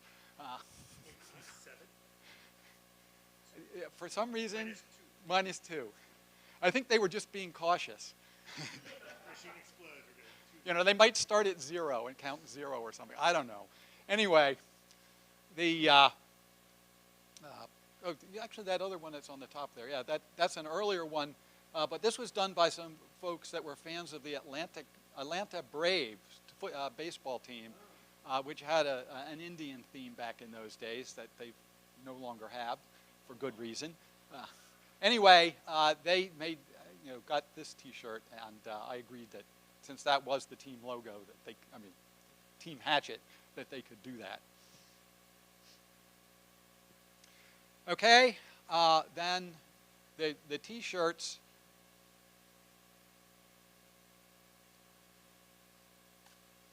Yeah. Yes. Okay. So now there's two different versions of this that got made. There was this one, which was the standard one that anybody could get, and then there was one that had no text on it. And the only way that you could get one of those was if you had commit privileges to the machines at Berkeley.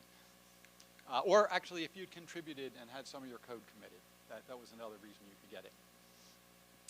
Okay.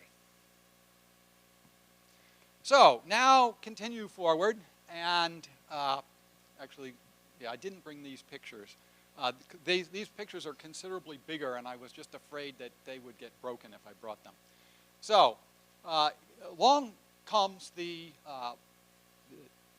release of the Net 2 version of BSD, which we had done Net 1, which was just the TCP/IP code, and all the way through all the utilities, the important things like RLogin and RSH.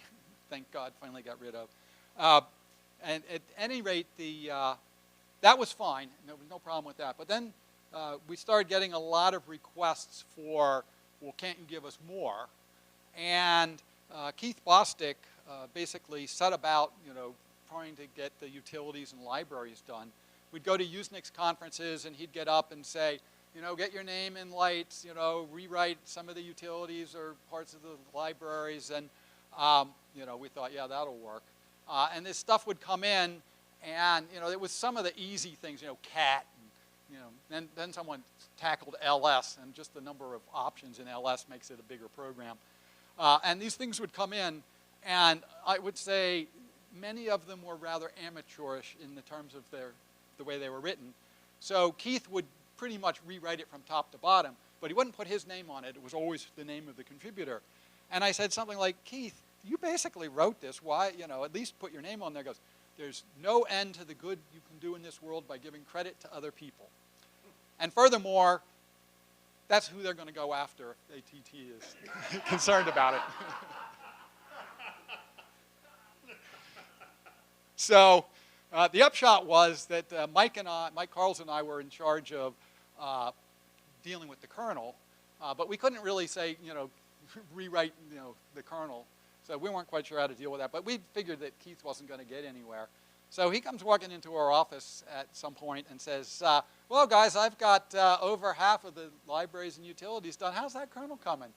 And I look at Mike, and Mike looks at me and goes, holy shit, we're going to have to do something. And so we're like, well, how do we deal with this? And Keith Bostick, in his usual way, came up with a great answer. He said, well, we started from 32V. So we took the original source code to 32V, and then we ran it through the C beautifier to put it in a standard format. and then built an inverted database, or built a database of every line. And then we did the same thing with our kernel, and then did a line-by-line match. And so, are there any, what in our kernel matches something that was in 32V? And, a brace on a line by itself, those kinds of things you ignore. But if you get 2 or 3 or certainly 4 lines that were identical, you go, aha, we need to do something about that. So I remember, like, one of the early ones was when you're doing something where you need to look up a process. So the system call gives you a PID, and it was just a linear search through the originally 16 possibilities, but it was getting to be a linear search through a rather longer list. And we're like, well, we should do a hash lookup for that. And that, of course, is a different implementation. So not only did it get rid of the AT&T code, it also made it work better. Anyway, so we did a lot of that. And we had it down to the point where there were really only about 6 files left that there was any significant matching. And we were ready to just tackle those. And Mike says, if we release a complete system, that's going to just raise a lot more red flags than if we just say, well, it's an incomplete kernel. We've just released the parts that we could release. And not really mention the fact that there's only 6 files that aren't in there. Well, we put the 6 files in, but just the templates for what the calls ought to be. So that then became networking release 2. And so far, that started out fine. And in fact, we had lots and lots of people that paid $1,000 to get it. I mean, we figured we'd sell 3 copies. It would go up on the net for free download, and that would be that. But people felt that the $1,000 for the piece of paper from the university that says you're free to redistribute this was worth the money. And they'd often say, don't bother sending the tape. At any rate, we sold about 1,000 of those. So about $1 million came in from that, which was good because this company called BSDI started up, and I'd already talked about, ended up being sued by AT&T. And so they get into the first court, and they said, well, we only wrote these 6 files. All the rest of these, there's this piece of paper from the University of California that says it's freely redistributable. And so which of these 6 files is problematic for you? Well, of course, those had been done in a clean room and were completely fine. And so the judge says, well, I guess I'm going to just throw this case out. So then they co-sued the University of California. And of course, as soon as the University of California got it, they stopped distributing it like that mattered. I mean, we'd already sent out, gazillion copies. So that wasn't any sort of a big setback. But then the university's like, well, why exactly should we actually be defending this? I mean, we're not, not making any money on it, and So anyway, we had some money. We said, well, we can cover some of the cost. But it was things like, well, we need an expert to go up against their world-class expert. Well, we don't have the money for that, so I got to be the expert. And that's another whole story, but I'm not going to tell that one right now. At any rate, because we're on the Daemon. So as part of this, I decided, well, we needed to have some T-shirts, to fight back on this. And the chances of getting John Lasseter to do this again was just like 0. So I went to a friend of ours who's a portrait artist. And so this was nothing like anything she'd ever done before. And I said, well, I want to get a couple pictures that I can use on T-shirts. So this was one where she has the Daemon slam dunking the Death Star through the hoop. And the logo that we put underneath this on the shirt was Net2 USL 0. And unfortunately, I have no copies of that shirt. But I do have the next one. Okay. Yes, so this. Yes, oh, sorry. Back in Star Wars 1, there was this big thing called the Death Star. That was. Not that far. Yeah, I know. So we felt that this was a brand new logo for AT&T. And we said that logo looks like the Death Star. And so it became known as the Death Star logo. Thank you, George, for that bit of help. Okay, so on this particular one, we have the Daemon standing on top of the world in my Birkenstocks, I might add, skewering the Death Star. And this one we did on shirts that said, "Free the Berkeley 4.4." So you can show one of those.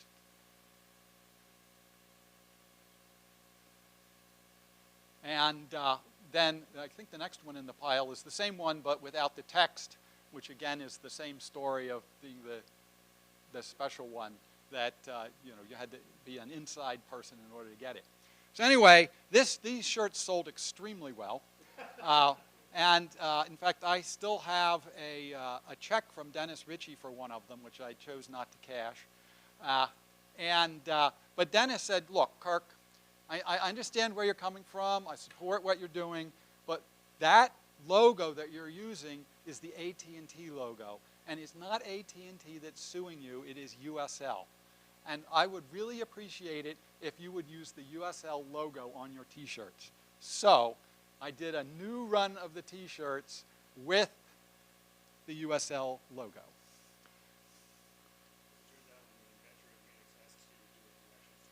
Yes, you do. Okay, so, and I have, of course, the original artwork for this. C. Peel, you can see signed there. She didn't normally sign her artwork, or if she did, only on the back, but I prevailed on her. I said, this is commercial art. You need to sign the front. And if you look through there's not another single one of her pictures. Actually, there's one other that she did for me that she signed, but that's it.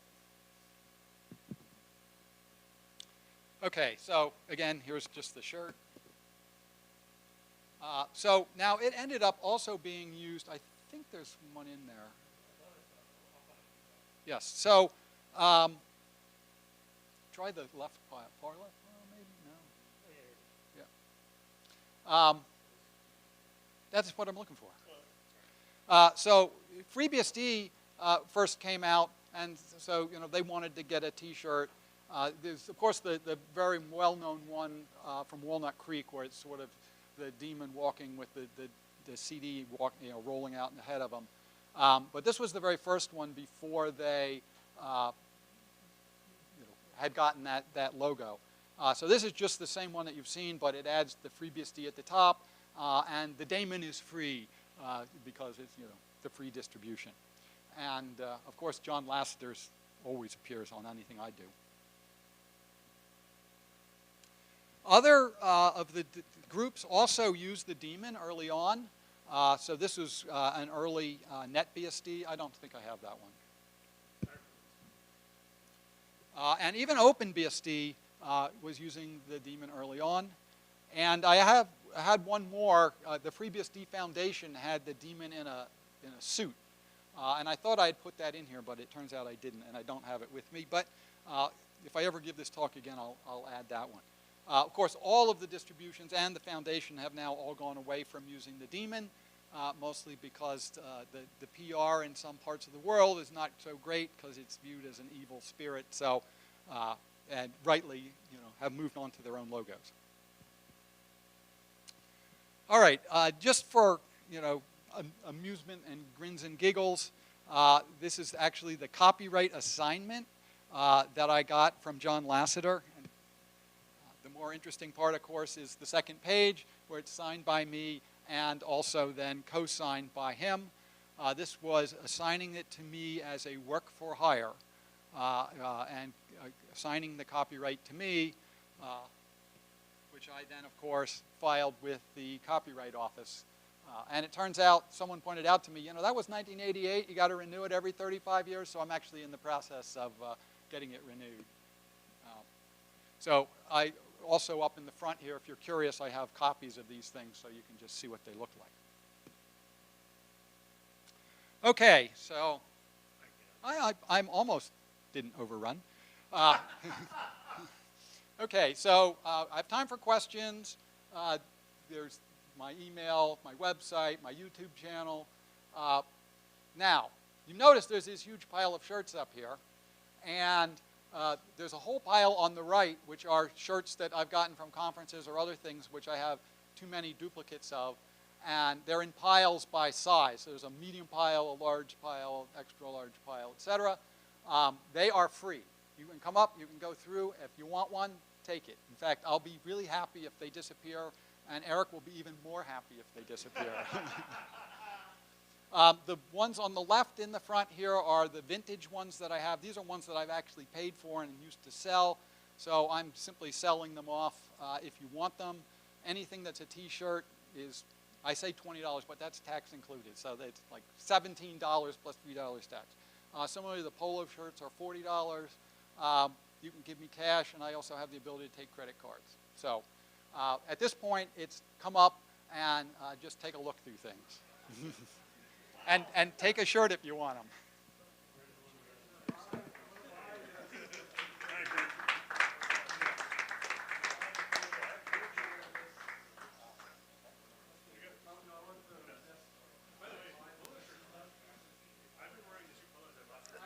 So this is the end of the stream part of the summit for today. So we'll see y'all on the stream tomorrow. While the vultures descend on the t-shirt.